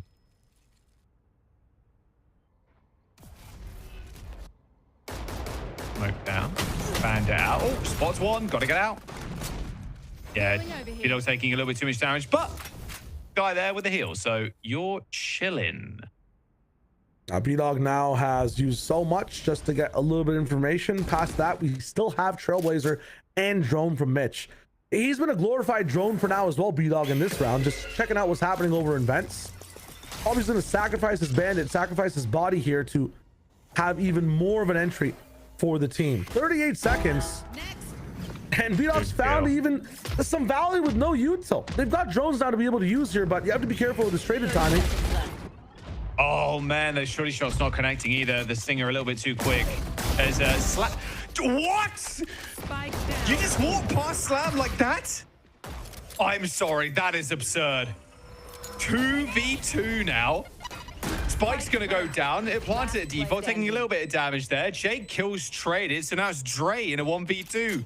There is no way they just walk through the smoke like that and then Slam kills 3. Round over, but my word. Like Sama Champs right there, man. I mean, this guy is locked in. That was insane. In these smokes in the most just absolutely advice. It's tough. I mean, it's something that was found out like later towards last year, probably been done for a very, very long time, but playing those angles on Omen, it's expected sometimes. You have clear things. You're crouched, so sometimes the gun covers the sight line. Yeah, it gets you value. It gets you big value. But I'm surprised they have so many drones. Guess you can't really stop in heaven. You have to go with the team. Big value for Slammed. Yeah, massive actually. Bit of chunk of change. I made a funny You clip got as well. All good. Got your newspaper, got your flip flops and some sun tanning lotion. Because we're gonna Why be is in that? here for a long time. You can just work on the tan if you want, Jaws. The slowness from EG in these rounds carried over from the side of the last map as well. I feel ain't like tanning, bro. I'm British. In no way. True. Okay, they respect that. They understand. So the pace picks up. Hindered again. Kind of running into his own one there, sadly. And that mid push shut down completely. And Slam now can just be the gatekeeper on B, as that dog is going to re-clear that A ramp. Pancakes spots one, and there's the second. So they know there's a lot of players up in A heaven right now, and a whole lot of mollies. That is a lot of util, my word. Util where nobody is. There we go. You got the kill. The Spike still has a chance to be planted here, and what could be a 4v2 suddenly, when I say 4, it's 5. I can't even see the fact that nothing's happened on the side of EG in this round. Yeah, this one, even if they find value, it's going to be tough. 2 on 5. Slam has left the site. Yeah, like you said, maybe there's a chance here. Jake's going to hear people hippity-hoppity around. Jake's got one. Now 1v3 now. Yeah, no way. Didn't expect it, but it didn't matter. 8. Evictics on 7.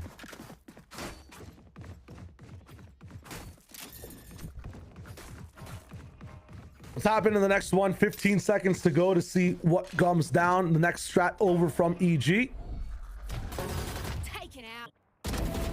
T-Dog defusing that one in a very nice way.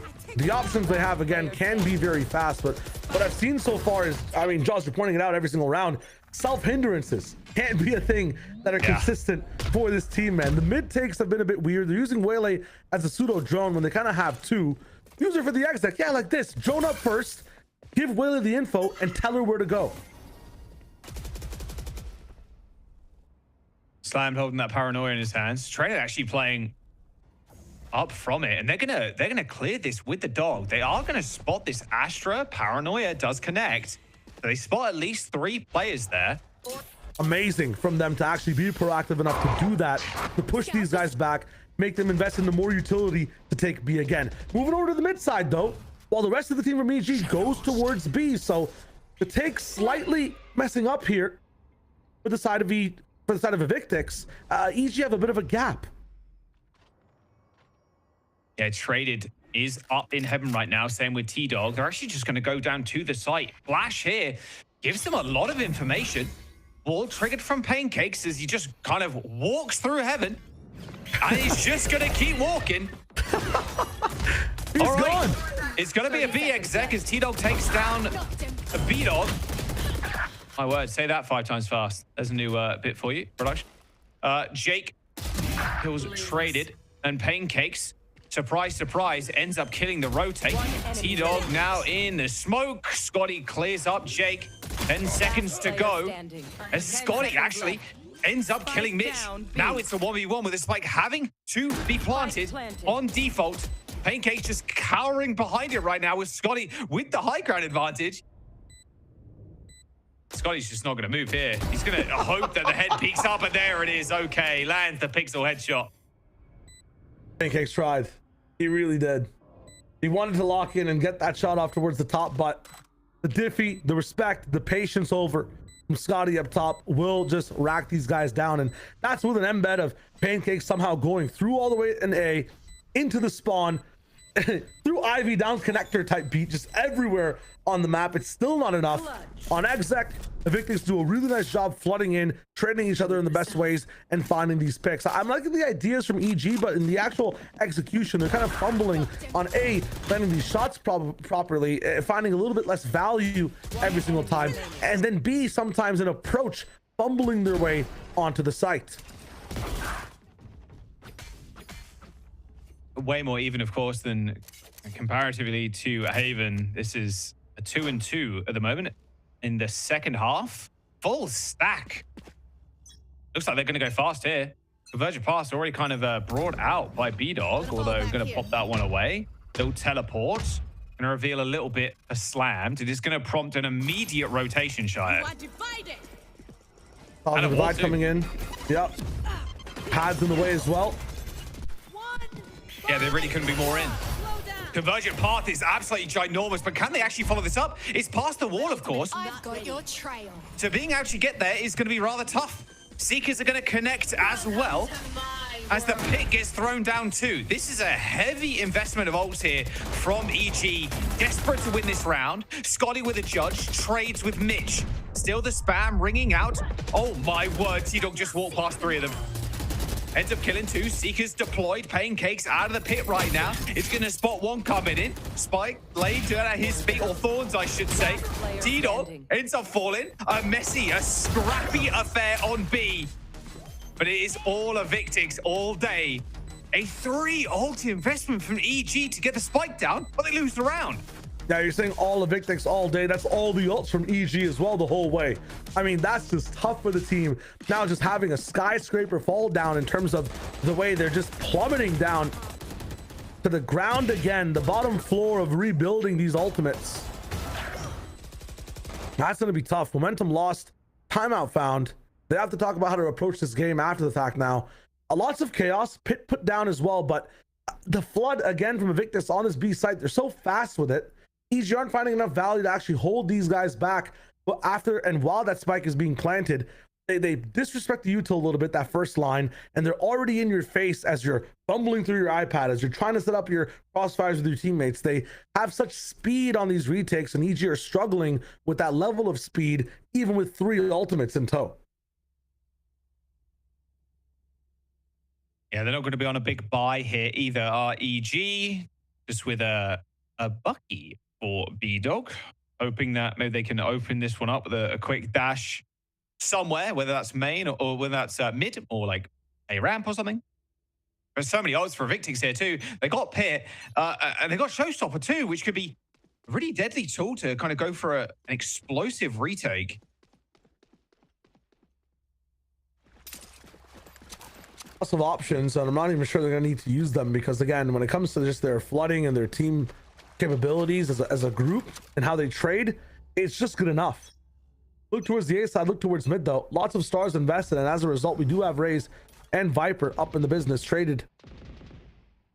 And Scotty checking things out in mid. You don't want to be grouped up here if this explosive expert is ready to go with the showstopper. B-Dog finally finding some gaps there. Not going to hinder himself, but immediately found out by Scotty, man. Yeah, didn't hinder themselves, like you said, but yeah, dealt with. They're hindering themselves in trying to find this mid space, man. It's never gone right for them. Thorns are alive. Oh, Dre. Up against 2 sheriffs. Nice work. And yeah, Tito's got an Odin too. Good shot from Mitch. Takes down Trey. Surely you're not falling to this. Yeah, it's Scotty with some perfectly placed judge shot. Takes down the aggressive player or the play in mid. And yeah, the round is theirs. At least now EG get some buys. Rifles will be on again, but again, what are the good things and the right things that EG are doing in split so far? The double drones were nice on defense to find out what's going on, but I've seen a lack of good usage of them on this attack side. The Waylay from B-Dog. I know 19 to 13 looks like a good stat line, but much to be seen and asked for on this attack at least. It hasn't really bought them the best amount of space. He's been found out every time or hindered himself, so he loses the fight or has to back up. Meanwhile, look at the cool things Evictics are doing. Hit up in mid, immediate extremity push onto the A side, so deep, double time all the way through sewers. Babysit maybe an embed in there, but no. Pushed all the way back, they'll leave slammed on the angle. Mitch looking like they wanted to rip that ult in mid as well. It's stun onto slammed. But even more amazing paranoia to cancel out the drone. He loses, but he buys a lot of time. Oh, and the pit dealt with too. B-Dog takes down the pit in mid. And now they slow it down briefly. Gotta say sorry to B-Dog, unfamiliar with your game. And Dre, the patience to take this fight slowly. Stay alive on the B side. He's very important to this round. Yes, indeed. Evictics, they still have the showstopper here. They got Steel Garden. Like, they have tools. But the problem is, EG are probably going to go pretty quick here. There's the flash. They end up smoking off ramp as well, so there's no response when traded. Ends up throwing the paint shells as B-Dog takes a lot of just random spam damage from the Tejo stuff, which Mitch threw out on Heaven. Well, they're going to get the plant regardless, as EG now need to defend onto this, but 5v3, they got the weapons, apart from B-Dog, who ends up going down in Heaven. Give a free one, I guess. I mean, I love having less of a chance to win the round. This ultimate will force everybody all the way in. Good flash. Okay, traded now. Last player alive in elbow. Gonna satchel on the site, try and clear someone in the corner. But unfortunately, no one was home. And that will be another round for EG. A timeout coming up big, Shio. Working out 9 to 10. Yeah, the actual sectioning of moving forward a little bit through that A side was done in a much better way. And this one now. Yeah, they're making sure they don't lose a pulse on this one, and a gap like that on A can't be found again. That an idea for something from T-Dog's side with that Odin. It didn't really come to fruition here. Scotty will rebuy that judge and maybe stay on the event side, but that's something EG has seen as a possibility. So lots of information between both teams now on how they're actually being played. I think the biggest gap for Evictics might just be Heaven. I feel like they rotate away from it a little bit too fast. But at the same time, they're doing this at the gain, not the cost of doing some cool stuff in A main. Having that B control with Dre as well. So although mid is a bit weaker, they're gaining the extreme control, which is keeping them inside the lead. For EG, again, the Waylay needs to find value like B-Dog just had. They need to be so consistent for the rest of this game. One mistake puts the Evictics to 11, ruins your economy. You can't let that happen. Yeah, worthy timeout. No ults too. How do you think we end up seeing a change up here from EG? Because that timeout, I don't know, maybe even working in their favor as well.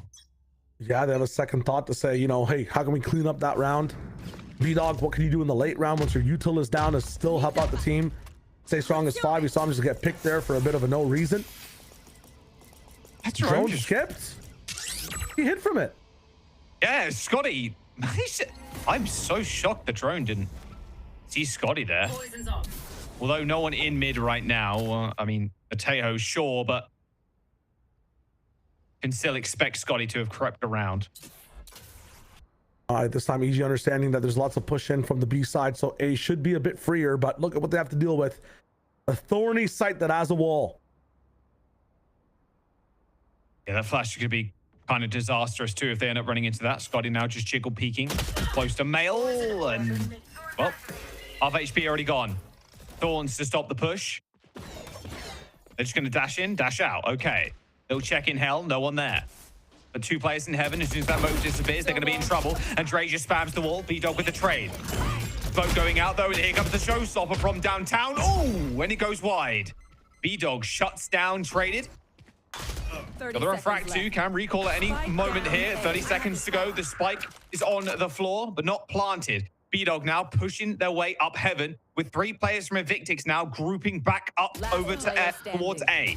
Spike down A. Oh, you got to get this kill. Oh, the single seeker and the blind and the spam. Jake. 10 seconds left. You got 10 seconds. No chance applying the spike. Obscuring. Gonna save. Not taking a single risk. They want to make sure that this 11 is found on the board and the economy is on their side. It's T-Dog's ultimate as well, which sometimes is there for info. I mean, you could have used it. Always throws me off on that outfit. But they could have used it for a situation like a retake after the fact or any other way. Sometimes you want to press X to win the round, though, and it's totally fine, even in a 3v1 with 18 seconds to let it rip. We'll actually see if it comes back to bite them in some of these rounds, but you can already see the effect of losing this one for the side of EG. Half armors on a few people at the same time are locked into 0 for Zerona when it comes to creds. Back against the wall here, all in from EG. They've had a lurk on a few of these rounds, and they could have used that extra body on the entry. This time the pace is fast towards A. They're running into that buy site. Oh, and Dre, what perfect. A spray into the smoke. Knew exactly where B-Dog would be positioned. Double dash up towards heaven. Jake in mid right now is going to get checked by 2 players, but Scotty, without the range, unfortunately, cannot go for the swing. Dre eventually dealt with on the site. Now Scotty, okay, doesn't pass the drone this time around, but T-Dog deals with Mitch. And now EG feeling like this is all kind of collapsing around them. The spike not in their hands. Eventually Pancakes picks it up, but takes a couple of bullets as a parting gift. You say collapsing, I say just getting split apart at the seams. I'm not seeing that cohesion from EG anymore. They're not really stuck together doing things off of each other's gameplay. They're more so trying to find a way to save the round, get all 5 kills individually. Nothing is really stuck together. This time it's Jake in that solo position. Are they going to expect though ropes? Oh, he's checking. Oh, he's not. Oh, the timing. Diabolical from Scotty. Zerona at least gives 1 though. Sees 1 player screens. Now it's 1v2. Pancakes knows exactly where both players are. Information gained here from EG. Just needs to win the duels. Takes a little bit too much damage though as Scotty shoots him in the back. And that'll be a defuse for Evictics and Matt Point. The pressure of having that 2v1 is too much to handle. And that is the story of this map, I think, from the side of Evictics, looking so good as playing as a team entirely. And yes, we have some really good talent on the side of EG. Some could argue pound for pound, player to player, they're playing better than the side of Evictics. They're a bit more lethal on the shot. Doesn't matter though what you think, doesn't matter who you're a fan of. Evictics are coming in 2 bodies to 1. You could be the most talented player on the planet. You can't shoot 2 ways at once, right? 180 crossfires activating on that retake, screens to A ramp. What can Zerona do in that situation? Nothing really. And I'm liking that from Evictics. They're really sticking together, peaking at the same time, taking trades together at the same time, even on flank, right? You saw the way Scotty was there with the judge. He only peaked up when the nade came in from traded. Like these little things that these teams are doing and these teams are doing together, they're combining everything on their team all the time. And I think that EG need to steal that strat out of their playbook, work as a team a bit more. Solo Waylay is tough to do that with. No one can really dive with her. You have to really have B-Dog playing perfect right now. Virgin Pass, they've got Seekers, they've got this wall as well from Jake up in a moment. EG taking their last time out here as Evictics up to 12. Lotus potentially up next unless EG find the comeback, but they're sitting at 9, so perfection required from here on out.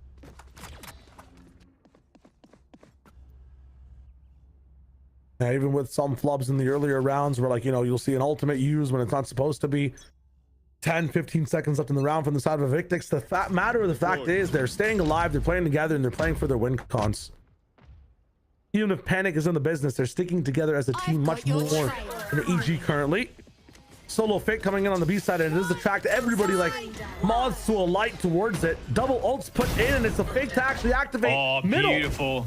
Yeah, Pancakes is up the middle already. There's one player in hell extremely low, and EG shut the door on Evictics on B. A rotation's going to come through here for Dre, but it's a 2v1. Steel Garden available. It's going to be fairly quick here too, actually, Shio. So this could be a good opportunity for Dre to spring out. But now they've retreated onto Garage already. It's planted for them. What do you got to do here? Steel Garden is an option. You have to be close enough, though, that they don't dodge it. So far away. I mean, they're trying to play away, I think, from the AoE of it, and they can always just come back with a pull, with a salvo. This was the win con here for the side of EG. Once you touch a site, you have these two players last alive. They're going to cause problems, so but tough. Dre knows where they are. There's the peak. Yeah. It's just, it does feel impossible. The Death talked about it. You're going against the post plants with Astra and Tejo. There's just no chance, even with the ult. If Steel Garden had like a property to also like EMP the players, maybe. Sure, yeah. But put away Tejo's rifle, he still's got that iPad. And that thing's got the best Wi-Fi in the world, the best salvos in the world. There's no chance they're not hitting the target. 10-12 EG found some reprieve in this one and activating a bit of a pump fake from B main to mid heaven. And this time they're going straight over to B, maybe using that conditioning of the pump fake to say, nah, we're actually all here this time. Not even a lurk from Pancakes. It's all 5 inside B main. Oh, there go the salvos as wow. P-Dog shut down almost instantly. Paranoia is going to be good as those shields do recharge here. EG have killed traded, but Slam's still in a position where he can do some nasty damage. Jake taken out. A single bullet to the head will send him packing. Pancakes and Zerona left here as they do make the double swing, but Slam's still alive, still kicking here. Hits the reload. He's on 3 kills already. Steel Gun's going to get popped, and that'll be the map. Evictics are taking us to Lotus. Team play and excellent strategies. Flood retakes on B and A that are too hard to handle. They don't care about timing. They care about playing their way. That's what was missing on map 1. Evictics bring it in on map 2 and take down what look like titans on side of that Haven in EG. I'm liking the fact that this team has found their identity, and I can't wait to what they do and what they come up with on this map 3. Yeah, Lotus is definitely going to be an absolute heater, but yeah, it feels like a completely different team. Map 1 was just EG kind of running all over them. It was a 13-4. This one much closer, and they brought answers to the table as well. We're going to jump to a quick break. The desk can set us up for Lotus.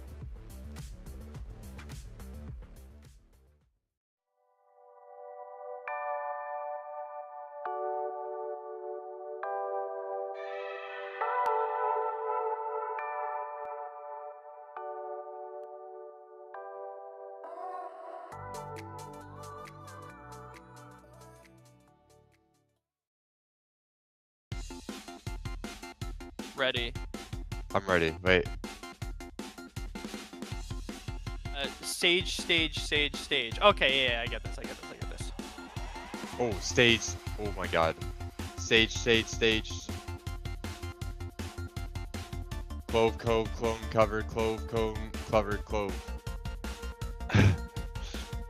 Clove, clone, yeah, go fuck yourself. That's crazy.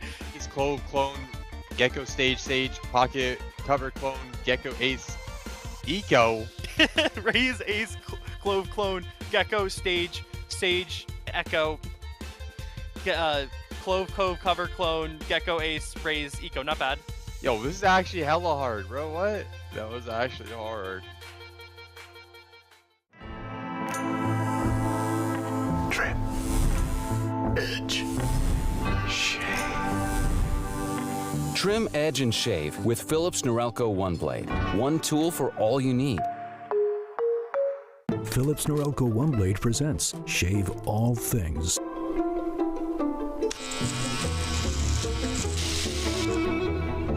Your style made simple with Philips Norelco One Blade 360.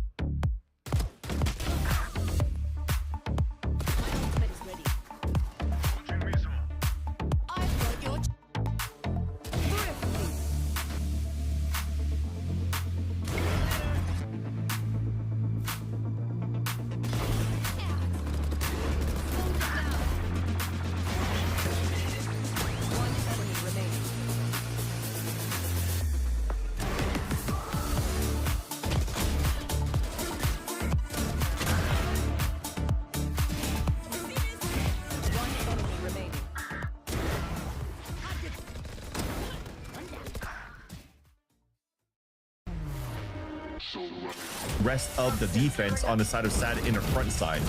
That said, though, Welly is just gonna kill the. Oh my God! I'm gonna go. That's how we're gonna finish this match. Yeah, Joe trying to shut the door with a Bucky already. What a swing from Payne. Looking for the ace. There it is. And now Derek pulling hose at a main. Yep, that'll play. 3v2 now and 2 stingers. They've got to keep it close quarters. And Moose will do it all himself. What a way to end things. Going into the second map of Split, we had highlighted this as something that Evictics knew how to win at, and historically, EGA have maybe struggled a little bit. Was curious heading into today if we could see a little bit of a switch up, but instead history is going to repeat itself. Evictics will take the win 13-10 and take us into a map number 3. I mean, looking back at it, considering EG and the run they've had previously sometimes on this map, fans, they definitely made it close, but ultimately just not enough to close it out. Exactly. It definitely looks like there was preparation coming out of it. As again, I mentioned, they were playing a lot of Breach in the past. So going through this mini off-season between the 2 stages and trying to figure out something new here and bringing in the Sky to practice out of how much they could do for this game, it was pretty decent, but they had to play a big catch-up game here, Ash.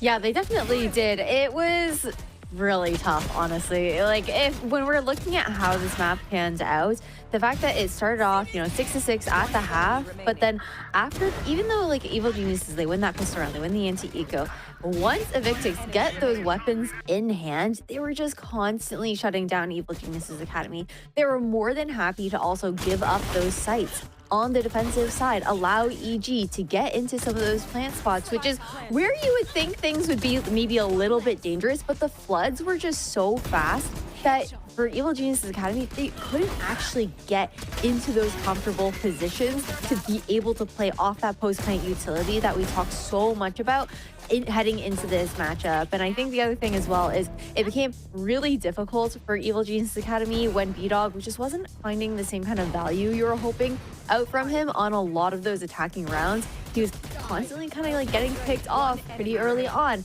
and he was trying to make that space for the team. But I think Evictics, you had a lot of really great positioning moments, especially from Slam. You're looking to just like completely deny any of that dive that was going on there for Evil Geniuses Academy. And I think Evictics fans took really good advantage of a lot of the mistakes that EG were making in that second half. Exactly. I think there's a big high risk, high reward type of play that you're trying to do with this composition as well. And Evictics, as we've mentioned, are quite prepared to play into this game, which is why you see this Vice come out. And Vice basically started coming out from Energy as well, going into Master Santiago, where Brock was picking it up. It was very good installing like the huge pressure that would come out from a Neon or a Waylay dashing in and running in, right? So when you're looking at the comp for EG, yes, you have a bit of util from like a Sky Flash to get in, maybe one salvo to get a bit of space, but that's the only thing that you got. So if a snake bite's at the right place, or then you have the thorns at the right places as well to stall that first wave, it was really hard for them to re-entry back into the site if you already used the double dash and already used your saturate, right? So you needed a little bit more coordination from a team to be able to get into the sites right after in that second wave if needed be. But it was kind of just missed at that point because they were, again, just losing a little bit too much by playing a little bit too safe, where I'll get a chance to talk about that in a little bit. I mean, looking at this map too, is something that was highlighted was the performance coming out from Rated last time around, dropping 30. But this time, Ash, across the board, this was a very much so a team affair with everyone having some step-up moments and a really, really tight scoreboard. It certainly was. And I think that Traded got really good value out of his util, out of the space that he was looking to take too. And it was a very different look from what we saw out of B-Dog, right? Who's constantly that tip of the spear. That's not to say that Trade is not going in, but for B-Dog, it felt like he was either getting his own trade or he wasn't, because of what Vance was talking about. Evictics being so good at just divvying up that spacing. Meanwhile, for Evictics, it felt like the follow-up was consistently there. Like on that attacking side, Slammed was such a big part of finding those openings for Evictics. Like he goes 5 and 3, like having 6 first kills for him was just so good, coming out from your Omen player, being that person who's like able to, try to TP in into sight, playing off of his own paranoia there as well. It was just very impressive to see Evictics locking down that spacing and really nailing those fundamentals here to take them over the line. I mean, love to be able to see everybody on the team be able to step up together. Slammed as well. You're talking about the first kills. Just some of the site holds he had was just so impressive. Next up, while we're talking about the team and what was happening, I always love when we have a little bit of a round to analyze, and we have Mr. Van Silly here to break down your round 17. Vance, take us through this. Yeah, it's just basically to talk about what was prefaced earlier on by Ash, saying they have so much good util to really get into sites and to stall. This is an easy round, like lower hanging fruit, because you have 4 ults to work around there. But this is pretty much the thing that was happening for them in these site hits. You're trying to stay as a group and try to use a lot of util to take space. But then the comp in itself, you have a Tejo, you have an Astra. You're kind of being set to try to play into post-plant scenarios. So you see here, they're kind of hesitating. They've used all of this ult util to start in these ults to get space in the first place, and then you're like, okay, wait, are we planning yet? I'm going to throw some seekers. We're not really throwing flashes behind because we're still trying to figure out if we're going to play post plants with stall util or if we're going to try to take fights. So everything just got off timing on how they're trying to execute as a team, which then gave the huge timing for EVX to be in the right places to trade, in the right places to flood, and to take everybody down as they're still trying to set up in the post plants. You can see here how, because you're so disorientated on setting up onto the site, everybody's stuck to play inside the pit and not really playing outside in areas where they could stall even more and play better the crossfires. So if you're looking at other rounds where you're not trying to use these ults, it was basically they were getting stalled very much by like 5 site hits. It came down to a timeout, I think in like round number, like it was like a 12-10 or 12-9 scoreline, where EG finally started using some pressure onto the B site, making them think they're going to hit a 5-man hit on that B site. Then he had 3 players lurk on middle and finally find some openings there. I think that was missing a little bit more on how they wanted to condition a little bit more on the attack side for Evil Geniuses, and which is why here EVX is able to convert that map in their favor and to push us to a 3rd map. And talking about that 3rd map in the series, it's going to be interesting because this is going to be one of those returning maps in the pool, Ash. It's going to be Lotus as the decider. A familiar map, little bit of changes, and I'm intrigued to see how this one plays out. I think Lotus is going to be really interesting, especially considering the fact that we started off on Haven, and this is another map where, yes, the rotations are a little bit faster because of, you know, the rotating doors and the breakable door over towards A to B. But on Haven, we saw Evictics really falling prey to not going for as much of that information seeking. So I think my eyes are definitely on Evictics and T-Dog to make that adjustment to their calling when it comes down to that defensive side that we're going to see them kicking things off on, because they gave a lot of respect to EG Academy in our first map of Haven, and I want to see them countering that ability for EG Academy to group up and go into a lot of these site splits, considering the kind of like the juxtaposition between Haven and Lotus being the only 2 3-site maps here within the pool.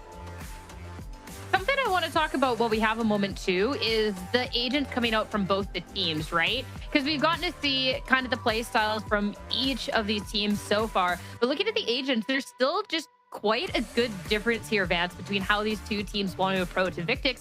We get to see that leaning towards the Rays once again, whereas on the side for EGA, that's where we'll get the Neon. So how are we feeling about this matchup and maybe a little indication of what's to come? Yeah, at least firsthand what we're seeing from both of these teams. So for example, for EVX, not only are they bringing out the Rays, but they're also pulling out a Deadlock. And for the side of Evil Geniuses, they're playing a Vice in their composition usually. So you're already coming out with 2 agents and trying to counter the current meta of trying to stall the fast-paced tempo of a Neon and a Waylay again. That said, though, it's a Rays versus a Neon, so you're trying to see waves of stall once again from what you've seen previously from the Rays on Split.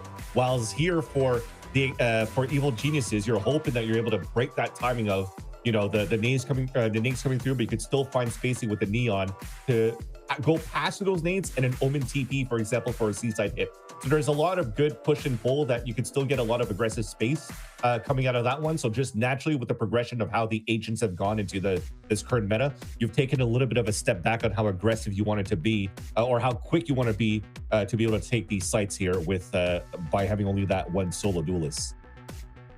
And we get to see the official confirmation with the agent select. This is how it's going to be panning out. It was a loss for both of the teams last when we saw these compositions on Lotus. Ash, what are we expecting to maybe change up as these two go head-to-head to try and take the series? Well, I already gave a nod to how Evictics need to fight a little bit more for some of that extremity control, get a little bit of that information seeking done, and fight a bit more forward on the defensive side, considering how bunkered they were on defense on Haven.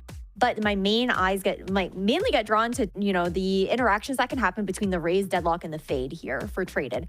Being able to have those net nade combos, those seize nade combos there, especially for when you're fighting for some of that rubble control, trying to deny Evil Geniuses that information and space very early on into the round, I think is going to be a really big win condition here for Team Evictics and being able to maintain control of the map.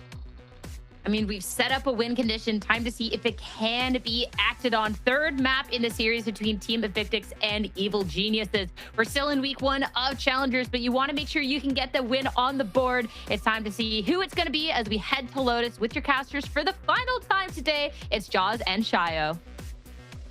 Thank you very much, Sierra. Yes, here we are. And to be honest with you, Shio, not sure I would expected this to go to a third map, considering how the first one was just Evil Genius Academy running over Team Evictics. But I'm glad we're here. A long time since we've seen the Lotus, so I'm glad to see it back. Yeah, Party of Heroes, when it came to that second map for Evictics, they really played well as a team. They're locking in now on this one, and I'm liking the flavors we're seeing on both sides. For Evictics, lots of teamwork ready to go again. Deadlock, Traded, Dre, all these 3 agents can be able to play together, activate the nade, have some set plays down on this defensive side. EGA, similar to the last map, B-Dog by himself needs to find the value while the rest of the team finds good positions all around Lotus as well. Starting an attack with the Neon 2 gives you that first little dash in to make some space. High octane executes. That being said, immediately over towards the A side, you can see net plus nade gives you very easy control of the space and the narrative of the round. Yeah, a Rubble completely taken over there by Slammed. Gonna tease the door with a haunt on Mound, but EG still kind of hanging around. You can hear the knife swings though from EG clearing out the wall. Want to make sure you have a chance to get in on one of these sides. It's really cool the way this wall comes down. Yes, you're able to go in, but you can't access route now, so still value even though you have the space. Yeah, speaking of space here, Mitch, just kind of poking around a little bit. Here comes the rotate from EG. Now that barrier mesh has gone down now, so there is a chance for Invictus just to kind of still creep around and put, it looks like a main. They're going to still put a couple of players there, but the entry has been made by EG. And unfortunately, Scotty just falls flat on his face. At the back of the site, though, Dre at least finds another trade. A 3-on-3, spike in the hands of Jake. Sees a few more shots could have been disastrous. Net coming in again.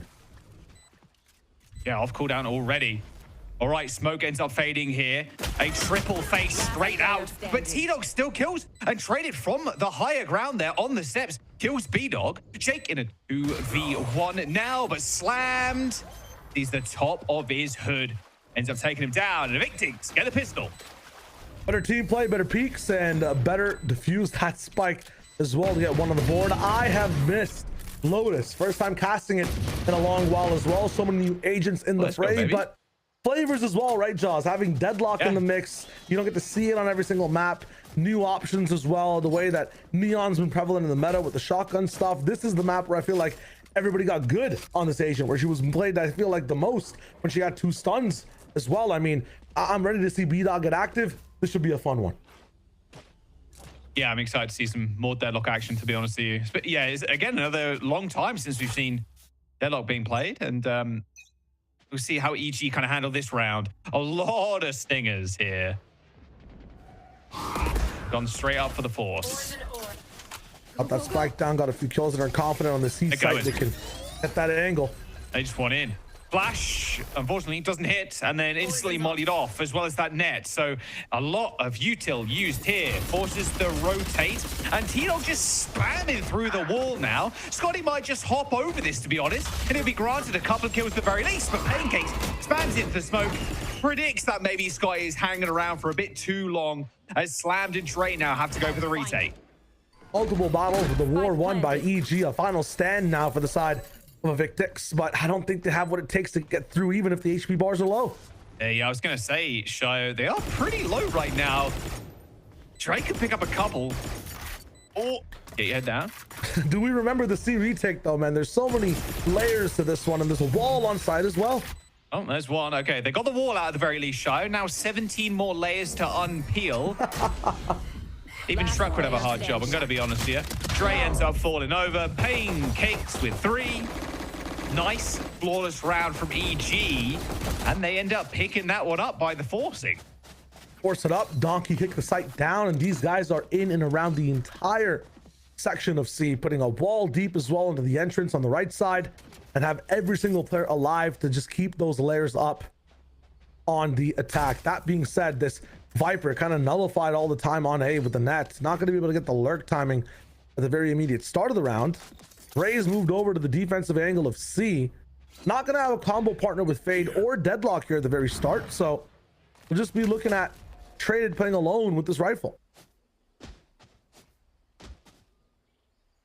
Jump spotting, kind of baiting the audio. EG, man, this is a solid stack.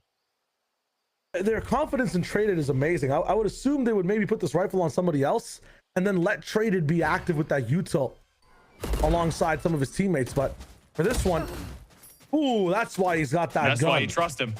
Yeah, big change as well to the C side. That mound is slightly higher, so you can play off of it a little bit more on the backside. Cover your head a bit more without crouching and be more mobile. One of the reasons Traded is able to stay that light on his feet and get that kill. This time, going to A, nobody here. They have the sight, but quickly you'll see that retake coming in.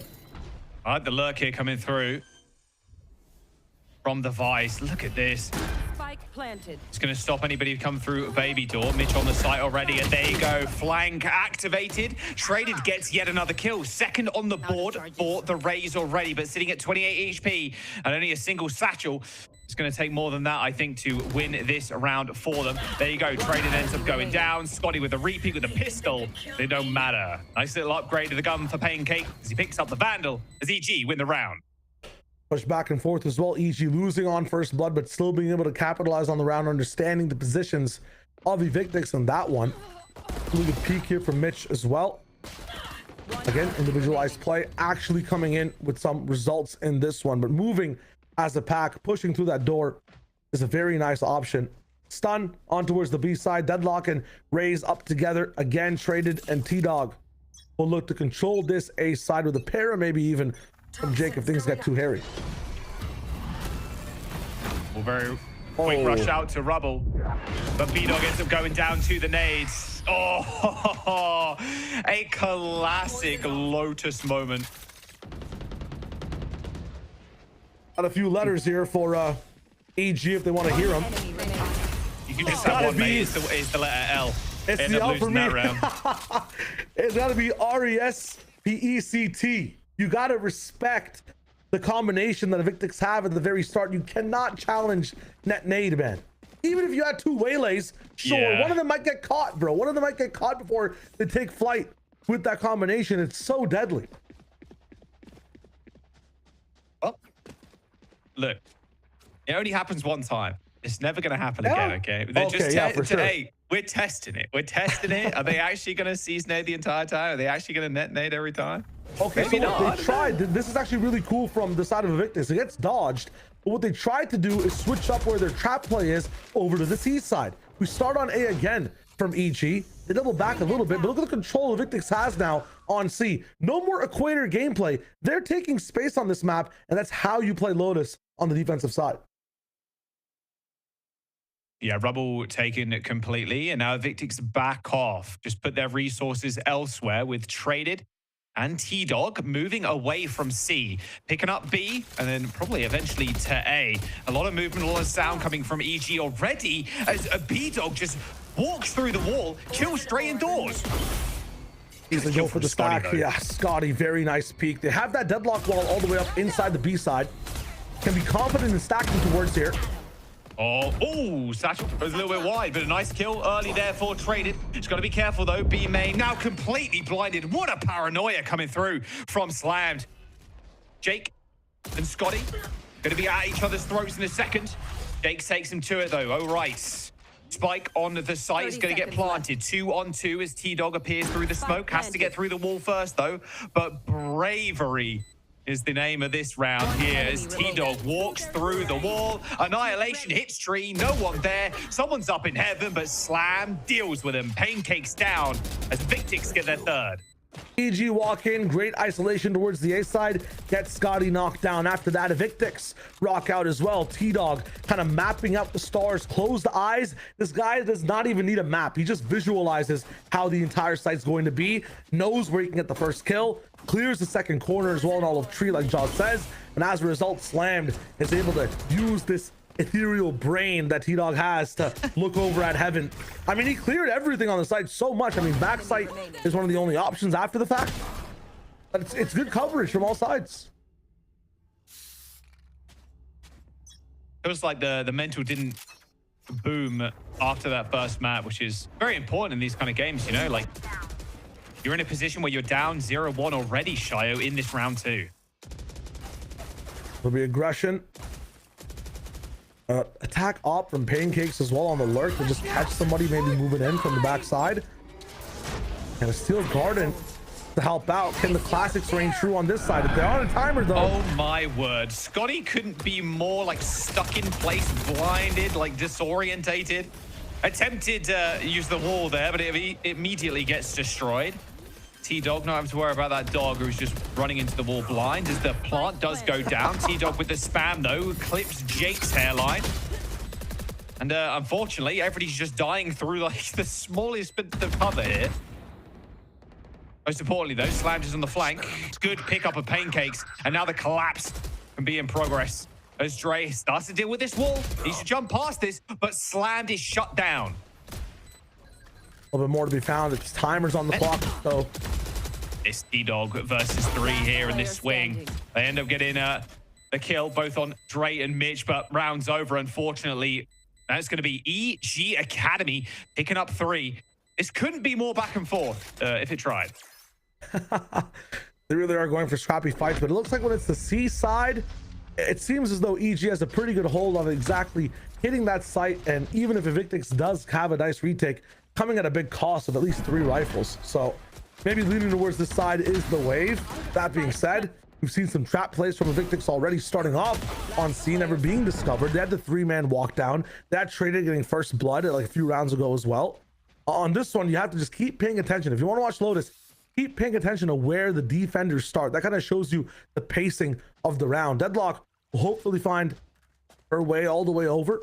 T-Dog with that net on main. He's gonna net the left. Well, they did the left, just expecting the dash in from Neon. Not gonna happen. B-Dog's with his team as an operator this time, so they're really slowing things down.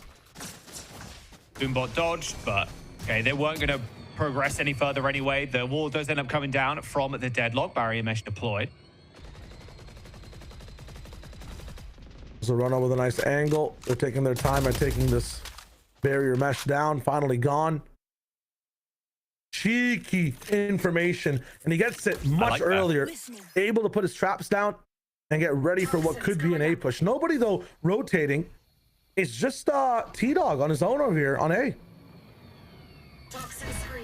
Yeah, they hear the door sound as the Neon just slides on in. T-Dog anchoring down on this tree. Teleport cancelled. Oh, and Traded with a swing of the century. A little twofer. And now you're in such a good spot. He eventually ends up falling, of course, but T-Dog is still on this site. There's Knob looking at it. Spike tapped briefly, but not actually planted just yet. Jake ends up tripping. That sensor ends up getting slammed in the back, though. Oh, dear. No, I mean, this is all falling apart for NG. Yeah, EG. The right idea going quickly there, but yeah, no success. I genuinely thought there was a gap that EG might have found, but it's a trap that even High fell for. T-Dog up in the business is able to stall out that side of the site for such a long time. Traded also stopping these guys in their tracks, to be fair. They could have had really good dive coming into this one. Sparks from slammed over the box there as well. You could tell there was somebody on that side of the box. Got to time things out now for EG. Have to find a way to come back into these rounds. Even the ones that are winning on C come at such a big cost, because holding postman on that side always has some bodies dropping on the attack. I like their push-pull back and forth, but this is the side for Evictics. This deadlock stuff that gets played down, barrier mesh, the net to start things off with. It's always their turn at the start of the round. And towards B this time. Timeout for EG, though. First one of this map. How do you expect they're going to approach this next one? They're taking it, obviously, there's going to be a save round here. But what do you expect they are thinking about changing, Show? I mean, the options for a comp like this, again, they get limited just because you have one duelist in the entire time. That being said, Zerona, he's had some very good lurks into the B side. I don't think they've explored going to one side of the map and then popping into B through the doors as an option yet. I feel like the barrier mesh that gets dropped down as a pivot to stop a B push is good from Evictics. It's not there often. You don't see Deadlock playing B every single round, but it can be broken by just killing one of the nodes of that wall. I wonder what the options here are now from Evictics. I'm looking at what could be an A split or what seems to be a B split, so they might go for that option like I'm calling out. Well, that's quite sad. That's really sad. Oh, good. Don't break the door. Baby door down, straight onto B. Exactly like you were describing it, Show. Exactly how you wrote it up. There's going to be a thorns there. Oh, I was going to say, Joss, from this spot, they just have sheriffs. It's an eco, but Mitch raises them down. How is my guy doing that with a sheriff? Okay. It's 5v3 now. Hit on the site. Look at this C wrap as well. And it's going to be a save, Shire. Yeah, I'm thinking wrap on the door, but this is an absolute save. You have, yes, sheriffs, but again, the pit makes your economy type weapons, the stingers, the sheriffs, the frenzies, that much more deadly. A body shot sometimes is all you need after you spend a second inhaling the smoke. And on B side as well, you cannot enter that one with a Viper's Pit unless you have some type of util of your own. And they've got nothing right now. No Nightfall. They've got no Annihilation, nothing on the side of Evictics. So EG win a very nice thrifty off the one gap that I thought they could have based on the defense of Evictics. It's really nice. It's really fast. And now there's question marks for Evictics. Okay, B is a gap. B door is a gap. Do we strengthen it? What happens on extremities? EG now, follow me through the flow here. They've won B. They've shown that Evictics have a problem on this side. Do they just slam A instead? Do Evictics call it out? I see the call out. I see the net. I see the nade. They're running straight into it, Jaws. Wait a second. You said it wouldn't happen again. Surely. I said it wouldn't happen again. Hang on. Hold on. Hold your phone, Shire. All good. All good. See, it didn't happen again. They're getting spammed, though, but they're not taking any damage. Everybody's chill here. Door opened, slam on the other side of things. Still with the paranoia, dog destroyed. B-Dog does end up sliding in. Paranoia is absolutely massive. They end up killing the Vice, sure, and then a barrier mesh comes out to stop them from moving. Well, Zerona down, 4v5, and they are in on A, but it looks like they're gonna back all the way up. Putting the dog in its cage 2 rounds in a row in terms of trying to find some value. I mean, this deadlock is tough for a Neon comp. No Z-axis, no verticality. You don't have Waylay to double dash. A jump spot for Scotty to make sure that they know that C is coming here, but how much can he stall? Well, no mollies left, unfortunately, and that fuel is running out. There it goes. Now the flood can commence. The door, the sound. Maybe they're heading B here. We're not entirely sure. Another door fake. A molly at the back of the site. A Haunt 2 reveals 1 as they swing. Scotty rips their head off. Jake and Pancakes end up picking up kills here, but Mitch with the spike planted. 2v3, op in hand. Make that a 3-on-1. Mitch with a Phantom versus the 3 Evictics players wrapping from spawn. Has timing to maybe take an isolated fight from River here, but getting all 3 is a tall task. The first person will be traded, dismantle the scope, and use it to beat down the other 2 players. Okay, Mitch dodged the nade at the very least. They're all on site right now, all grouped up. Spots mid. Okay, Spots straight his head. They are pretty low as well. The spam is good for one. Mitch gets another. He has to swing. He has to swing. He doesn't. The round goes over to Evictics as Slam just sticks the spike. Mitch in a winnable spot, but just didn't think that the stick would come through for Slammed. That's a 5 and 4. Look at the round swing here from either side. Can't see where the spike is, could be on different sides of it, and you have to disrespect the one way to get there. Slam's best option in that situation is to get half and just hold that one way. He chooses the risky one to stick the entire spike. Love to see it. Could have had time to react as well. And that gets around on the board. 5-4. Walk into another one. No net nade for the start of this one. They hold on to it in case these guys take the space. This time though, with having all those options up, this is the strangest round we've seen so far. Late pit coming in from the side of Evictics. They have so much retake utility. EG cannot hard hit a site.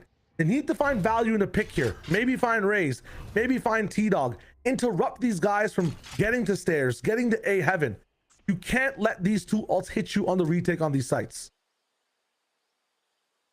Yeah, luckily for them, T-Dog is on the opposite side of the map right now, so no immediate use of the Annihilation, but like you said, Traded is right around the corner. Wall ends up coming up. Wow, they're even ripping the Nightfall there as well. Slam ends up going for one. And Traded jumping out of heaven.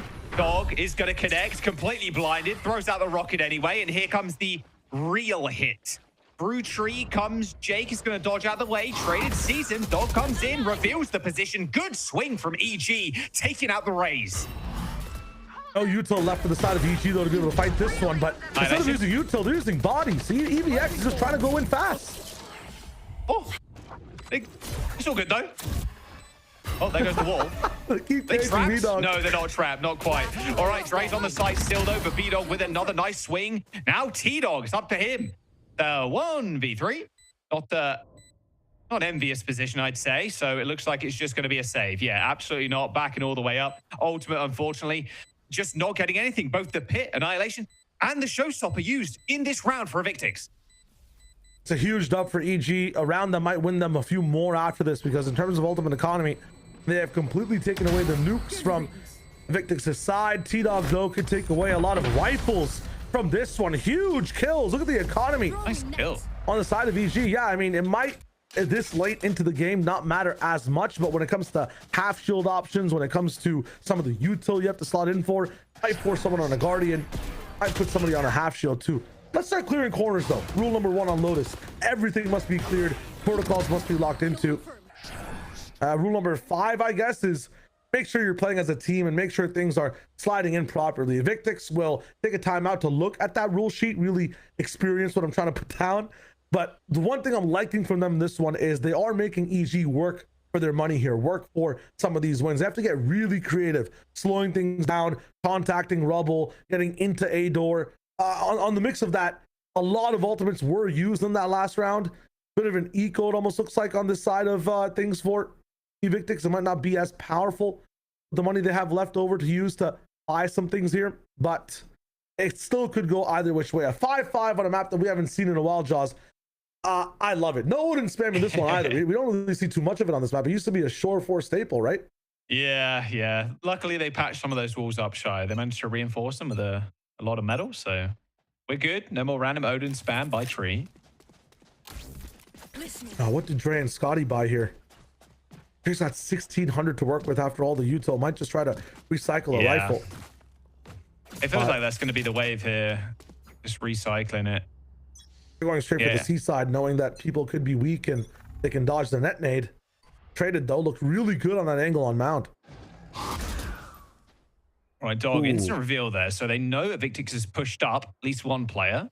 There's 2 layers to this, stacking quite actually. heavily, though. Yeah, so getting B main space and having Mound, if something happens poorly on the seaside, you can open the door and pressure these guys from getting away from that angle. You've got Fade to play A for information as well in case someone is, walking past that sound trap. And at the same time, if anything happens on the CB side, they can spring that trap. Pushed back all the way though. They're resetting on the map. Spread wide apart, playing for that common ground retake. Just 2 rifles though. For the side of Evictics, what a pick from Slam. Yeah. Another wall spam kill. Viper wall, that is. Oh, hello. That was a nice little headshot there, and they were a little bit vulnerable too, but Dre still ends up going down. T-Dog on the wrong side of the wall here. They actually really had to hear that. So yeah, Paranoia, as they might just go for the break on Baby Door. They do. Paranoia does connect. T-Dog with the net, though, ends up throwing it in to delay the push, but still needs to check main. Mitch is there, ends up getting the kill too. T-Dog, the anchor in this spot, and now they've got them collapsed on. Just cornered and slaughtered. Evictics with a nice round win, make it up to 6. Do not need money for that net nade, and honestly, I wish that round score slash post like pop-up could say thrifty, or what would be half a thrifty. They started that thing off with 2 rifles. Net nade getting absolute value. I love the fact that Traded is there in time to throw that nade inside the Baby Door room. I mean, it's huge, and T-Dog winning his ones as well on escape, on pressure. This guy's shooting past his ears right now. Slammed as well, finding value to start things off, is there for support, is peaking at a perfect time. This is reminding me of the way they were flooding in on Split. This team is playing like one, and that nade is coming in with another They're net. running it down, Shio. Nice little nade. This is some tempo that we've not seen just yet. Exploding out of C Mound. They gather the spike already, and now Pancakes, Zerona, they have to pick up the pieces. Oh, and if that wasn't painful enough, there's a barrier mesh there too. Every time the mesh stopping any form of trying to get that spike, trying to get that space. And now flank coming in, nail in the coffin here. Oh, Scotty, too hotty here on the backside. Hey, this is just one of the more painful rounds of all time if you're EG. Oh, still gone. Last round. You might as well rip it. Ends up getting one. Door opening. Might get a second here. They do indeed. 40 HP remain, though, and there's 3 rifles. You say hold up, but I don't want to get too ahead of myself, Shia. Come on now. Come on. In case I'm right. In case you're right. Yeah, I like that. Hedging your bets. I'll put this in the montage when Zerona gets signed to tier 1. This 1v5 clutch. Just watch. Back. Started off with a double, right? And then he just sliced the pie, the left side, saw nothing, but got the first pick.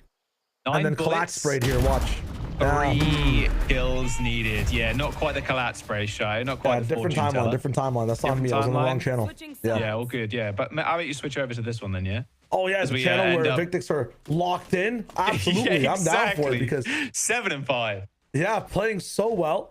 Coming in off this halftime, we look at what Deadlock can offer on the attack side. I really want to focus on T-Dog. 12 and 6 right now, slammed and traded 11 kills respectively right behind him. These 3 specifically are doing so much at holding things down for the team when it comes to space. On attack, you can exec with these guys really well too. The trouble and the actual task at hand here, the challenge, is getting that first initial space. Once they exec, that's what the fun part is.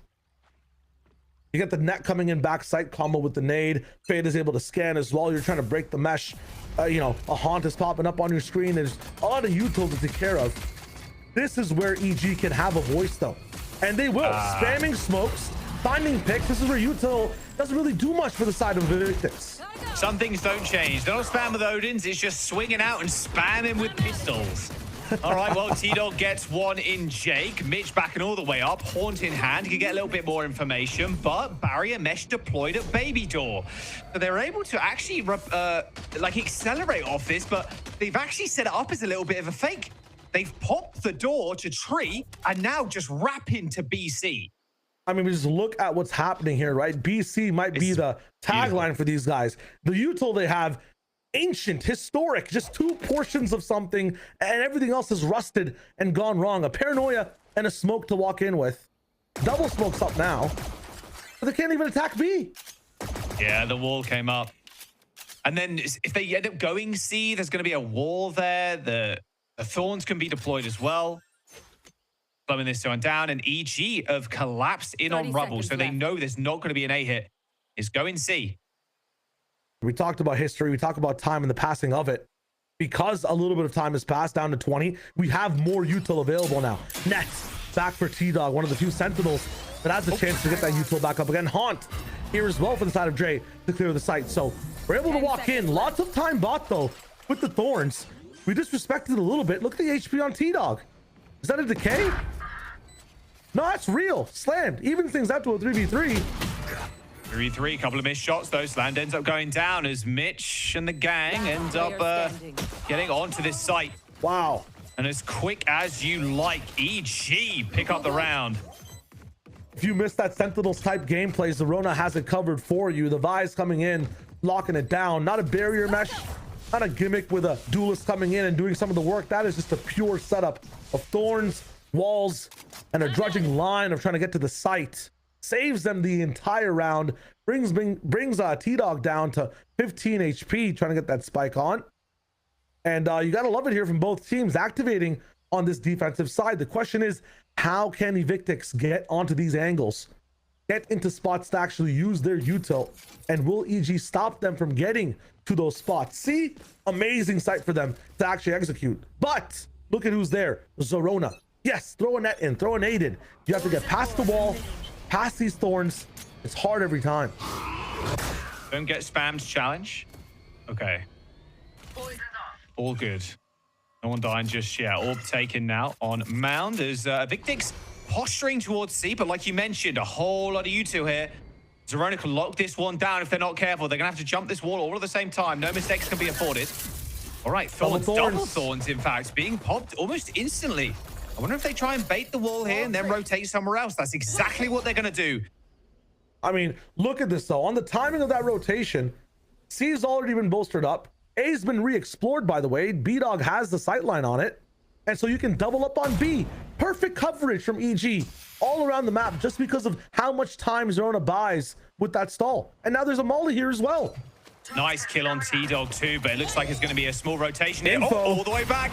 The instant trying to explode onto the site right now as Pain Cakes takes down Slammed. Zerona, though, standing tall, back sight. Got the Bulldog, but unfortunately not enough bullets left in the mag.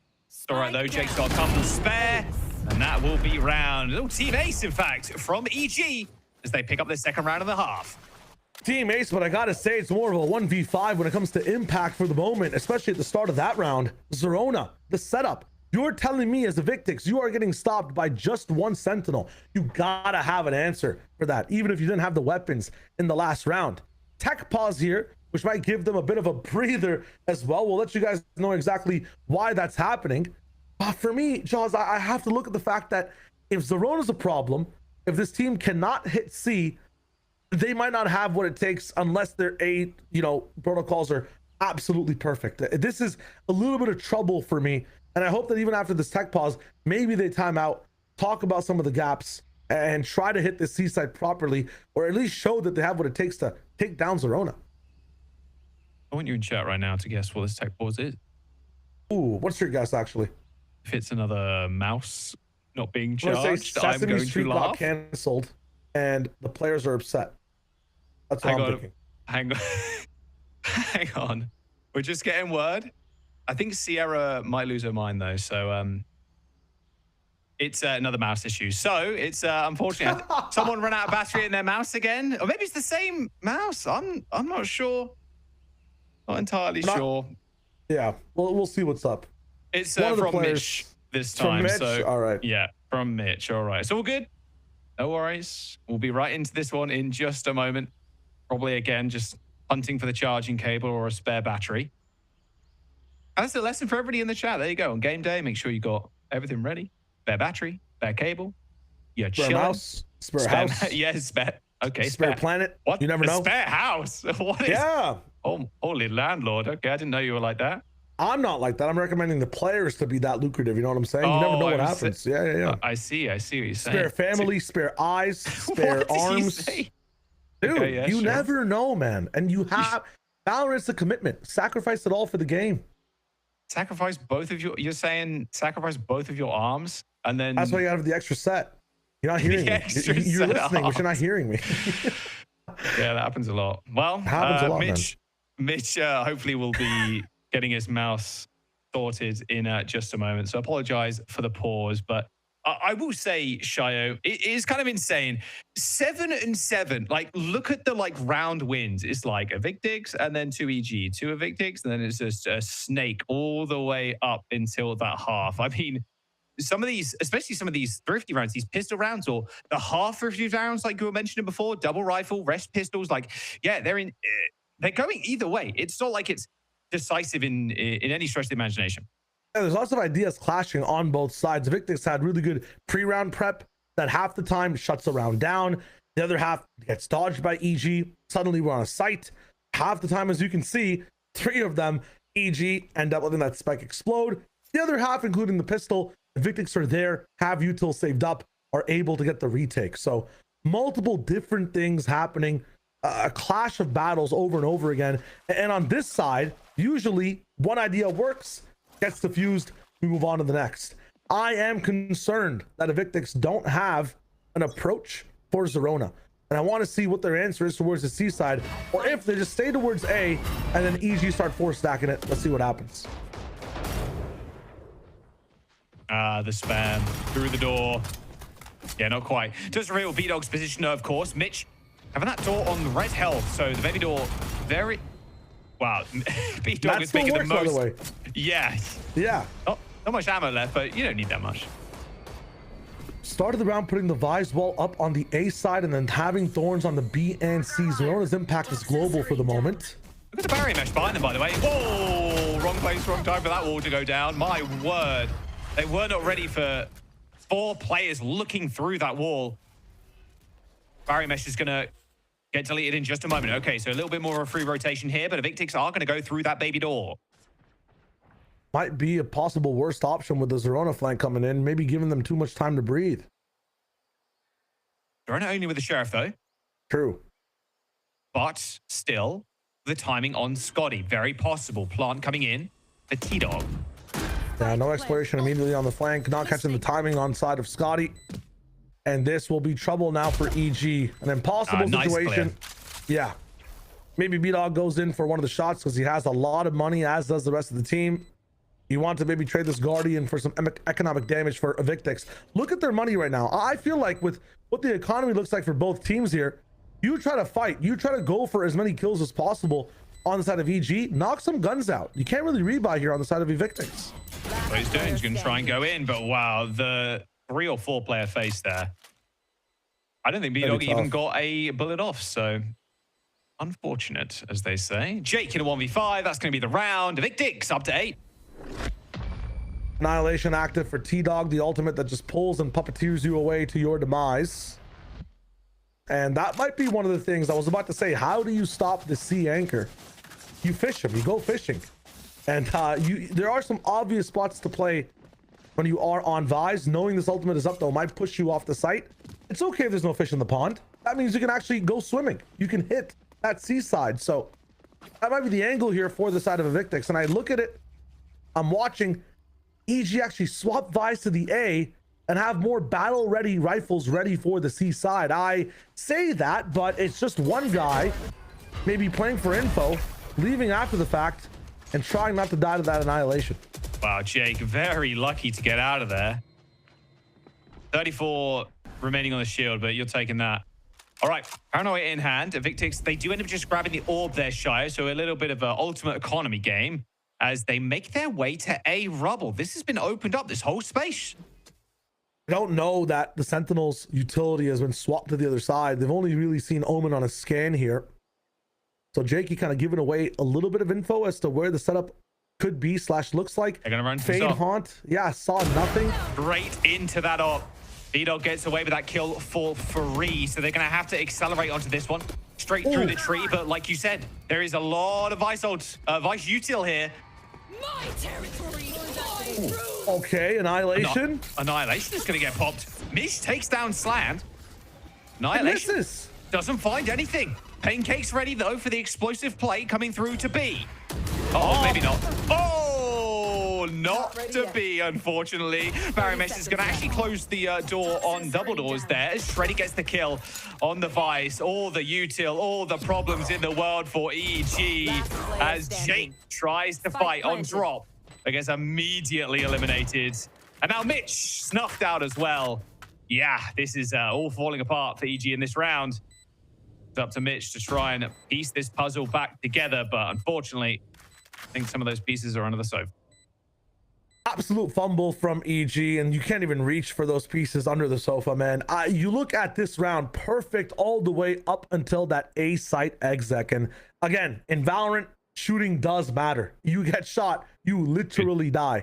They had a perfect setup. They had a snake bite on that B link angle as well. Stopped the entire team from pushing through. They had perfect numbers on all sides. A traded at 13 HP on your screen right now.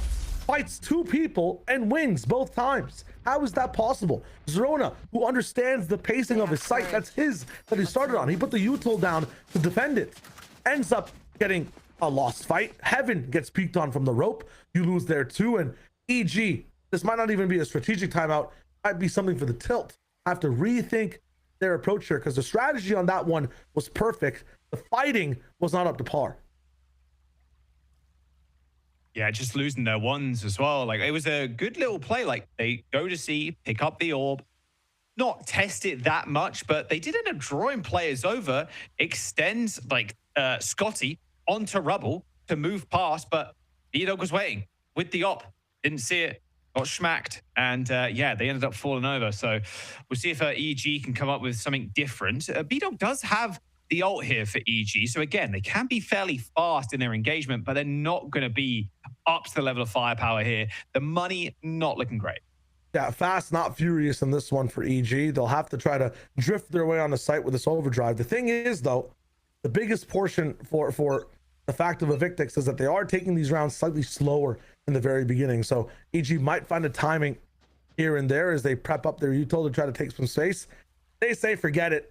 We know you guys have bad money. We understand the economy's on our side. We're taking the safe fight. You also, on your side, have nothing but a neon stun to stop this. No nade, no breach util, no Teho util, no net. Not even a seize for this one, at least on this side. The haunt always starts somewhere else. And as a result, immediate A pressure taken from Evictics. They're acutely aware now. That door opening to tree. A lot of shotguns here. Pancakes, Zerona, just waiting at these choke points. Traded already in tree, got stopped briefly there by the thorns. The flash ends up coming in, but traded. Perfect spray down of the Vice. Now they don't need to worry about any more thorns, any more flashes coming through from that agent. Straight over the head and traded. What? That stuff was massive. But overdrive from B-Dog gets shut down. Traded does end up falling over shore, but it is now Mitch again in a 1v3. Post timeout. This is not the round that patience was for, though. We'll see its effects in the next one. The money's actually here. Gotta remember, for EG, this was low eco for them. They do have one of the rifles to be able to play with, match with the hero, but unfortunately, I'm not sure he's gonna find much from it. 3 big targets to find. Yeah. Ooh, takes a little bit too much damage there, and he's gonna get out. He's probably looking to save that rifle, and that's exactly what he plans. Things still reeling from that round loss where things looked perfect in utility but bad in aim. These guys have to lock it in. 10-7, the lead is starting to kind of get away from them now, right, Jaws? You were pointing it out in the halftime. 2 rounds here, 1 round there, another 1-1-1 back and forth. The snake-like system is starting to turn into what, Anaconda in terms of size, in the distance between Evictics and EG. It was kind of a garden snake, I would say, in terms of the depth of, you know, how close they were with each other. But now this thing is a monstrous lengthy python. Look at the 3-round difference. Economy. Stay with me now. Stay with me now. I mean, sure. Yeah, I'm staying. I'm picking up what you're putting down. Yeah, 3 rounds, by the way, where Evictics have actually launched onto site and had the spike explode. So perfect rounds from them from start to finish. Just stay with me now. What? They're going to slither their way up A now? Like, all right, but they're going to TP to rubble anyway. They're going to do the same thing again. This time, though, rifles in the hands of EG. A little bit better than, of course, the Buckies. Let's see how quickly Evictics end up taking this, though. Ooh, Scotty at pillars. Ends up dodging out the dog, so no free information given that Scotty's hanging around. Try as well from the side of EG. It's all off the timeout. Mitch has to just... I think potential thing gets 4 on this door. Oh, Mitch. Yeah, that's 2. That'll do, honestly. Scotty, though, tested a little bit here. Ends up getting taken down by Pancakes. That's the heroics that you needed from your fate. Mitch couldn't get it done in the last couple of rounds, of course. It was a 1v3, but he'll take the 1v2. and win it. Wall deployed, Sammed already through, but a good trade. And now a Dre in a 1v3 as EG have found their footing here. Just need to collapse on the next few rounds and hopefully not give any more guns away to Dre. Isolated fight is a 1v1 for a certain amount of time. B-Dog needs to buy a bit more of it, though. It could just be a 1v2, which is doable. Hello. Oh. 30 seconds. Buying as much time as humanly possible there. Hits the tap. Jake looking at drop. Same thing for Dre, though. And turned around at the most unopportune time as EG find a round after that timeout. It's a good one from them. Let's close the gap a little bit. And I think the difference here from the side of Evictics is that every time they scaled up A, first of all, they never had pacing like that. T-Dog would use his barrier mesh inside that B door to be able to help them push over towards the A side and not be peaked, or at least have an advantage in the fight that happens in there. Unfortunately, no barrier mesh this time. He tries to entry over into it with the Prowler. And it's just Mitch Diff in that moment, right? Like, he's able to just lock things down. That mouse is charged, man. Yeah, full battery now. Maybe swapped out for another one. Never know. Door opens. Another, again, Evictics doing the same thing now, kind of trying to almost condition EG and Mitch with the Odin. I mean, they're letting him have it. And remember, that right side of this wall is still very penetrable. They've almost moved past it. If they open that B door, Mitch will spray. Face your fear! He's going for it. Watch out! The ult first. Oh, Mitch. That's a whole bunch of damage, but no kills initially there. But a lot of the armor kind of shredded. Paincake's now playing anchor, Dog not revealing, and now they make their sight hit. He's going to back up eventually. But you know what? Zorana taking down at least one. There is not bad. Barrier mesh is going to stop any other players coming through that link, though, as the Nightfall gets ripped onto B site. Spike not even down yet, Shio either, as B-Dog just trying to clear out all these corners. They're going back towards the A side from the door. Nightfalls come in and they understand there might just be one person on A, shaken up still, not coming in for space. Do they plant the spike? Locked into B, but now there's mystery, options, fog, enigmas around them. Where is EG coming from? Yeah, that barrier mesh is going to delete itself in a couple of moments. There it is, gone. B-Dog needs to recheck this left-hand corner here. There is going to be kind of an off angle. Dre actually just testing this straight up. B-Dog spotted. Dre goes for another. Chunks him out a little bit. Uses the dash. 4 bullets. Now needs to reload. Has to back all the way up. But Pancakes makes it hurt. B-Dog may have been traded there, but this might be the opening that they require. It's up to Jake here to try and push past this box, but needs to clear it first. Scotty with the swing, but Jake with the kill. One person in heaven now is Dre. Tries to go for the swing, but the defuse is already coming through. And EG are going to pick up their 9th. That is just amazing. All 4 sides, the time they bought with that spike not dropping down. Confidence from EG to climb back over, make these double digits double up and make it 10-10. It just takes one more round. What a nice couple of ults as well here for EG. And here comes a timeout for Evictics as well. Not happy with how the last couple went. Well, think about it, right? You're getting free A space 4-5 rounds in a row. You're getting to that spike and detonating it in amazing fashion, sometimes by miracles, but those miracles stopped coming. That well is dry out of water, and now you have to replant it up, redo it all over again without that X factor, and you're getting a rubble for free every time, still not translating that into a win. So I'm not sure if a pace change is needed. Really got to lock things down here in this timeout. Again, we mentioned this at the very start of the half. Zorona's impact on C, stopping just 2 pushes. These guys have never re-explored that side again, Joss. They've been locked into just going A, and you talked about conditioning in that last round. They've been conditioned to have the space for free. Why not take it? Whatever it is, even in taking it, they never go back to C. I'm seeing some defensive pings right now from the side of EG on that C side. Remember, while the Evictics gets to talk, so does the Evil Geniuses side of the camp. It'll be a tough one here to see what changes both Evictics make and Evil Geniuses. We've almost like reset the map now on what we can expect. Bit of a utility here used by Evictics. They're just going to put up one of those little sensors. So it looks like it is going to be a C here. Mitch with the Odin, and they are going to try and fake this one out. We've seen Thorns so many times on the side of A, the wall on B as well. This time, they put the wall and Thorns inside the pits. This Viper Spit has an extra Cobra in it, an extra Fang, some extra Thorns. They have it's to gonna go be tough to get past this one. B-Dog kind of locking this side of the map down, but Scotty right on the other side. B-Dog very, very low right now. It's the decay. Thanks to that. He's going to come back up. Yeah, thanks to that toxic screen, but now they have to re-hit A. However, it's only B-Dog. Because he makes early contact, though, there could be a very quick rotation. He's in front of the screen, though. This screen is making you possibly have a free cross here. He'll disrespect it once it comes up. They're gonna go. Oh, Dog instantly. A very heads-up play, knowing that there could be someone behind him. But B-Dog still gets a kill somehow. Here comes the rotations through, although I'm saying that C player is still not moving, not happy with the fact that EG have not, or Evictics have not fully committed.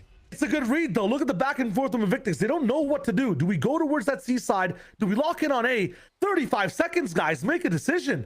The back and forth kind of pendulum flows towards the left, and it might be C here. Oh, Annihilation. Oh, and Jake dodges it too. Oh, the fancy footwork, and now can just teleport to B or C. And the information has been gained. Spike planted. Okay, still guarded. One person hit for it, two dogs in the B door. Really nice molly. Is going to stop them from like pushing out on the site there. Another molly in at that choke point. Slammed is going to just sit in B main now. They're just covering this entire site. Flash from Pancakes doesn't hit much. Slammed using that smoke to provide a little bit more cover. Horn goes wide. Zerona takes down Dre. Jake with a swing. Slam dead. Scotty and Baby Doll. 3 players now to try and hit that defuse. And of course they get it. A 10-10 scoreline. Utility on C, free space on A leads to nothing, and the letter B is not in the vocabulary for Evictics. These guys cannot hold onto this site. The retakes look so good from EG round after round. They had that nice little 3 streak from 15 to 17, but now it seems like even when given direction, they can't turn it into results. Evictics, no timeouts left. EG have finally caught up 10-10. All in from their side, by the way. Stinger on Scotty. 1 Guardian and half armors across the board. Was attempting to try and take back some of this A rubble space, but unsuccessful. Slammed, though, super far up. Jake ends up picking up the kill, and now they have to run into this Odin. B-Dog does end up falling down, yes, but they need to clear Mitch. The barrier mesh gets deployed, but Jake playing ahead of it and TP's away. This does end up going down, sure. Scotty on tree, 11 HP. Spike still on the ground. However, there's still 2 players waiting at Baby Doll, waiting for these players to cross, but look at the health bars, Shio. I think they barrier meshed themselves away from the A site. Look at this. Yes, blast back over it. He can't actually trade his teammate. 5 HP on Dre. You just can't win that, man. It's disaster. Look at the match. 20 HP. Yeah, there's nothing they can do. The kind of defensive protocols that they had from Rubble were so good. So much pressure, in fact, that maybe that barrier mesh was thrown in the wrong way. It blocks him from coming on the site. I love that from Jake, though. Disrespecting the space a second time, like you called, Jaws. Able to TP back over the wall, exploiting the strength of Deadlock in that sense. And now EG have taken the lead. If you have free A space, even if they make you work for it, you're not turning that into a man advantage, 5v2, 5v3. Evictics, you're in trouble here. We got to lock this in. Haunt from Dre, trying to reveal. Pistols in hand, of course. Only a single stinger for traded. EG just pushing out of Mound. Gonna get this orb as well, which is gonna be quite nice, but yeah, against the Sodom, bro. Against the Odin with no armor, by the way. I mentioned how heavily these guys invested into that last round. Oh, nice net. You can just stand there, though. I think you're going to be fine. Nice little swing. Okay, they end up trading. It was a good net after all. Oh, the stinger. Traded. It doesn't fire. It doesn't fire on time, unfortunately. A little bit too early. Still in the kind of the invulnerability frames. Zerona creeping around this pit. This is very winnable for Evictics here. They do have Spike down, all huddling, kind of cowering in this tree space. B-Dog on the other side. Now they hear the door opening. Odin on 1 and a Phantom on the other side. A slide in. Oh, B-Dog. straight past Slam. Ends his life with a shorty. And that smoke, the integrity, falling over. Everybody pretty low. The spray's going to be good for Scotty. 50 HP. Has to come up with the kills, but Jake, just with the classic, gets the job done. And that is 12 for EG. Map and match point. Too close for comfort for me there, though. No one's sticking that spike as That snake bite was also buying a bit of time. Doesn't matter though. Business in numbers, and teamwork is the thing that's really shining here from the side of EG. Every player activating off of each other. Yeah, what a sequence, man. This time, I mean, this is all in from Evictics. Again, that's a round where they have low economy, still make it so close with the Viper's ult. The pit. They're going to where things all started. C-Mound, Seaside, where Zerona kind of locked them down in the very beginning. Pancakes is cheating space on it too. Yeah, did that last round as well. Oh, look at this. Showstopper available. Traded can't go down immediately. One way up will just burn the clock down. There's a smoke to try and make space, but they're going to molly inside of it. Jake and T-Dog end up come up with kills. It's horrible though. Slammed. No smokes on attack. And they're going to let the entire clock run down again. In 30 seconds, sight hits are going to be that much harder on Lotus with no smokes. Still though, 2 ults available for Evictics here. They have to make these work. Traded has to come up with the goods. Scotty is going to get checked. Another player down. This is their final lifeline here. They're going to rip that Nightfall, but they're going to get stopped. And now Traded dead. No more showstopper. Jake ends up falling over shore, but like you said, no smokes, and that's no problem for EG. They've all rotated. Every single player from EG waiting for Evictis to just push in. Spray, T-Dog trying to find some space. Good spray, decent damage, but now they have to face the wrath of this Odin. Good spam from Mitch. Traded, but Trey gets 2.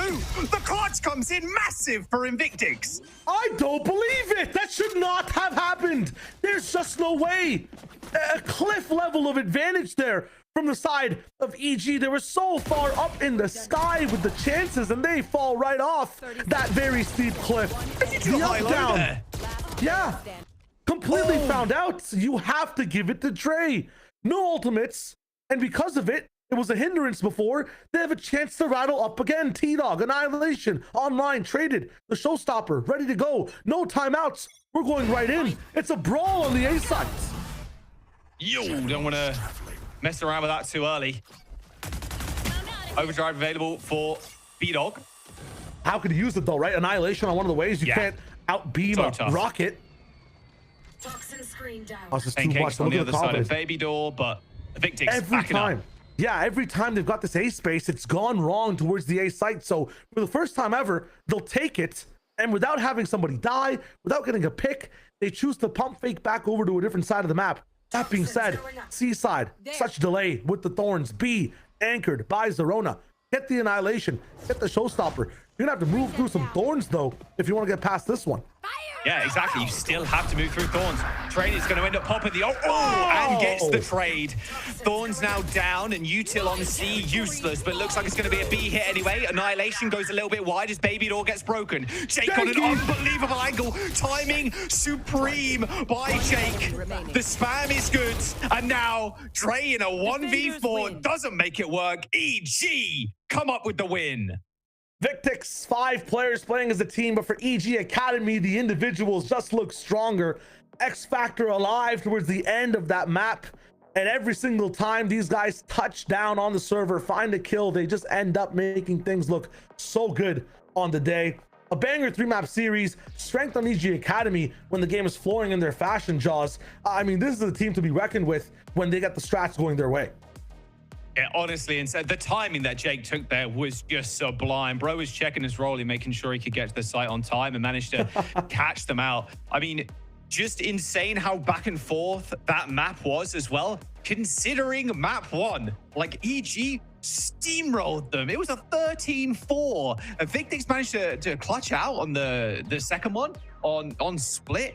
But my word, I mean, that map couldn't have been any closer as well. We're going to jump over to the desk. They're going to wrap up the day after, well, EG, they got some highlights for us, that's for sure.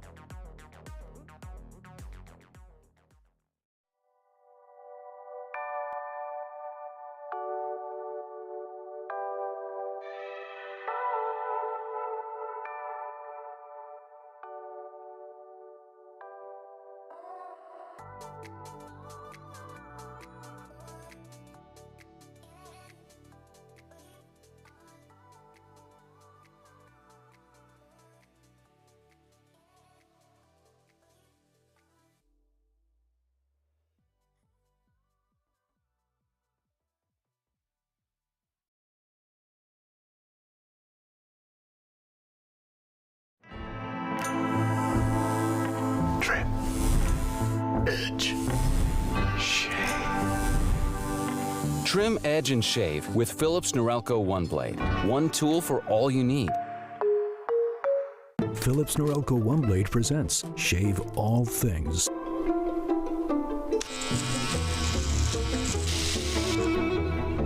Your style made simple with Philips Norelco One Blade 360.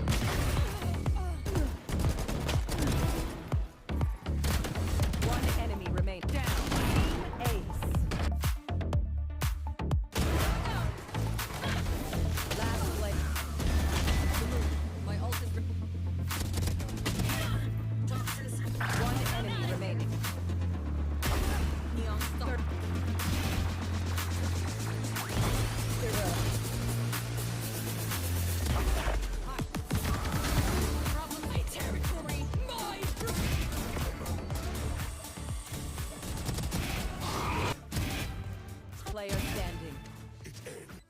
Go, go, go.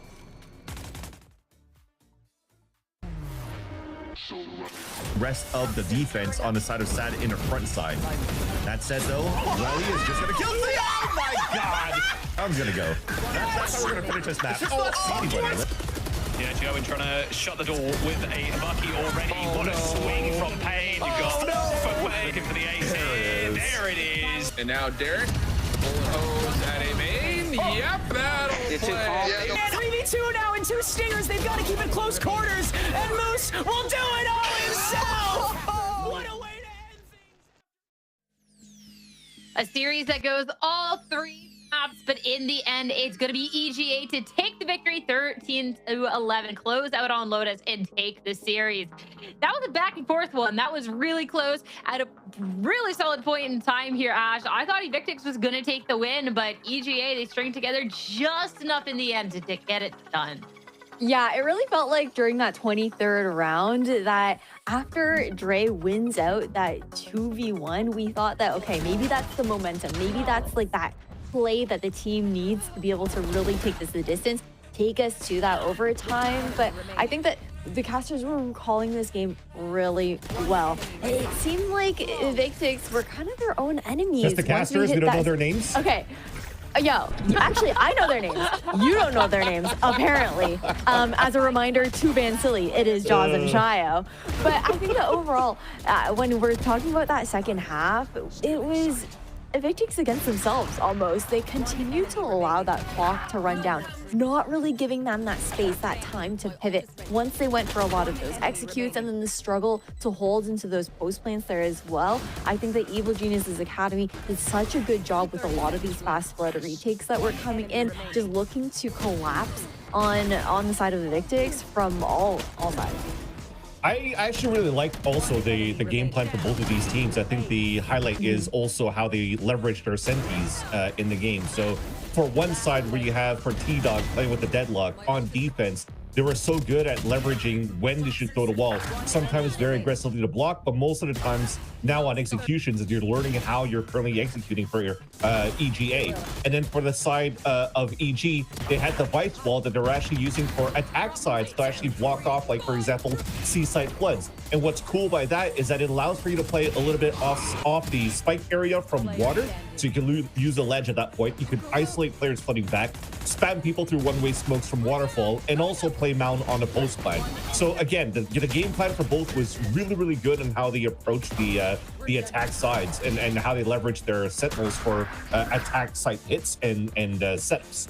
I think the edge still came down for Evictics because of that deadlock on defense. But the difference now is not on the macro or the micro. It went down to the nano, actually. It's that round number 21 where the barrier mesh actually blocked off the entrance to the A site as well. So it forced all of EVX to go into tree and get mowed down by Odins and whatnot in crossfires. And that broke their economy and allowed EG to be at 12-10. If not, this definitely would have been a map that potentially could have gone to Evictus or at least into that overtime back and forth.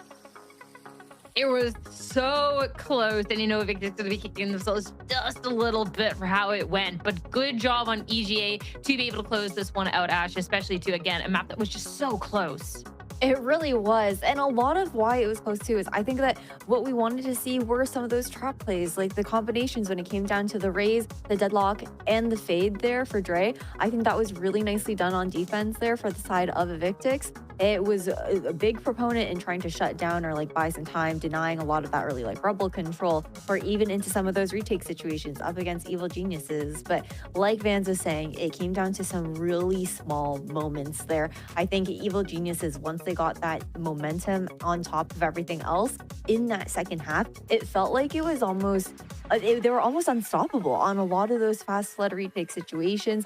The utility was constantly hitting. Those crossfires were so good. The way that they were looking to trade each other there as well. And it did feel like towards the later end of this map here of Lotus, Evictics got a little bit scrambled in some of those moments, being isolated by these Evil Geniuses players who were constantly having good spacing, having good fundamentals. But there was definitely a world where it could have been Evictics taking the dub in today's series. However, Evil Geniuses got to give a lot of credit to this team and how well everybody was playing. Like, Jake had some insane moments on this map.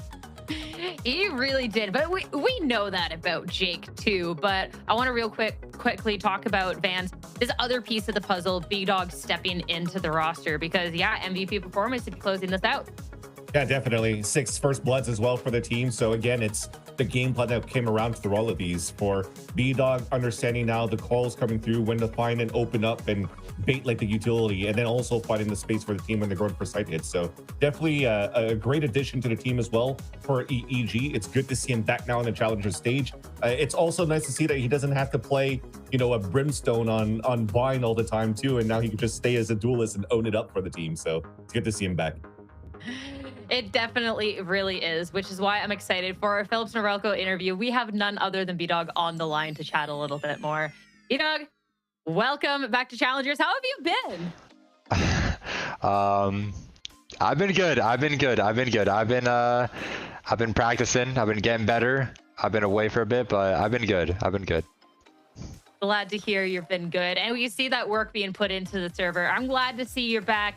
You tweeted out before this, like, I feel good about this one. It's about damn time. And it really is about damn time. But what made you feel so good about entering onto this team?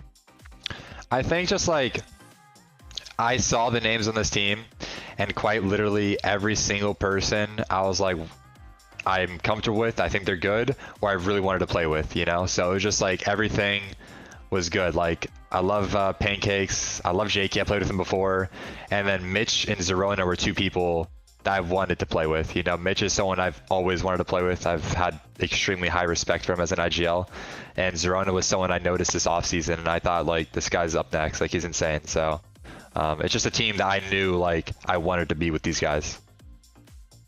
And I love being able to see that already you put up a performance today with the team. You're excited to play with all of these names. How long now have you been a part of the team? Has it only been that about week and a bit? Like, how much work have you been able to put in with them so far?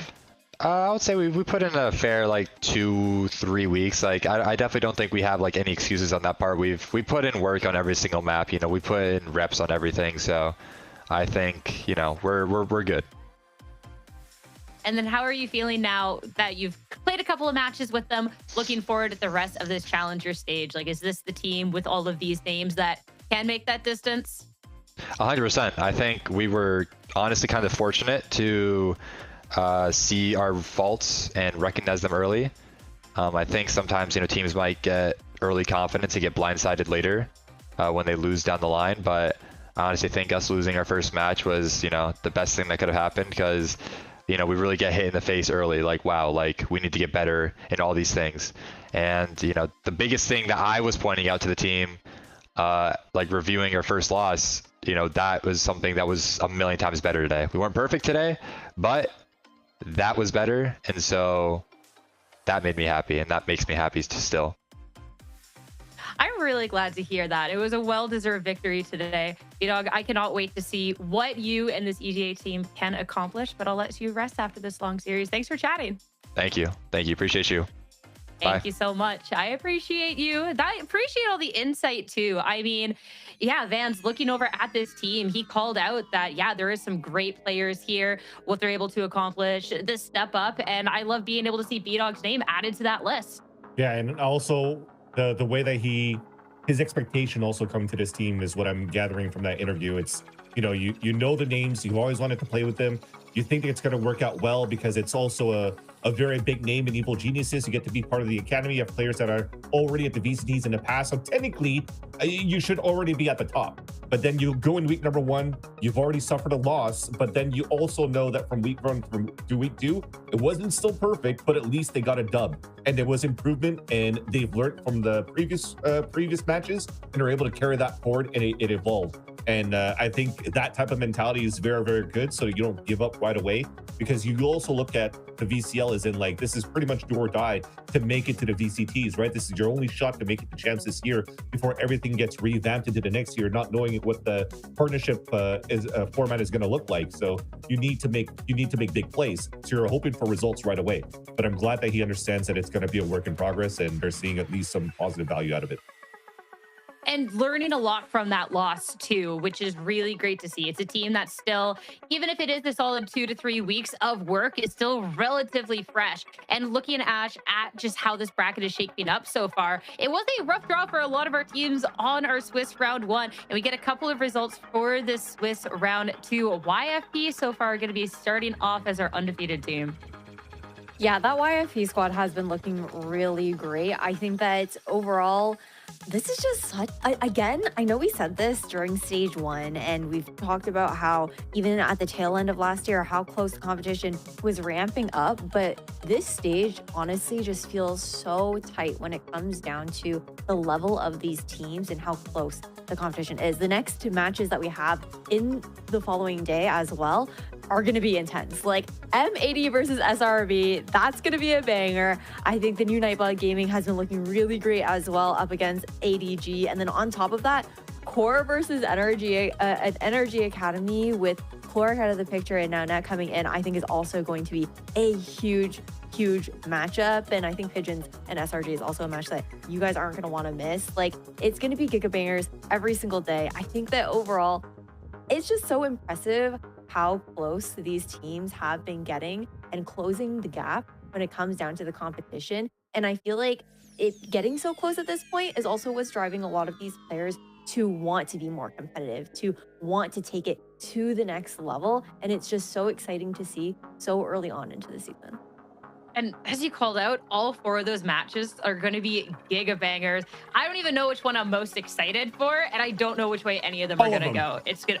All of the right answer, Van Silly. I love that. All of the games, but we got to wait. We got to wait till tomorrow, because that is it for today, friends. Thank you all so much for tuning in. Our final day of week 1 happens tomorrow. Make sure to come back, be cheering on your favorite teams. Until then, best of luck with your own ranked games. We'll see you tomorrow. Bye.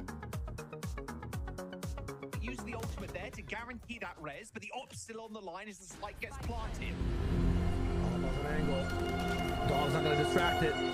Not barking up the right tree here. It's Hatch on a nice angle as well. If anybody wants to cross this no man's land here, Stellar in hell gets cleared though instantly by Duck. Pain still on the site, but the kills are just going Sleeper's way, and now it's only Satch off site, unknown position, but well and truly known now. Tried to go for the swing onto Heaven, but that is yet another round. Sleeper gets hold from Solana. Leo's picked up the second one there. You gotta run now, but you're all stunned up. Nice combination of you still there as Pain picks up that kill. And the cover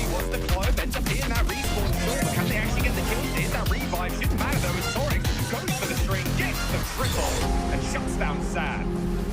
Pancakes dodges the stun eventually, but now has to look 17 different ways at once. Shuts down the Neon with a spike not in his back pocket. Pancakes got the angle on Scotty, but they know exactly where Pancakes is lurking now. 2 players covering the bomb at 2v1 with little to no option left for Pancakes other than hopefully with the jaws. He gets 1, he gets 2! The clutch for Pancakes. Found even some Valor with no use. They thought drones out to be able to use here, but you have to be careful with the straight timing. Oh man, that shorty shot's not connecting either. The Stinger a little bit too quick. There's a slap.